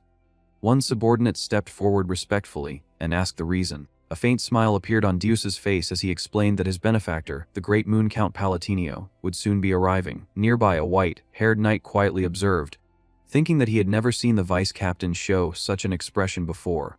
The arrival of the Count from the Kingdom of Austria had stirred the entire estate, and even Styla struggled to hide her anticipation. The scene returns to the present. Alon stands before Diaz, calm yet tense. A thin layer of sweat forms on his face as he carefully asks whether it would be possible to borrow the ring of the madman from the Caliban treasury. He fully understands how unreasonable the request is. It could place him deeply in debt to the royal family, yet the ring is essential for his plans. He looks directly into Deuce's eyes. Without hesitation, Diaz slightly lowers his head and says that of course it is possible. At that moment, Evan enters the room and bows politely, apologizing for arriving late. Alon smiles faintly and says that his timing is perfect. He asks if Evan brought the items. Evan nods confidently and says that he will bring them immediately. He soon returns carrying several elegant boxes. Their polished surfaces reflect the light as Alon personally presents them to Diaz. Diaz looks at them with mild curiosity and asks what they are. Alon opens one carefully and explains that they are gifts he prepared personally. He adds that he especially recommends the gemstone string tie because it is quite popular. Inside, Alon steadies his breathing. He chose the gift carefully, its refined design decorated with delicate gemstones to give it a noble appearance. He sincerely hopes Deuce will like it. Deuce accepts the gift calmly and expresses thanks, but he does not open the box. Alon hesitates and asks if he will not open it. Diaz turns slightly and replies politely that opening it in front of him would be discourteous, and that he will do so later when alone. Doubt briefly crosses Alon's mind. He wonders if the gift failed, or if he simply appears like a foreign noble offering something meaningless. Then he notices the subtle brightness in Dios's eyes and remembers the bond between them. Clearing his throat, Alan says that if the request causes any inconvenience, he will compensate properly. He adds firmly that he intends to retrieve the Ring of the Madmen immediately. He then asks whether Deuce truly heard where the artifact is located. Deuce calmly answers that it is inside the royal treasury of Kelvin. Alan frowns slightly and asks whether retrieving it would not be extremely difficult. Deuce replies quietly that under normal circumstances, it would take about 1 week. Silence follows as he falls into deep thought. Alan and Evan wait patiently, but when no answer comes, Alan sighs and begins considering the political complications. He even wonders whether sending 50 elite disciples might be necessary. Suddenly Dios's expression sharpens. He asks seriously whether he should begin immediately. Alan quickly shakes his head and says that such extreme measures are unnecessary. Dios nods slightly and says that he understands and will retrieve it as quickly as possible. Gratitude fills Alan. It is clear that Dios is willing to fulfill the request by any means necessary. Their conversation ends and they prepare to leave. Suddenly Styla bursts into the room excitedly, calling for her brother. At the same moment Evan smiles warmly and greets her, saying that it has been a long time. The two greet each other warmly, like siblings reunited after many years. Alan watches quietly, surprised by the genuine happiness on their faces. He remembers clearly that Styla is the girl he once ordered Evan to save. In the original timeline she had died tragically. Seeing her alive makes him realize how strongly she resembles Dios. The warm moment ends abruptly. Dios steps forward, his expression darkening as he pulls Styla slightly behind him. He narrows his eyes and coldly says that she should address him properly, explaining that but Mr. Shock freezes the room. Alan and Evan stumble awkwardly over their words. Alan remains silent as he observes. He knows Dios carries deep emotional scars about family, yet he had never realized how fiercely he protects Styla. The atmosphere turns tense. A faint dark purple glow appears in Deuce's eyes as his aura deepens ominously. He speaks in a chilling tone and orders silence, warning Evan not to speak to his sister so casually. Evan raises his hands defensively and explains that he only meant to greet her. The tension continues to rise. Alan suddenly understands something important. Deuce treats him kindly because Alan saved Styla. He wonders quietly whether Deuce's loyalty will remain unconditional, or if he has already pushed his luck too far. Before the situation worsens, Styla gently steps forward. She turns toward Alan and politely asks if he is Count Palatinio. Alan confirms that he is. She bows sincerely and says that she heard he ordered Sir Evan to save her. Alan modestly replies that he simply did what was necessary. Inside, however, he admits the truth to himself. If she had died, her brother would have become a merciless killing machine. Styla gently holds Deuce's hand and expresses her heartfelt gratitude. Her sincerity catches Alan completely off guard. He acted out of calculation and never expected genuine thanks. Yet her warmth stirs something unexpected within him. He smiles faintly. Later that evening, Alan remains at the mansion for dinner. During the evening meal, Deuce returned calmly and announced that he had brought the item. Alan looked up in disbelief. Only a single day had passed, yet Deuce had already retrieved the treasured ring. Alan opened the box and inhaled sharply when he saw the Ring of the Madmen resting inside. He asked how it had been retrieved so quickly. Before Deuce could answer, Evan rushed into the room and announced that he had discovered something extremely strange. Alan raised an eyebrow and told him to explain. Evan hesitated before carefully revealing that Deuce had caused a disturbance inside the royal treasury while demanding the ring. Alan stiffened in confusion. Lowering his voice, Evan explained that the second prince attempted to stall him, which led Deuce to repeatedly slap the prince while demanding the artifact. Alan stood speechless at the revelation. After that incident, preparations continued for 3 days. Soon afterward, Alan departed north alongside the solar eclipse nights. 2 weeks later, at a southern border outpost, terrifying news arrived. Northern forces were collapsing, entire units had been slaughtered, and demonic monsters were appearing across the battlefields. Inside the war tent, chaos erupted. One officer urgently insisted that they should retreat immediately. Another slammed his fist against the table and argued that abandoning the barbarians after witnessing such devastation would be disgraceful. A third officer countered that the soldiers were exhausted and could barely stand, making further combat impossible. Another voice added that the first sword had already fallen and that victory seemed impossible under the current conditions.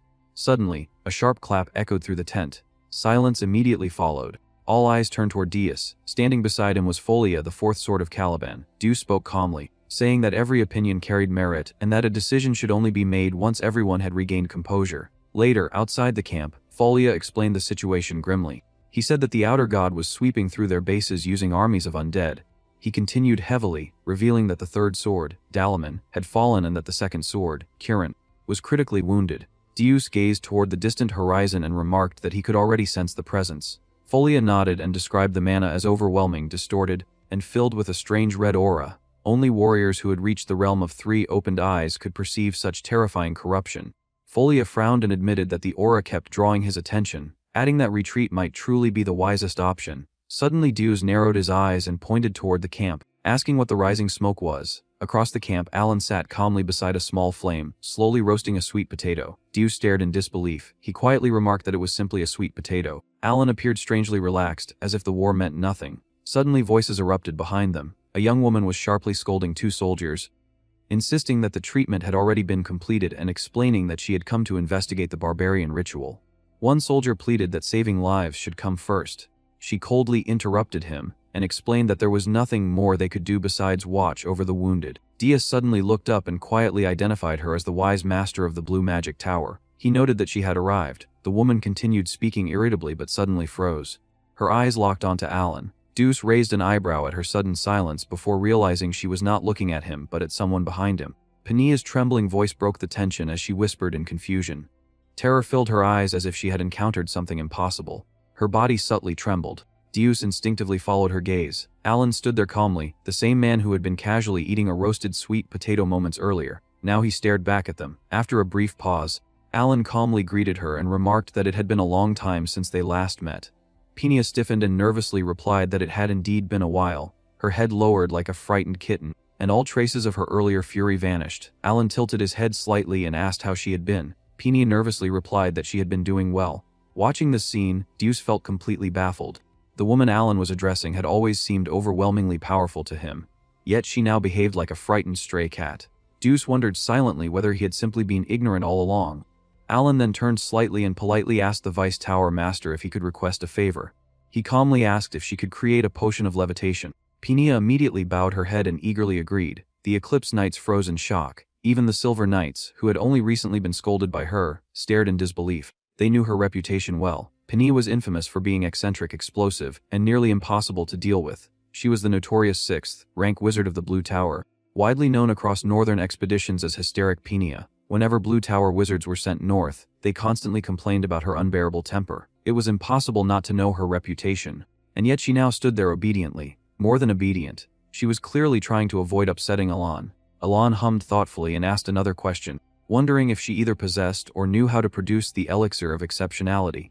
Pania swallowed nervously and admitted that she did not have it, but believed she could create it. She hesitated and explained weakly that the process would take a long time and that she already had other responsibilities.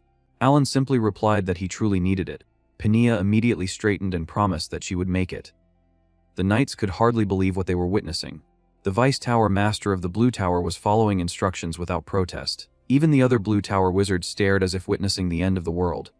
One muttered in disbelief, questioning what was happening. Another whispered that it felt like an illusion. Someone nervously wondered whether the Vice Tower Master had completely lost her mind. Another wizard recalled that she once refused to create the same potion because it was too difficult and spent weeks complaining about it. Some even wondered if someone had cast an illusion spell. Alan calmly asked how much payment she would require. He casually added that if the cost were too high, the payment might be delayed because his finances had not been strong recently. Pania immediately waved her hands frantically and blurted out that 1 gold coin would be enough. Alan blinked in surprise and questioned whether a single gold coin was far too cheap. Pania quickly insisted that it was perfectly fine.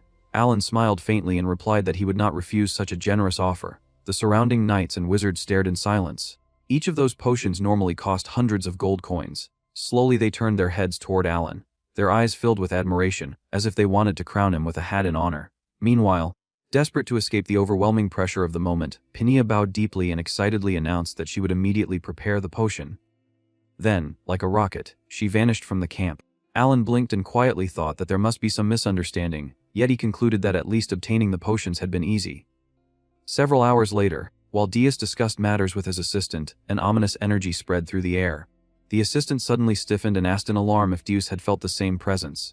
Deus slowly rose, his hand resting naturally on the hilt of his sword. He states coldly that they are under attack. Outside, the undead were advancing. Steel clashed against rotting flesh. Despite the knight's strength, the undead absorbed the strikes with numb bodies that felt no pain and continued marching forward relentlessly.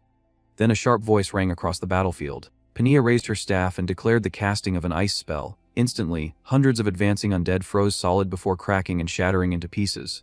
It was a magnificent display of magic. Yet the true symbols of hope were the 2 master knights, Fiola and Deus. Among them, Deus's presence was overwhelming. In a single instant, hundreds of undead around him froze in place as if time itself had stopped. With one horizontal sweep of his sword, every immobilized corpse was sliced cleanly in half. One strike created hundreds of bodies. Hope ignited in the soldiers' eyes. Then a deafening explosion tore across the battlefield. The outer god had arrived. For a brief moment, even the undead stopped moving. Ash and dust filled the air. When the cloud cleared, a towering figure appeared. Though dressed like a barbarian, the creature had long surpassed humanity. Its massive body was blue-skinned and monstrous. A voice thundered across the battlefield as Oltultus declared that barbarians must not defile the sins of those who lacked honor. At his words, the undead rose again.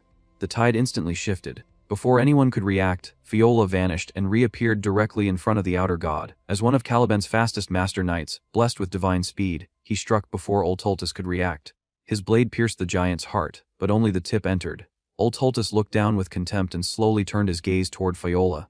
He declares coldly that barbarians know nothing of honor. The air cracked as he continued speaking. He states that those who abandon honor abandon their very existence and the nobility of their souls. In the next instant, Fiola's body collapsed. His head separated cleanly from his neck, yet Oltultus continued speaking calmly, declaring that those who disregard all values do not deserve an honorable death. Fiola's headless body twitched. Then it rose again. Horror spread across the battlefield. Everyone understood the truth. The battle was already lost. Fear consumed the soldiers. Despair gripped the knights and wizards alike, even Pini and even Deus. They had sensed it earlier. The being before them was far beyond anything they expected. While despair swallowed the battlefield, one man began walking forward step by step, neither hurried nor slow. He spoke calmly, addressing the mighty god of duels, Oltultus, and invoking the great oath of Calgunius. His face remained completely calm, as though he had seen this moment countless times before. He then declared that he, Alon Palatio, Count of Palatio, stepped forward under the authority of that oath. He finished by demanding the duel of Babylonia. With a smooth motion of his wrist, Alon raised his arm. A bracelet glowing with deep gray light illuminated the battlefield as he stood face to face with a god. Oltultus's expressionless eyes locked onto him. Alon returned the gaze without hesitation. A low hiss escaped the giant's lips. Oltultus slowly exhaled, and a smile gradually appeared on his face. Then he erupted into thunderous laughter. The sound shook the entire battlefield. The ground trembled violently beneath the force of it. Even the undead, who had been chanting in despair, fell silent. Oltultus raised his voice with visible delight and praised the noble challenger. His laughter was not mocking. It was genuine, filled with joy and excitement. The atmosphere around him shifted from contempt to exhilaration. He loudly proclaimed that he would accept the duel under the Great Pact. At his declaration, the undead moved in perfect coordination. They formed a massive circle around Oltultus and Alon. Blood flowed from their bodies and soaked into the ground, marking a boundary. A blood-red colosseum formed across the ash-covered battlefield. Oltultus then declared that under the Great Pact, no one could interfere until the sacred duel ended. As those words were spoken, the undead bodies exploded. A crimson wall rose around the arena. Oltultus smiled broadly in pure delight. In contrast, Alon's face remained completely expressionless. Yet beneath that mask, his body trembled. Quietly, he whispered that he wanted to go home. Behind his calm exterior, terror gripped him tightly. He reminded himself repeatedly that this was why he came north. His purpose had always been to kill the outer god Oltultus. He had prepared everything since the moment he learned that the gods were awakening. All that remained now was execution. Yet the pressure radiating from Oltultus far exceeded anything he had imagined. Alon forced himself to steady his breathing and told himself to remain calm. Even after drinking the elixir of exceptionality to stabilize his mind, his heart pounded violently. He realized something was wrong. The manifestation process had progressed far too quickly. All outer gods required time after descending into reality. They needed time to adapt and eventually become wise gods. Oltultus should have been no different. Yet his manifestation had advanced much faster than expected, and the closer a god came to becoming a wise god, the stronger it became. Oltultus tilted his head slightly and asked with curiosity why someone born among savages knew of the ancient pact, especially since Alon clearly did not belong to this era. Alon swallowed dryly. He had no time to answer. Doubt flooded his mind as he wondered whether he could truly accomplish this. Oltultus was far stronger than expected. Even with potions stabilizing his mind, his resolve trembled, but he forced those thoughts away. There was only one path forward. He had known that from the beginning. Seeing his silence, Oltultus smiled broadly and declared that if the challenger did not wish to speak, that was his right. He then announced that the sacred duel would begin. Raising his arm, he formally proclaimed the duel of Babylonia. Oltultus stepped forward. Each step echoed across the blood-soaked ash. His massive footprints sank into the stained earth. Alon did not move. He simply waited. The giant approached and raised his enormous fist. Still Alon remained still. Outside the arena, shocked murmurs rose among the survivors. Yet Alon did not move for a simple reason. The rules of the duel. Moving or fleeing would violate the sacred Babylonian duel, a ritual from the ancient age of gods. The duel had only 2 rules. First, attacker and defender alternate turns, and the defender cannot move. Second, the one who requests the duel must allow the first attack, a turn-based battle. If Alan moved even once, the entire meaning of the duel would collapse. Worse, he would lose his only chance to kill this god. Without the duel's restrictions, he could never defeat a being capable of killing Master Knights with a single strike. This duel was his only weapon. Alan whispered the first spell, declaring fixation. A sphere of energy appeared before him. He followed with condensation, compressing the sphere and focusing it toward his left arm. Then he declared reinforcement. Deep light radiated from his arm. Finally, he completed the sequence with intensification. Oltoltus smiled widely. He drew his fist back like a loaded ballista. Muscles tightened as immense force gathered. Then he struck. The impact roared across the battlefield. Everything nearby was swept away. The ground split open like a broken shell. The air detonated violently. For a brief moment, the world seemed to fall into a vacuum. Then a delayed explosion followed, deafening and immense. Gray dust scattered everywhere. A distant voice whispered in disbelief that the power was unbelievable. Where the fist had landed, nothing remained. A massive cone-shaped crater carved deep into the earth. The gray sky seemed to crack apart as a purple sunset poured over the battlefield. The living stared in awe and despair. Then Pinia suddenly gasped and cried out that the Count was still alive. Diaz stared forward in disbelief. Count Palladio was still standing. His body was drenched in blood and barely upright. His right arm hung limp at his side. Blood poured from countless wounds, and his body trembled at the edge of death. Yet he remained standing. In his hand he held the potion prepared by the Vice Tower Master. He remembered it had been described as a redemption potion capable of soothing unbearable pain. He noted that when used at the exact moment, it worked perfectly and allowed him to remain on his feet. He poured the golden liquid over himself. Warm light enveloped his body, slowly restoring his strength. He assessed that it would not fully heal him, but it would allow him to keep moving. Alan's gaze turned cold as he declared that he had finally fulfilled the conditions required to enter the state of stillness. He raised his hand, and a ring appeared upon his finger. Golden light burst from it, cutting through the crimson mist as he activated Binding Summon and announced that the long-awaited moment had arrived. He muttered inwardly that it was finally his turn to attack, explaining that he had been waiting for this exact opportunity. Alan reflected that fighting Oltoltus required understanding the rules of the duel beforehand.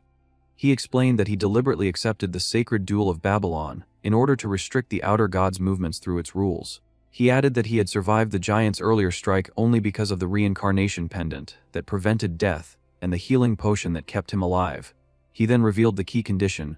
The Ring of Radiance could only activate when its user stood on the brink of death. Now the condition had been fulfilled. Alan stepped toward Oltoltus and stated that within a sacred duel no defense or counterattack was permitted during the opponent's turn. He explained that in the original game he had simply endured the first attack, noting that reinforcement effects there had been limited by turns. In reality, however, those effects were governed by real time, meaning there was no strict limit. He began casting. He declared the first constraint, explaining that when magic was used on snowy terrain he could slightly bend the laws of the world. A red eye opened above his head, followed by a blue one. As he activated diffraction, magic gathered before his hand. He invoked the second constraint, stating that when magic was used at the gates of death, he could twist the world's rules even further. He activated Primal Point. Lightning condensed into the form of a spear, which he hurled toward Oltoltus. He layered the spell with extinction, darkening the energy with a sinister aura. Then he invoked the third constraint, explaining that when fighting a god he could distort the world's rules even more. Silent Front activated, strengthening the magic further. Finally came the fourth constraint. Alan declared that when magic was used against the great god of duels, Oltoltus, the spell intensified even further. Oltoltus simply stood with his arms open. The attack struck him directly. A colossal explosion erupted. Alan explained inwardly that he could twist the rules only one final time, and that the plan required the god to be destroyed in a single blow. Then silence fell. The quiet was so deep that even breathing felt intrusive. Only the faint crumble of gravel echoed across the battlefield. The living stared at Alan with mixed emotions. The soldiers looked at him with awe. The knights looked at him with hope. Yet Alan himself stood expressionless.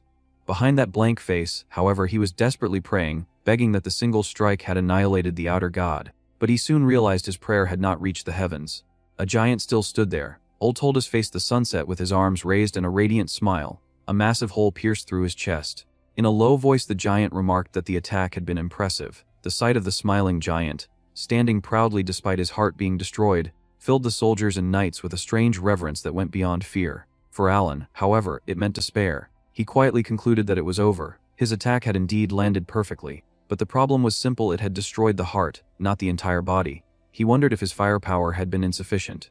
Objectively, for a mage, who had only recently reached the third tier, The fact that he could produce such power was already extraordinary. The constraints in Babylonian invocations had amplified the spell significantly. But those same constraints also limited him. The attack he had just used was his strongest trump card, and it had failed. That meant defeat was inevitable. Destroying the heart alone could not erase an outer god. Old Tultus continued standing proudly, smiling broadly despite the gaping wound and the burns covering his body. The giant calmly remarked that he now understood that Alan had still been holding on to his will. The cryptic words made Alan release the hand seals he had been maintaining. The high-grade potion continued restoring his body, and though pain lingered, he had recovered enough to move. But that changed nothing. The recent spell had drained the magic stored in his bracelet, leaving him unable to continue fighting. He raised his gaze toward Old Tultus with quiet uncertainty. Then he noticed something strange. Old Tultus's body was slowly beginning to disappear. Sunset light reflected off the giant as his form began dissolving from the feet upward.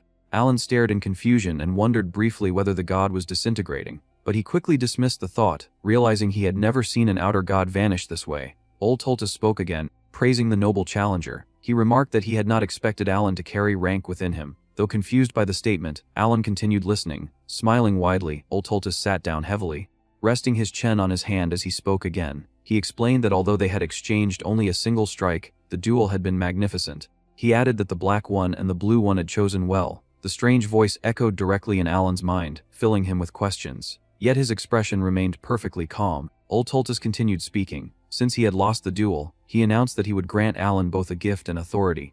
With a grin, he urged Alan to remember them, the beings who preserved the mystery and legacy of the forgotten great gods. By then nearly half of his body had vanished, and the dissolution was accelerating. Still smiling warmly, Old Tultus spoke again. He declared that when the usurpers eventually escaped their restraints, Alan should summon him again.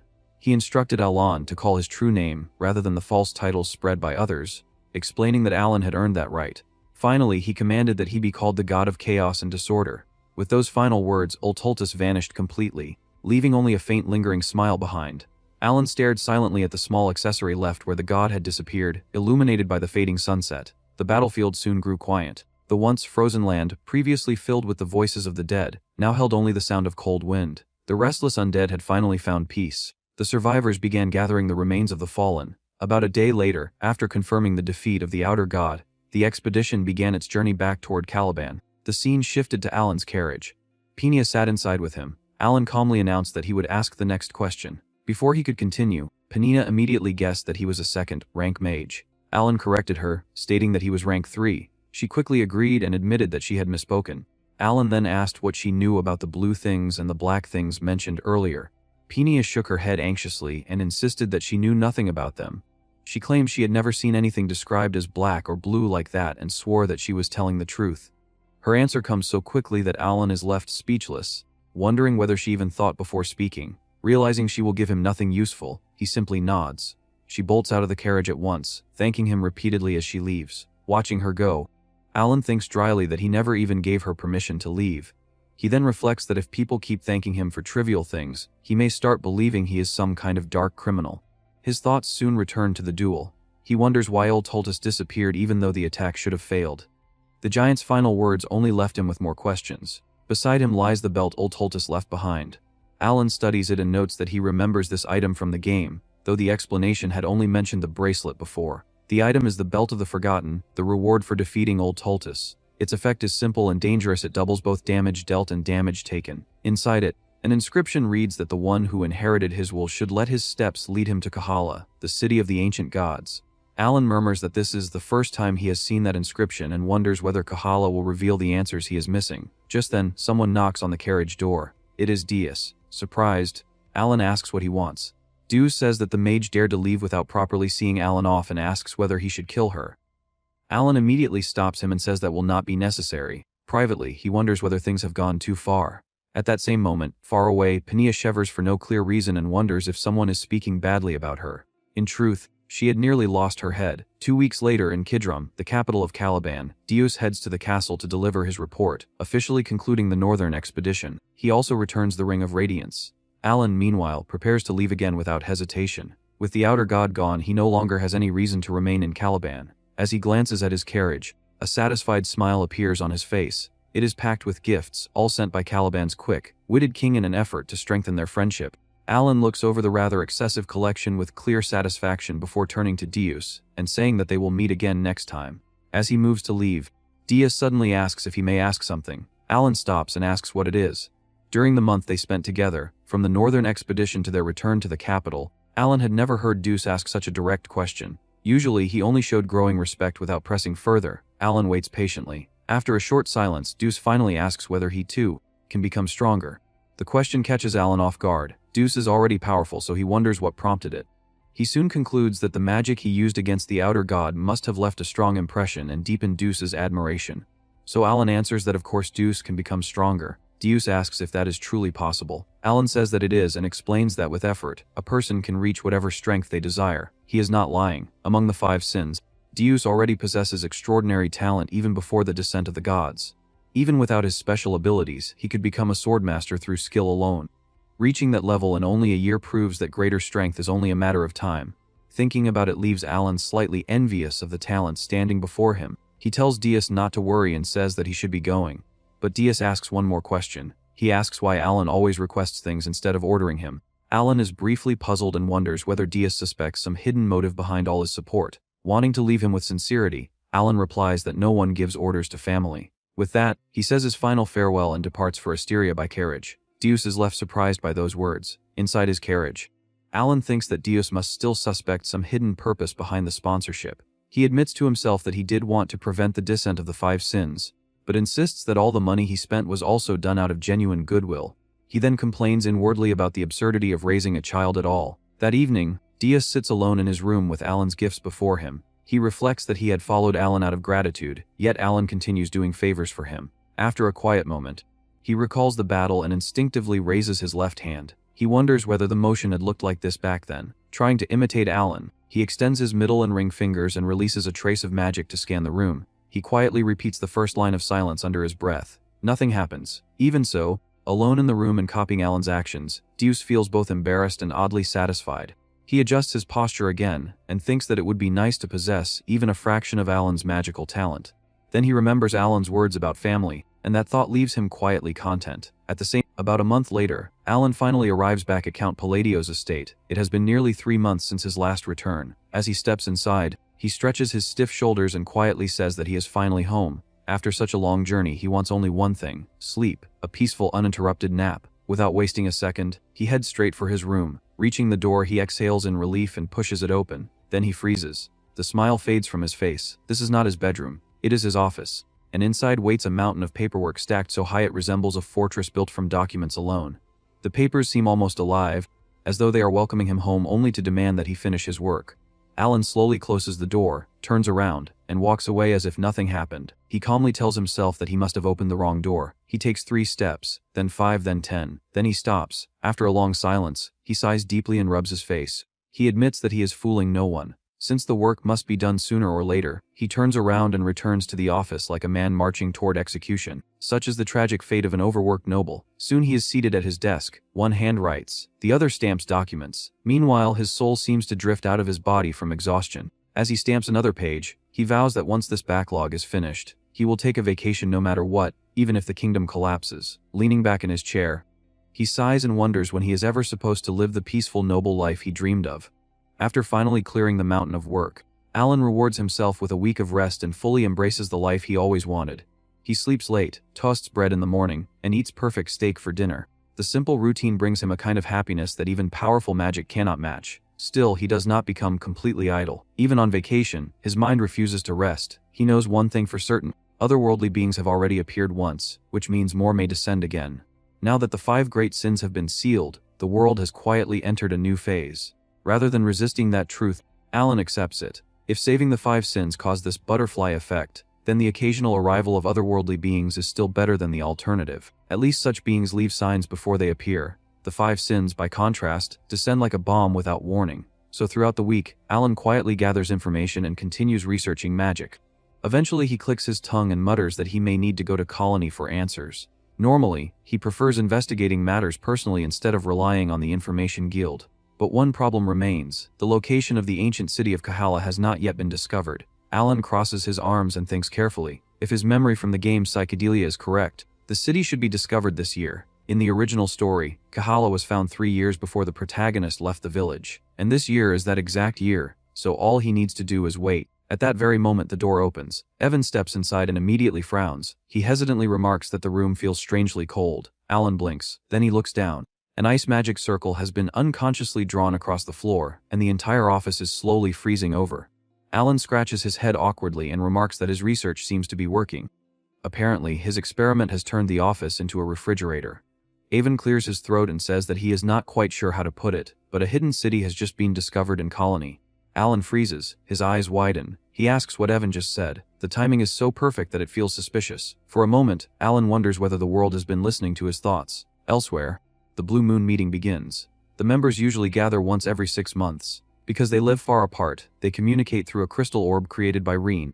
Normally these meetings are extremely brief, rarely lasting more than 10 minutes. Yucha usually leads the discussion. Seorang occasionally adds innocent remarks. The others simply reply with short responses such as agreement or refusal. Deuce almost never speaks at all, mostly because he is naturally quiet, so no one expects what happens next. During the meeting, Seorang casually asks about a rumor that the Great Moon recently departed and wonders what it was like to meet him in person. Everyone waits for a short answer. Instead, Deuce begins speaking. He explains that the Great Moon once stood before the otherworldly entity Oltultus. While everyone else trembled with fear, including the Vice Tower Master of the Blue Tower, the Great Moon stepped forward and challenged the creature to a duel. The members listen politely. 5 minutes pass, 10 minutes pass, 20 minutes pass, 30 minutes pass. Gradually the others realize something horrifying. Deuce is giving a full lecture. He continues calmly, reflecting that the Great Moon must have been preparing his magic from the very beginning of the encounter. By the time the speech reaches the 1-hour mark, everyone is staring at the crystal orb with empty expressions. Reen finally attempts to interrupt and says that Diaz is drifting off topic. Diaz calmly replies that they should simply listen because the story is about the Great Moon. Then he asks himself where he left off and calmly restarts the story from an even earlier moment. Reen and Seorang exchange desperate looks before silently pleading with Yucha to stop him, since she is the only one who could. Instead, Yucha smiles brightly and says that the Great Moon truly sounds remarkable, encouraging Diaz to continue. At that moment, the others realize the meeting will not end anytime soon. As expected, Diaz finally finishes the story. 2 hours later, the meeting falls into complete silence. Reen, Radan and Seorang quietly engrave a lesson into their minds: never ask Deuce about the Great Moon again. Deuce calmly concludes by saying that he may have talked a little too much and that they will meet again in 6 months. Yucha smiles warmly and says that the story was very entertaining. The meeting ends. It is already dawn. Meanwhile, Alan suddenly finds himself facing another strange sight. An entire room is filled with gift boxes, large boxes, small boxes, polished boxes, and suspiciously expensive boxes. For a moment he simply stands there, staring at the mountain of gifts like a man who wandered into the wrong house. Then he slowly turns to Evan and asks what exactly he is looking at. Evan opens one of the boxes. His eyes widen instantly as he says that the artifact inside came from the deep floors of Aberynth. He carefully lifts the item and adds in disbelief that this single object alone could probably purchase a mansion. Alan blinks. He picks up a golden cup from another box. It is absurdly expensive. In his other hand are several letters delivered with the gifts. He reads the names and immediately frowns, saying that he does not recognize any of these nobles. The letters are extremely polite and full of praise. Some even sound suspiciously respectful. Alan slowly nods and concludes that rumors must have spread. Even so, he remains amazed that all of this happened simply because he has a connection to a master knight. He leans back and whistles softly in disbelief. Then something awakens deep inside him. His old business-minded instincts. After thinking briefly, Alan reaches a very practical conclusion. If people give him things, he should accept them. He neatly folds the letters and thanks the generous nobles who sent the gifts. Looking at the overflowing boxes, he laughs and says that everything should simply be stored in the secret chest. A week later, Evan returns with even more gifts. He places the new boxes down and sighs, explaining that the deliveries do not seem likely to stop anytime soon. Alan stares at the growing pile and slowly nods. Leaning back proudly, he reflects that this must be what happens when someone knows a master knight. He crosses his arms and thinks that Deuce must be doing well. He even concludes that the boy is finally acting like a proper son, and generously forgives him for never writing back. What Alan does not realize is that these gifts are actually bribes from nobles, hoping he will allow them to join his faction. In Alan's mind, however, they are simply friendly presents. A month later, gifts are still arriving. By now Alan begins to feel slightly embarrassed. While examining a ridiculously luxurious jewel box, he sighs and wonders if he should return some of the more excessive ones. At the beginning of summer, just as the deliveries finally begin slowing down, the Grand Assembly begins in Tyria, the capital of the Kingdom of Asteria. Unfortunately for Alan, he arrives late. The result is a strange sight: Count Alan Palladio walking quickly toward the assembly hall while Evan follows behind. Alan is clearly trying to avoid drawing attention to the fact that he is late to his first grand assembly. Evan notices his unusual speed and assumes his master must be in a hurry. He also notices that several other nobles have begun following behind Alan. Alan pushes open the enormous doors of the assembly hall. Then he freezes. The center of the hall is completely empty. Alan blinks before sighing in relief, concluding that he must not be late after all. He recalls the seating arrangement he researched earlier. Royalists sit on the left, aristocrats sit on the right, so the middle must be for neutral nobles. Alan nods wisely and decides he will simply sit near the back, but the moment he steps forward, something strange happens. The nobles entering the hall suddenly stare directly at him. Alan is startled and wonders how they appeared so quickly when they were outside just moments ago. He then worries that they might be judging him for choosing a seat in the back. Trying to avoid suspicion, he changes direction and walks toward the middle row. The nobles continue staring, their expressions growing increasingly shocked. Their thoughts, however, are completely different. They are wondering why he is not sitting in the front. Eventually Alan gives up and decides that he will just sit in the front row. The moment he sits down, every noble in the hall immediately takes their seat as well. Alan slowly looks around in confusion. Scratching his head, he wonders if they were all waiting for him. He frowns and questions whether no one else had the courage to sit in the front row. Leaning back, he sighs and wonders what the point is of sitting so close to the faction leaders anyway. Soon the presenter calls the assembly to order and announces the beginning of the Grand Assembly. The presenter explains that a new faction has officially received voting rights. The faction is called Kalpa. Alan blinks but pays little attention, hoping the meeting will end quickly. Then the presenter suddenly calls his name and identifies him as Count Palladio, the president of Kalpa. Alan jumps in surprise and answers instinctively. Then his mind freezes. Inside his head he panics, asking himself what Kalpa even is. He quickly turns around to see if anyone else looks confused. Instead he sees Alti and Shinonius sitting together. Both stare at him with pure admiration. Alan's mind shuts down completely. He wonders why those two are sitting together and questions whether they somehow formed an alliance. He even suspects they named the faction Kalpa. His sanity begins slipping as he tries to imagine how those two could stay in the same room without fighting. Then the presenter politely asks whether Count Palladio, as president of Kalpa, would like to say a few words. Alan slowly turns back toward the front. His face remains completely blank, and in that moment he realizes something horrifying. He has apparently become the president of a mysterious and possibly dangerous faction he never even knew existed. In the frozen northern wasteland, the battlefield where the Outer God and the Count of Asteria had clashed was now covered in graves for the bodies the expedition never recovered. A hooded figure in a black sacred robe stood among them, dark ornaments clinking softly at his waist and hands. His face stayed hidden, but after studying the field, a faint smile appeared.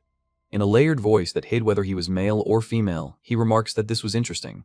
His eyes stop at the exact place where the Outer God vanished after Alan delivered the final blow.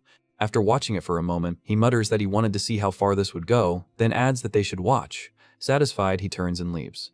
Elsewhere, in the Grand Council Hall, Alan is suddenly struck by the absurd realization that he had somehow become the leader of a secret faction.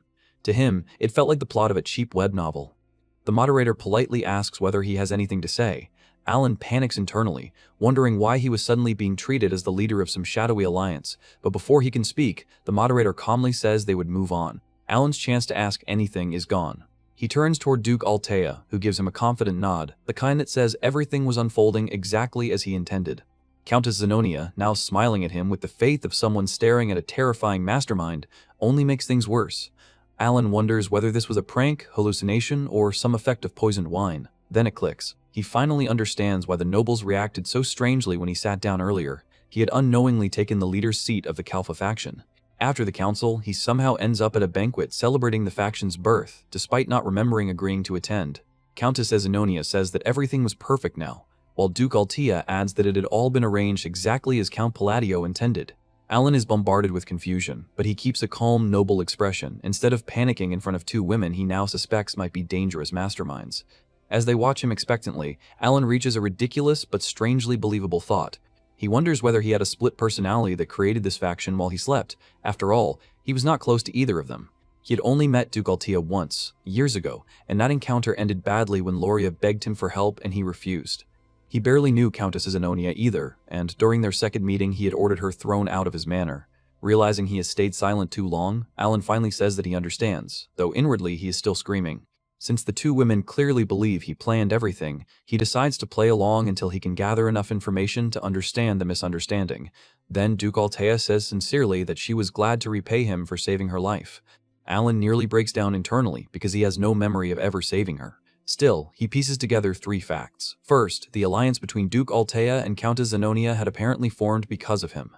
Second, the Kalfa faction itself was born from a letter he had sent to Countess Zenonia. Third, the many gifts he had been receiving were actually from nobles asking permission to join the faction, with Alan as its leader.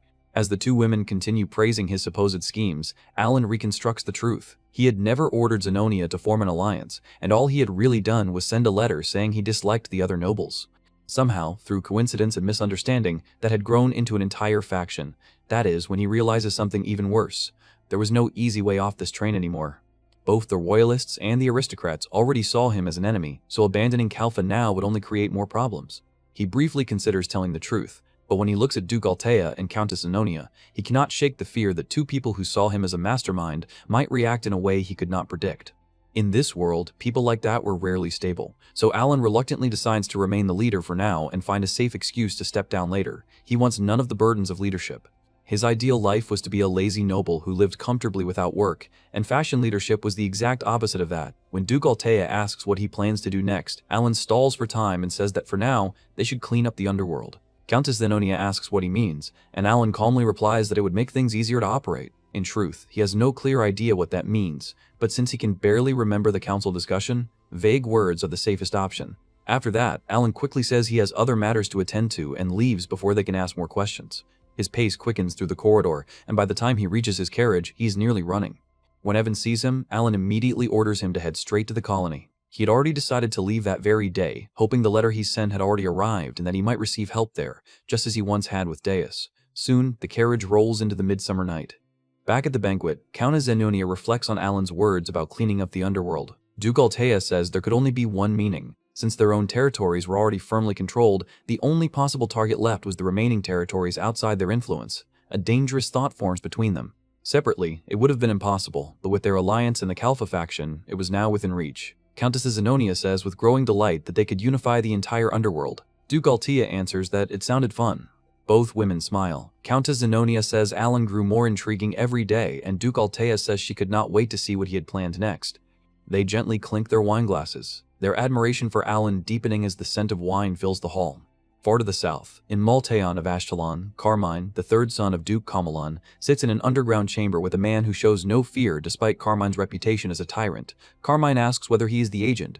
The man, wearing a lazy smile and half-closed eyes, pulls out a quill and casually says that he does not tolerate rats during a mission. In the next instant, he moves. A sharp splatter echoes through the chamber. Hidden figures collapse from the shadows, and blood spreads across the stone floor. 9 corpses lie dead. Carmine smiles with satisfaction and says the agent was as strong as expected. Then he states his request plainly. He wants Count Palladio of Asteria killed. Smirking, he asks whether the agent would really refuse the tyrant of Ashtalon. The agent chuckles and replies that with the right payment, there were no failures. Then he wonders whether Carmine can actually afford him. Carmine answers by placing 4 black cubes on the table. They are so dark they seem to swallow light itself. The agent's expression shifts the moment he recognizes them as abyssal cores. Unlike abyssal jade, which only boosted physical strength, abyssal cores granted special powers. They were rare, priceless, and released only in tiny quantities by Duke Camelon through the black market. The agent stares at them and remembers that he had only ever tasted a tiny amount before, thanks to the leader. He wonders how much stronger he could become with this much.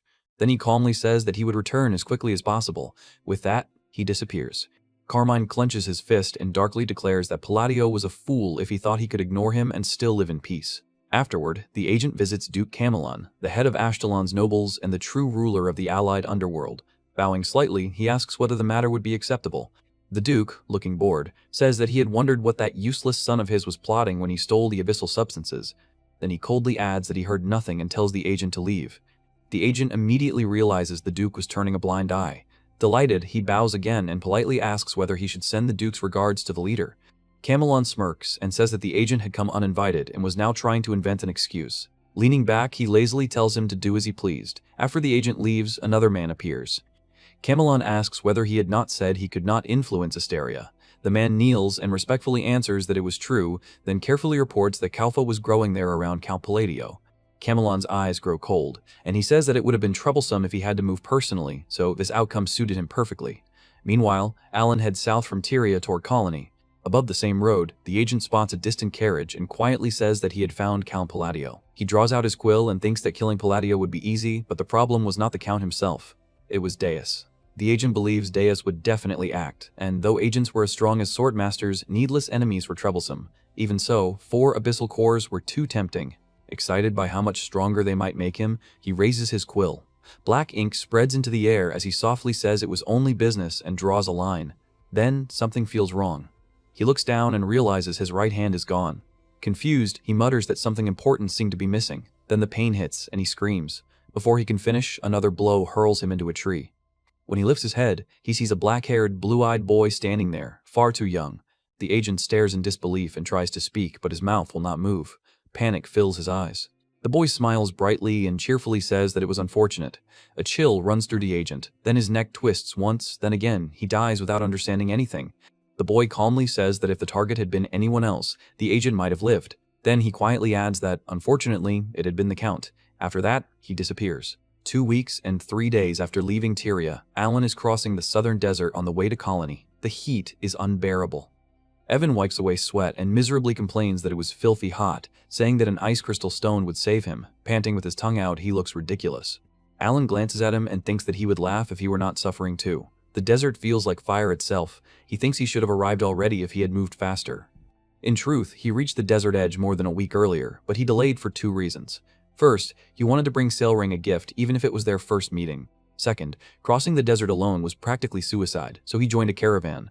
As Alan quietly watches the caravan, Evan leans closer and asks whether he would not practice magic. His eager eyes reveal his real intention, but Alan flatly refuses. While continuing to observe the caravan, Alan notices someone already watching him. A striking red-haired woman turns toward him sharply. It is Leon Aguileras. She coldly asks what he was looking at. Alan calmly replies that he had only glanced over. Leon mockingly asks whether he enjoyed spying on others. Alan sighs and says he had no such hobby. Leon sharply answers that she had assumed someone who spread rumors so eagerly might also enjoy peeping. Evan is stunned and inwardly wonders since when their Count had become someone who spread rumors. Alan only thinks that this was troublesome. Leon was the daughter of the Red Magic Tower Master, a 4th-rank mage whose name alone was frightening, especially because he had once charged alone at one of the 5 great sins and died doing it. To Alan, that made him a complete lunatic. Alan decides not to argue, not out of patience, but caution. He thinks it was best not to get involved with someone like her, especially since once the desert crossing ended, he would never see her again. That night, everything changes. Without warning, a bandit swings a chain sickle and kills a mercenary instantly. After a moment of silence, chaos erupts. But it is not a battle, it is a massacre. The bandits do not negotiate. They slaughter the mercenaries in moments, and blood stains the sand. Then a man with an eye patch and twin scimitars steps forward. He surveys the scene with a cold smile before fixing his eyes on Leon. She's captured at once. The eye patch man raises his sword, blue energy flaring around it, and loudly advises everyone to cooperate quietly for their own safety. Leon turns pale. She instantly knows he was far beyond an ordinary knight. Nearby, one surviving mercenary recognizes the symbol and realizes they were the Bloody Sand Bandits. Despairing, he thinks that if they had seized Lady Leon before she could react, then everyone was finished. The eye patch man mockingly says he had been told the Tower Master's daughter was here, and now he had found her. Leaning closer, he asks with a twisted grin whether she wanted special treatment. Leon trembles. Her breathing turns ragged. Fearfully, she asks who he was.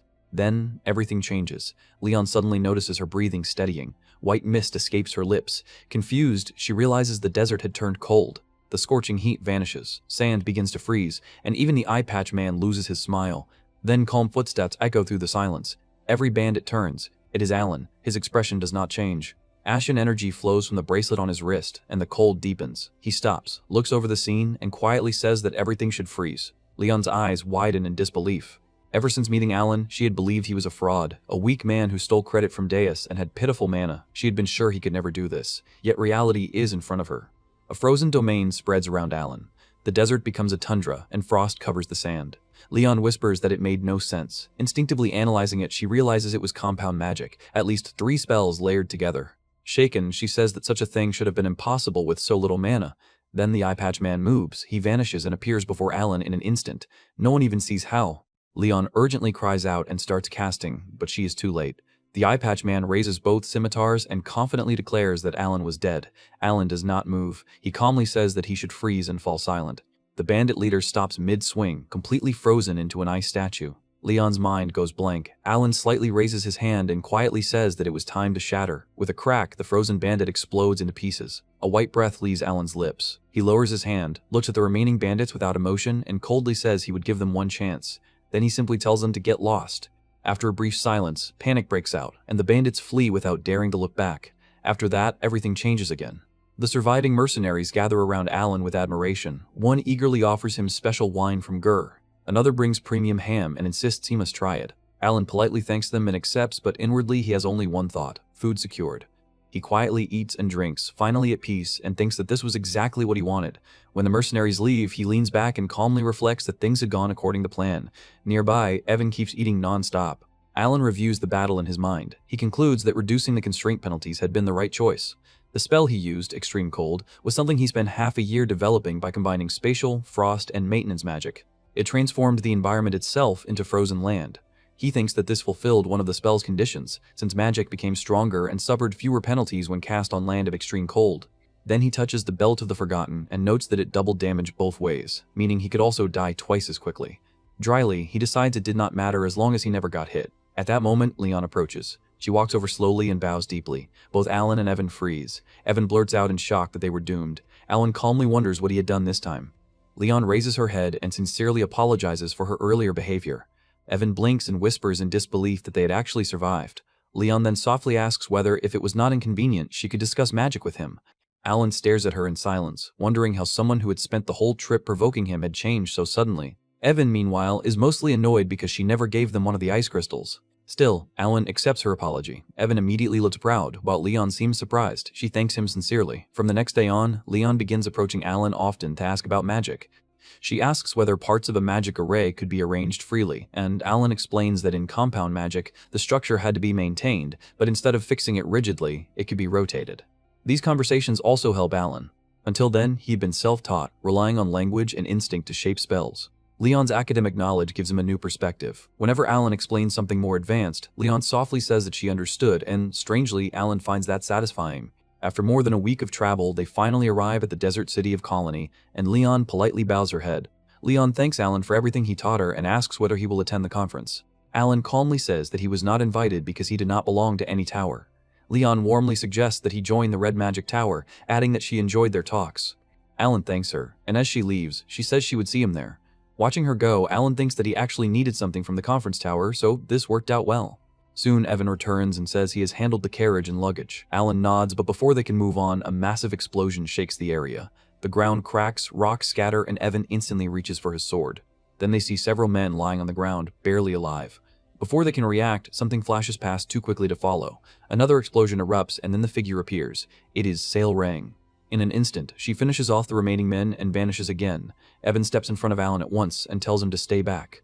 But before anyone can understand what happened, Sail Rang reappears smiling, her golden tail swaying behind her, and casually wraps an arm around Alan. Alan freezes as she warmly greets him as her godfather. He says her name in disbelief. Sail Rang happily says that he should have told her he was coming, since the place was full of nasty thugs. Evan stares in shock, unable to reconcile this cheerful girl with the blur of violence from moments ago. Sail Rang proudly says that he does not need to worry because she already took care of them. Then she grabs his hand and excitedly says that she had been waiting for him ever since she received his letter. The nearby fighters are stunned. Some whisper that she was the Golden Flash, while others wonder who Alan was for her to treat him that way. Alan, however, is just as confused as they are while being dragged along by a blood-covered Sail Rang. Though grateful and oddly proud, he cannot help wondering whether he was at least safe from being killed. Following Sail Rang, they arrive at a huge building more than 9 stories tall, rare enough in this city to feel like a skyscraper. Alan quietly notes that it was big, and Evan, just in case that observation needed help, blurts out that it was huge. Inside, they head straight for the top floor. Along the way, several golden-haired beastfolk salute Sail Rang stiffly.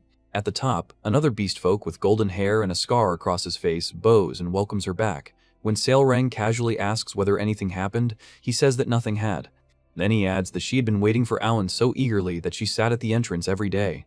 Alan looks at Sail Rang as she laughs shyly. She opens the door with playful movements that completely ruin the fearsome image people had built around her. Alan and Evan follow her inside, though Alan briefly senses a strange stare from behind and decides not to think about it. Evan then mentions that Sail Rang's reputation was terrible. People called her the Mad Dog and described her as cruel. Alan looks at her again and simply says that she seemed good at taking care of her guild members.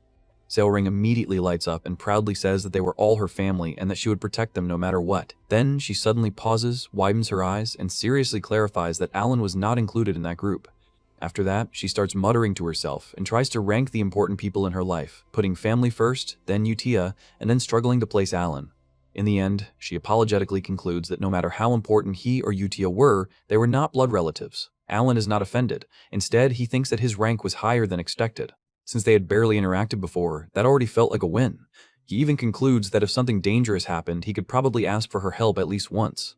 Still, she feels too unpredictable to handle normally, so Alan falls back on his usual strategy. He signals Evan, and Evan immediately places a pile of gifts on the table with perfect timing. Sailrang's reaction is instant.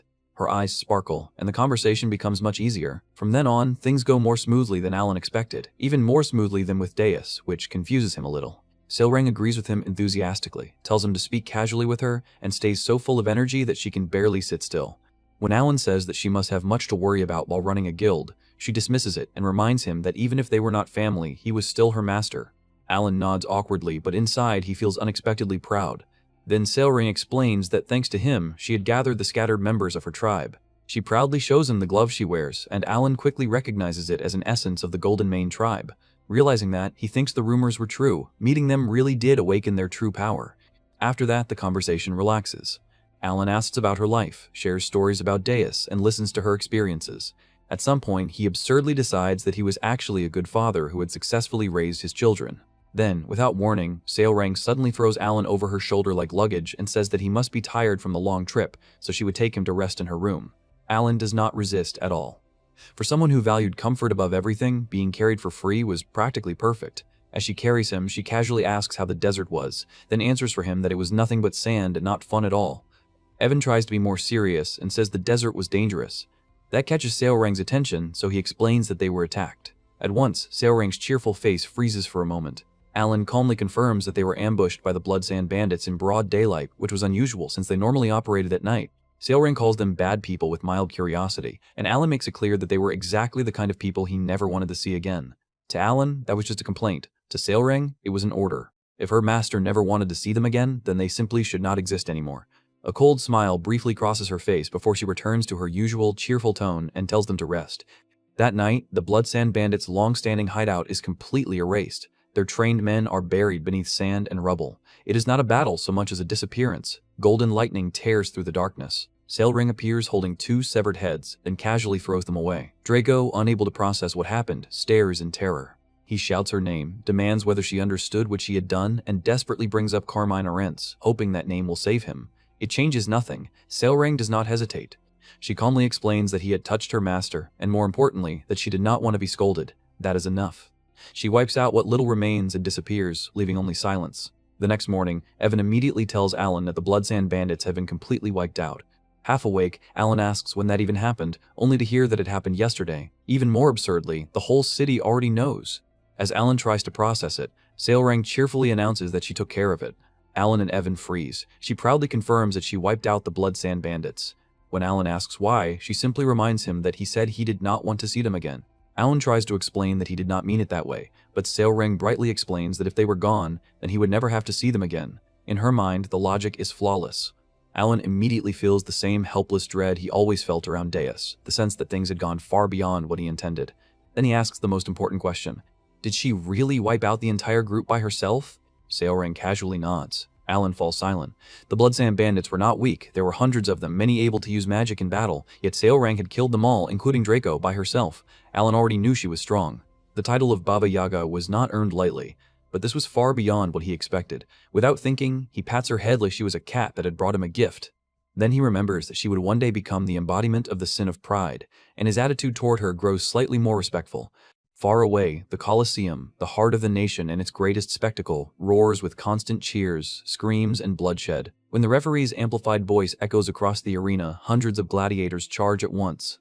Some carry swords, some axes, some only their fists, but all of them rush one man. That man is Carmine Arentz, one of Colony's Baba Yagas, and the one who had held the title the longest.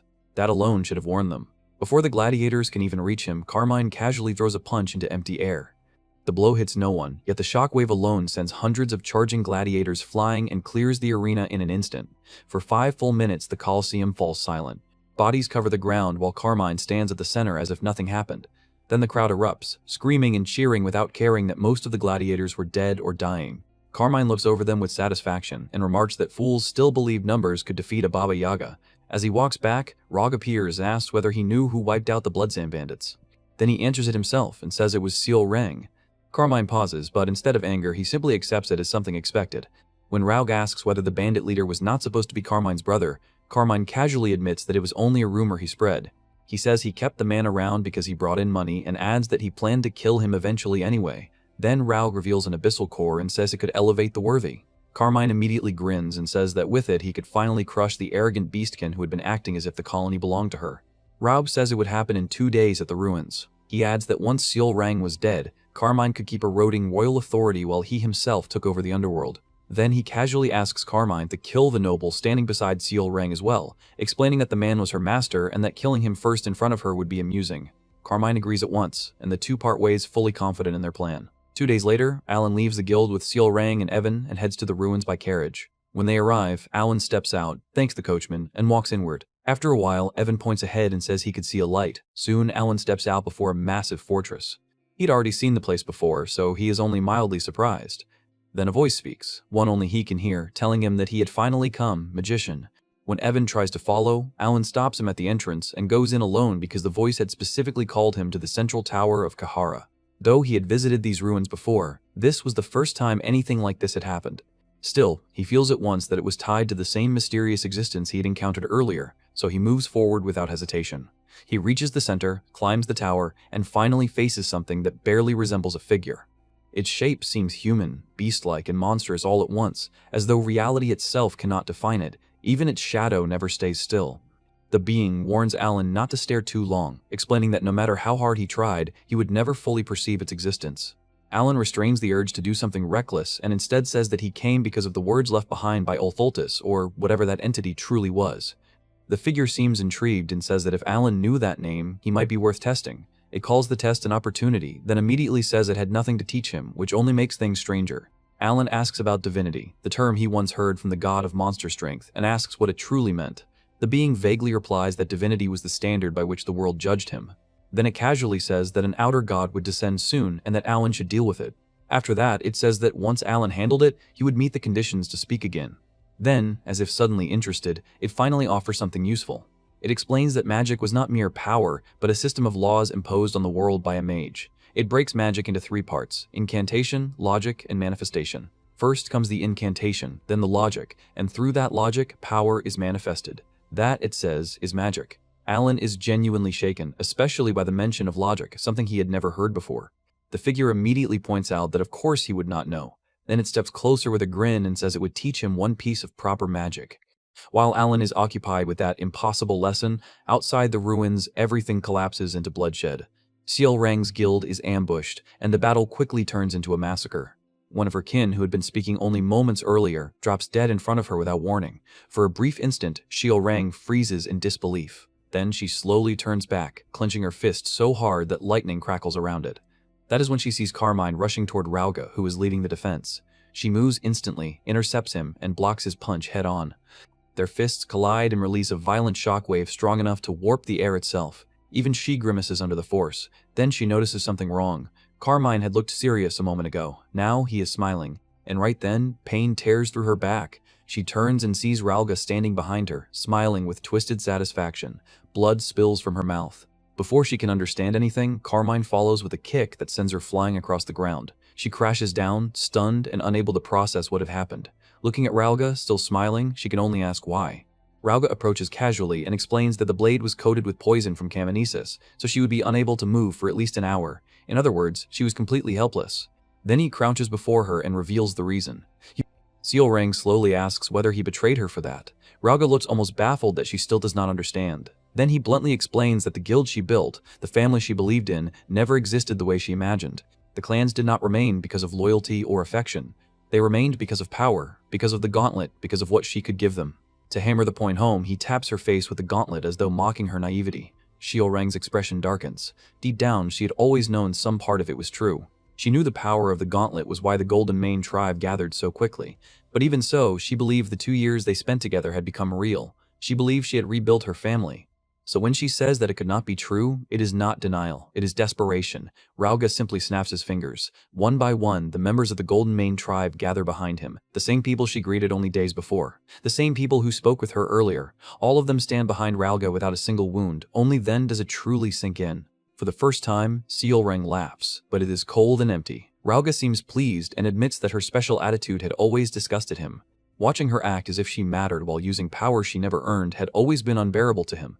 Then he asks how it felt to wake from the dream. Instead of answering, Seolrang asks whether the others were traitors too. Rauga is clearly ready to say more, but Carmine cuts him off. The time for words was over. He says it would be troublesome if she somehow recovered, so it was better to kill her now. Then he transforms his arm into a blade and raises it. At that exact moment, everything changes. A puzzled look crosses Seolrang's face. It is not fear or rage, only confusion. Rauga also freezes. Because a hole has appeared in Carmine's body, only a moment earlier he had stood there ready to kill. Now his torso is pierced through. In the distance, from the forgotten city of Gahara, Alan silently emerges. There is no dramatic entrance, only Alan walking forward, yet with every step, the ground freezes beneath him. Frost spreads as if the world itself were reacting to his presence. Gray-white magic flows from the bracelet on his left wrist and wraps around him like living ice. His steps are calm and steady. Even with enemies, traitors, and a Baba Yaga before him, his expression never changes. There is no anger, no fear, not even interest, only indifference. That unnerves everyone far more than fury would have. Rauga, who had been mocking Seolrang moments earlier, suddenly looked far less certain. The others are no better. They all saw what happened. A Baba Yaga, a monster among monsters, had been pierced in an instant as though he were nothing. So when the man responsible keeps walking toward them as calmly as if he were out for a stroll, no one remains at ease. At last, Alan reaches Seolrang. Her body barely responsive. Her eyes are hollow, filled with despair and dangerous rage. Dark energy leaks from her as though she were about to break completely. Alan wastes no time. He pulls out the highest grade potion he has, one of the precious gifts that had once been showered on him, and forces it into her mouth. Calmly, he tells her to drink. Then he tells her something else. He says that the only ones who betrayed her were the people standing before her, so she did not need to worry. Still shaken, Seolrang asks whether that was really true. Alan answers at once that it was. Inside, Alan is already calculating. He knows his magic takes too long, and no enemy would politely wait for him to finish preparing it. That leaves only one option. So he asks whether she can hold them off until he finishes readying his spell. Seolrang had just swallowed a full dose of high-grade potion. Her body had barely stabilized. The poison still remained, and she was far from recovered. Even so, when Alan asked whether she could hold them off, she nodded without hesitation. Then she charged. She hurled herself at the traitors with lightning-like speed, ignoring her wounds, the poison, and the risk. Alan chose to trust her. He formed a seal, and the cold aura around him vanished at once, as if everything had been drawn inward. Then he spoke and invoked ice and snow. As he closed his eyes, he recalled the lesson of the formless being, that true magic was not merely power but law. This time he understood. The spell gathering at his fingertips changed. It stopped being ordinary magic and refined itself into a vast crystalline snowflake, with a flawless spear forming at its heart. Alan opened his eyes and completed the spell. The instant Rauga saw it, he realized that if Alan finished, everything was over. He rushed forward in panic. Seolrang blocked him at once. She cut off his path completely, refusing to let him reach the man who had just saved her. While she held him there, Alan finished the spell and launched the spear. It struck Rauga squarely in the chest and hurled him away. Seolrang barely avoided the spell's range and turned toward Alan in shock. Evan could only stare. The battlefield was no longer a battlefield. The ground, the air, and the enemies had all frozen over. It looked finished. Then Rauga moved. He barely managed to speak, and in that instant, Seolrang's guard slipped for only a moment. That was enough. Rauga still retained power stolen from her, since the Golden Mane authority had not yet been revoked. He rushed at her with the same poison dagger as before. Seolrang realized too late. Her body was exhausted, injured, and still slowed by poison. She could not move in time. The dagger drove toward her heart. Then Alan moved first. Without thinking, he yanked Seolrang backward just enough to save her from a direct hit. Blood burst from his mouth immediately after. Rauga froze. Seolrang froze. Then Seolrang crushed Rauga's head in a single furious stomp, erasing him instantly. Evan shouted in panic, but Alan was not truly wounded. The dagger had barely touched him and only tore his clothes. The blood came from mana exhaustion. The spell had drained him so badly that his body had begun damaging itself from within. As he steadied himself, Alan quietly admitted that the spell's power had exceeded his expectations. He also realized he would need some way to restore mana next time. Thinking back on what happened, he concluded that the spell had become so powerful because he had been facing something godlike. In this case, anyone who absorbed abyssal substance counted as close enough. Carmine and Ralga had not merely been strong, they belonged to another category entirely, and somehow, against beings like that, Alan could bend the laws of the world. Then he looked at Seal Ring. She was badly injured, but what stood out more was her expression. She had gone quiet and hollow. Considering that she had just been betrayed by the family she spent 2 years rebuilding, it was only natural. Alan considered comforting her, mostly because letting her spiral into some future embodiment of sin would be extremely inconvenient. But Seal Rang spoke first and asked why he had not dodged. The honest answer was that he could not. Instead, Alan gave her a better one. He said it was because he trusted her. Seal Ring paused and repeated the answer as if checking whether she had heard correctly. Alan nodded and said that because she said it was possible, he believed in her. The truth in his head was less noble, but the result was the same. Then she asked why he saved her. Alan did not have a complicated answer. To him, saving someone close simply felt natural. So he said that people did not need a reason to save family. The moment he said it, he realized his mistake. Solrang took the idea of family very seriously. She quietly pointed out that he was not truly family, because family was tied by blood. Then she added that she wanted to become family with him. Before Alan could understand where that was going, she grabbed his shoulders, her eyes shining, and proposed marriage. Alan's mind stopped. Evan nearly collapsed from shock. Seal Rang's tail wagged happily. 5 days later, news spread throughout Colony that Carmine and Ralga, both Baba Yagas, had tried to kill Seal Rang and failed. Not only had she survived, she had defeated them, and public support for her exploded. People even began calling her the first Baba Yaga, overtaking Carmine's old reputation. Now Alan sat in a carriage with her, hearing the same proposal for the 19th time. At this point, it no longer felt like a proposal. It felt like a system alert that refused to disappear. Seal Rang leaned close, ears raised and tail wagging, waiting for an answer. Alan sighed and repeated what he had already said many times, that he saw her as family. As always, Seal Rang immediately countered that they were not real family. Then she presented her flawless solution. If they married, they would become real family. Alan tried another route and asked whether she even understood what marriage meant. Seal Rang confidently replied that she was sure she could make him happy, which was not the answer he wanted. Realizing the conversation would only loop forever, Alan gave up and told her that marriage was serious and that she needed to think about it more carefully.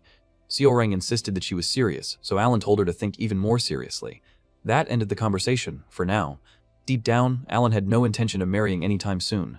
More importantly, no matter how things looked, he still saw Seal Rang as much closer to a daughter than anything else. In his mind, this was just a phase.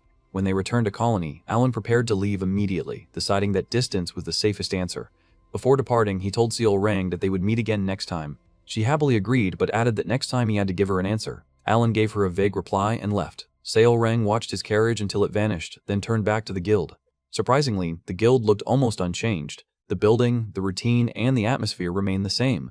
Only Ralga and his faction were gone. Ironically, their betrayal had made the rest more loyal. Many members were genuinely furious on her behalf. In a way, the guild was closer than ever to the family she wanted. But Seal Rang only sighed. She realized she could never return to the happiness she once had when she was younger. For a long time, she believed that rebuilding her family would restore that warmth. Now she understood that it never would. Even so, she smiled when one person came to mind, Alan.